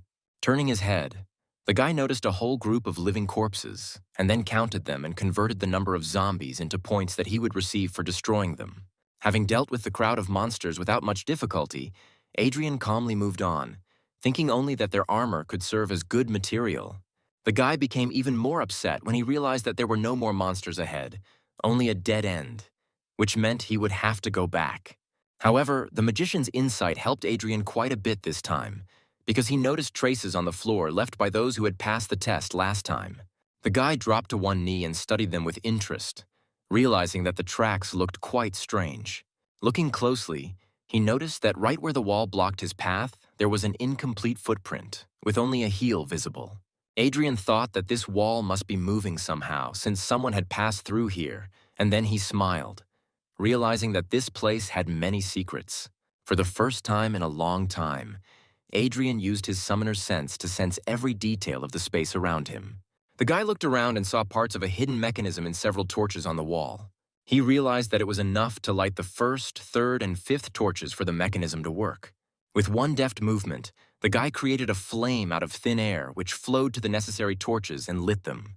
Approaching the torches, the guy saw other parts of the mechanism and turned the 2nd, 4th, and 6th of them. As soon as he finished his manipulations, the sound of gears and levers could be heard in the walls, which had an effect on the mechanical door opening it. Smiling at his own ingenuity, Adrian walked forward and found himself in a surprisingly brightly lit room that stood out from the dark atmosphere of the fortress. Directly in front of Adrian in this hall, 3 unusual warriors in golden armor were lined up in a row. Adrian approached closer without fear and looked at his potential rivals with interest. After analyzing the spiritual power of these warriors, Adrian realized that they were C-rank monsters, and anyone else in his place would have despaired by now. But Adrian, standing in a stance and igniting his fist blade, prepared for battle, smilingly noting that for him this was just a light warm-up. The boy held out his free hand and beckoned them with a gesture, urging them to attack and show everything they were capable of. Suddenly, the monster's aura became much darker for some reason, and Adrian even became wary. Meanwhile, the weathered potion used by the murderer thief had already risen to the floor above, and following its victim, it moved straight into the passage that Adrian himself had opened quite recently. Keeping his stance, the boy prepared to meet the attack of one of the knights, who had already aimed the tip of his spear at Adrian, while the other 2 surrounded the enemy. Having drawn his blade, the boy blocked 2 attacks with the blade and dodged the 3rd, not taking his eyes off the enemies, ready for battle.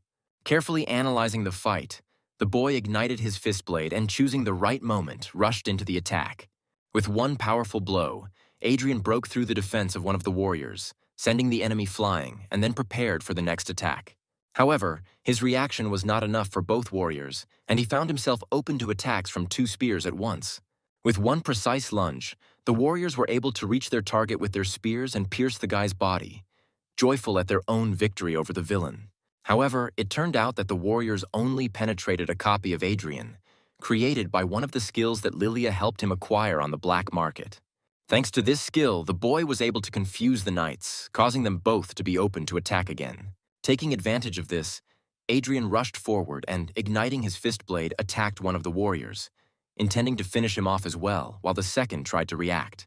One powerful blow, and the second knight flew into the wall with his armor pierced, leaving his comrade alone with the uninvited guest. Suddenly, Adrian noticed something that made him distracted from the fight that was so enjoyable for the guy. The fallen knight, whose armor had a gaping hole from the guy's blow, suddenly burst into golden flames, and Adrian wondered what kind of force had resurrected the fortress knights. Thinking that the enemy was distracted, the remaining knight attacked again, intending to pierce the enemy's body through and through. But Adrian again left an illusion in his place. In the blink of an eye, the guy found himself behind his opponent, preparing to end this fight with one blow. Swinging and igniting his fist blade again, Adrian thrust it straight into the warrior's back, piercing through his armor as well. Finally, Adrian relaxed, as all three knights were now defeated, although for some reason they were engulfed in harmless golden flames. It turned out that this flame was there for a reason, and one of the warriors suddenly staggered to both feet. Adrian noticed that he had been careless, and the knight's serfs were not really dying, and he himself could not even restore his health. Using his special vision, the boy saw an unusual magical seal that was located on the floor of the room. After looking at it more closely, Adrian realized that this seal was a magical puppet formation, and it was for this reason that the knights did not die from his attacks. Adrian realized that those who had entered this room the last time had died and had been turned into puppets that could be resurrected to control their bodies. The guy realized that this room used to be some kind of secret treasure room, which required such a special security system, although all the treasures had long been taken out. Suddenly, the eyes of the old man's statue standing in the middle of the hall lit up, and it spoke in a booming voice, demanding that the boy get out. The guy opened his eyes in surprise and even smiled from the realization that a soul was born in this statue, and it became the spirit of a magical formation, which is why it itself became a treasure. He realized that this statue had been functioning for thousands of years, feeding on spiritual energy from an underground source, and therefore its value was indescribable. Adrian thought that in his previous life, it had taken him a lot of effort to create an 8th-level spiritual power formation, but with this statuette, it would be much easier for him to achieve that power. Realizing that he simply couldn't leave without this statuette, the guy rushed into battle, ready to destroy all the knights just to get it. Coming closer, the guy realized that the statue had protected itself with a strong barrier of light curtain, which could not be penetrated by ordinary attacks. Looking up, he saw that the statue's eyes had become more and more angry, and suddenly a loud voice began to sound from within, calling for Adrian to die. Her power was so great that monsters suddenly appeared from everywhere, whose spiritual power clearly indicated that they were all puppets of this statuette. Looking up with interest, Adrian came to the conclusion that the statue had decided to use all of its powers, which meant he would have to take a risk. The guy used his thief skill to speed up his movement, and then his mage skill to at least hold off the puppets around him for a moment. Having knocked out exactly 1 second for action, the guy rushed forward to the statuette, and thanks to the dispersal of magic, was able to break through its defense and burst inside. As soon as he penetrated the protection, his hand immediately grabbed the statuette, snatching it from the pedestal. Raising his hand with the statue, the boy loudly exclaimed that he had grabbed it when his skill stopped working and a whole horde of monsters rushed towards him, ready to tear him to pieces. Luckily, Adrian had calculated everything well enough, and so the blades, fangs, and claws froze just a couple of centimeters from his face and throat. Sighing, the boy sat down cross-legged on the stone floor, preparing to use the soul from this statue and the previously collected energy of the pack of hounds to create a high-level formation. By pouring this energy into the statue, the boy activated its magical puppet formation, intending to absorb all the power it had absorbed over the millennia. The boy's eyes lit up as he began to use one of the techniques he knew in his past life, which allowed the fusion of a powerful soul with the soul in a human's body for successful molding. Adrian thought that the ranks were used specifically for division, since ranks E through D were considered low, while ranks C and above became managers in the City of Dawn. Finally, the guy's body was enveloped in threads of golden energy, and he himself was able to create and begin creating the formation of his spiritual energy, which is used to obtain rank C and above. Sitting in the circle of the magic formation, Adrian began to modify the threads, thinking that the more patterns there were in it, the stronger the formation would be. Looking down at his hands, Adrian noticed that they were covered in slight wounds, which meant that the power of the 1,000-year-old soul contained within the statuette was too strong for his body. Suddenly, Adrian saw two spears aimed at his head, and so he had to briefly stop forming patterns. Easily dodging, the guy realized that his soul had already completely merged with the soul of the statuette, and therefore the knights can now control their own bodies, although they will not be resurrected again. Although the guy was even happy, because the knights could help him strengthen his body, which began to collapse from the power contained inside. Having ducked under the knight's blow, the boy turned sharply and hit his opponent in the stomach. But the force contained in his body was so great that Adrian easily sent his opponent flying. Adrian fought furiously, taking attacks from a whole horde of monsters, each of which began to move in accordance with their own desire to kill him. Smiling slyly, the guy was even glad that there were so many monsters here, no higher than D, but even several C rank. And at the very moment he prepared to attack this entire army of monsters alone, Adrian felt an explosion of all his power, which he had never expected.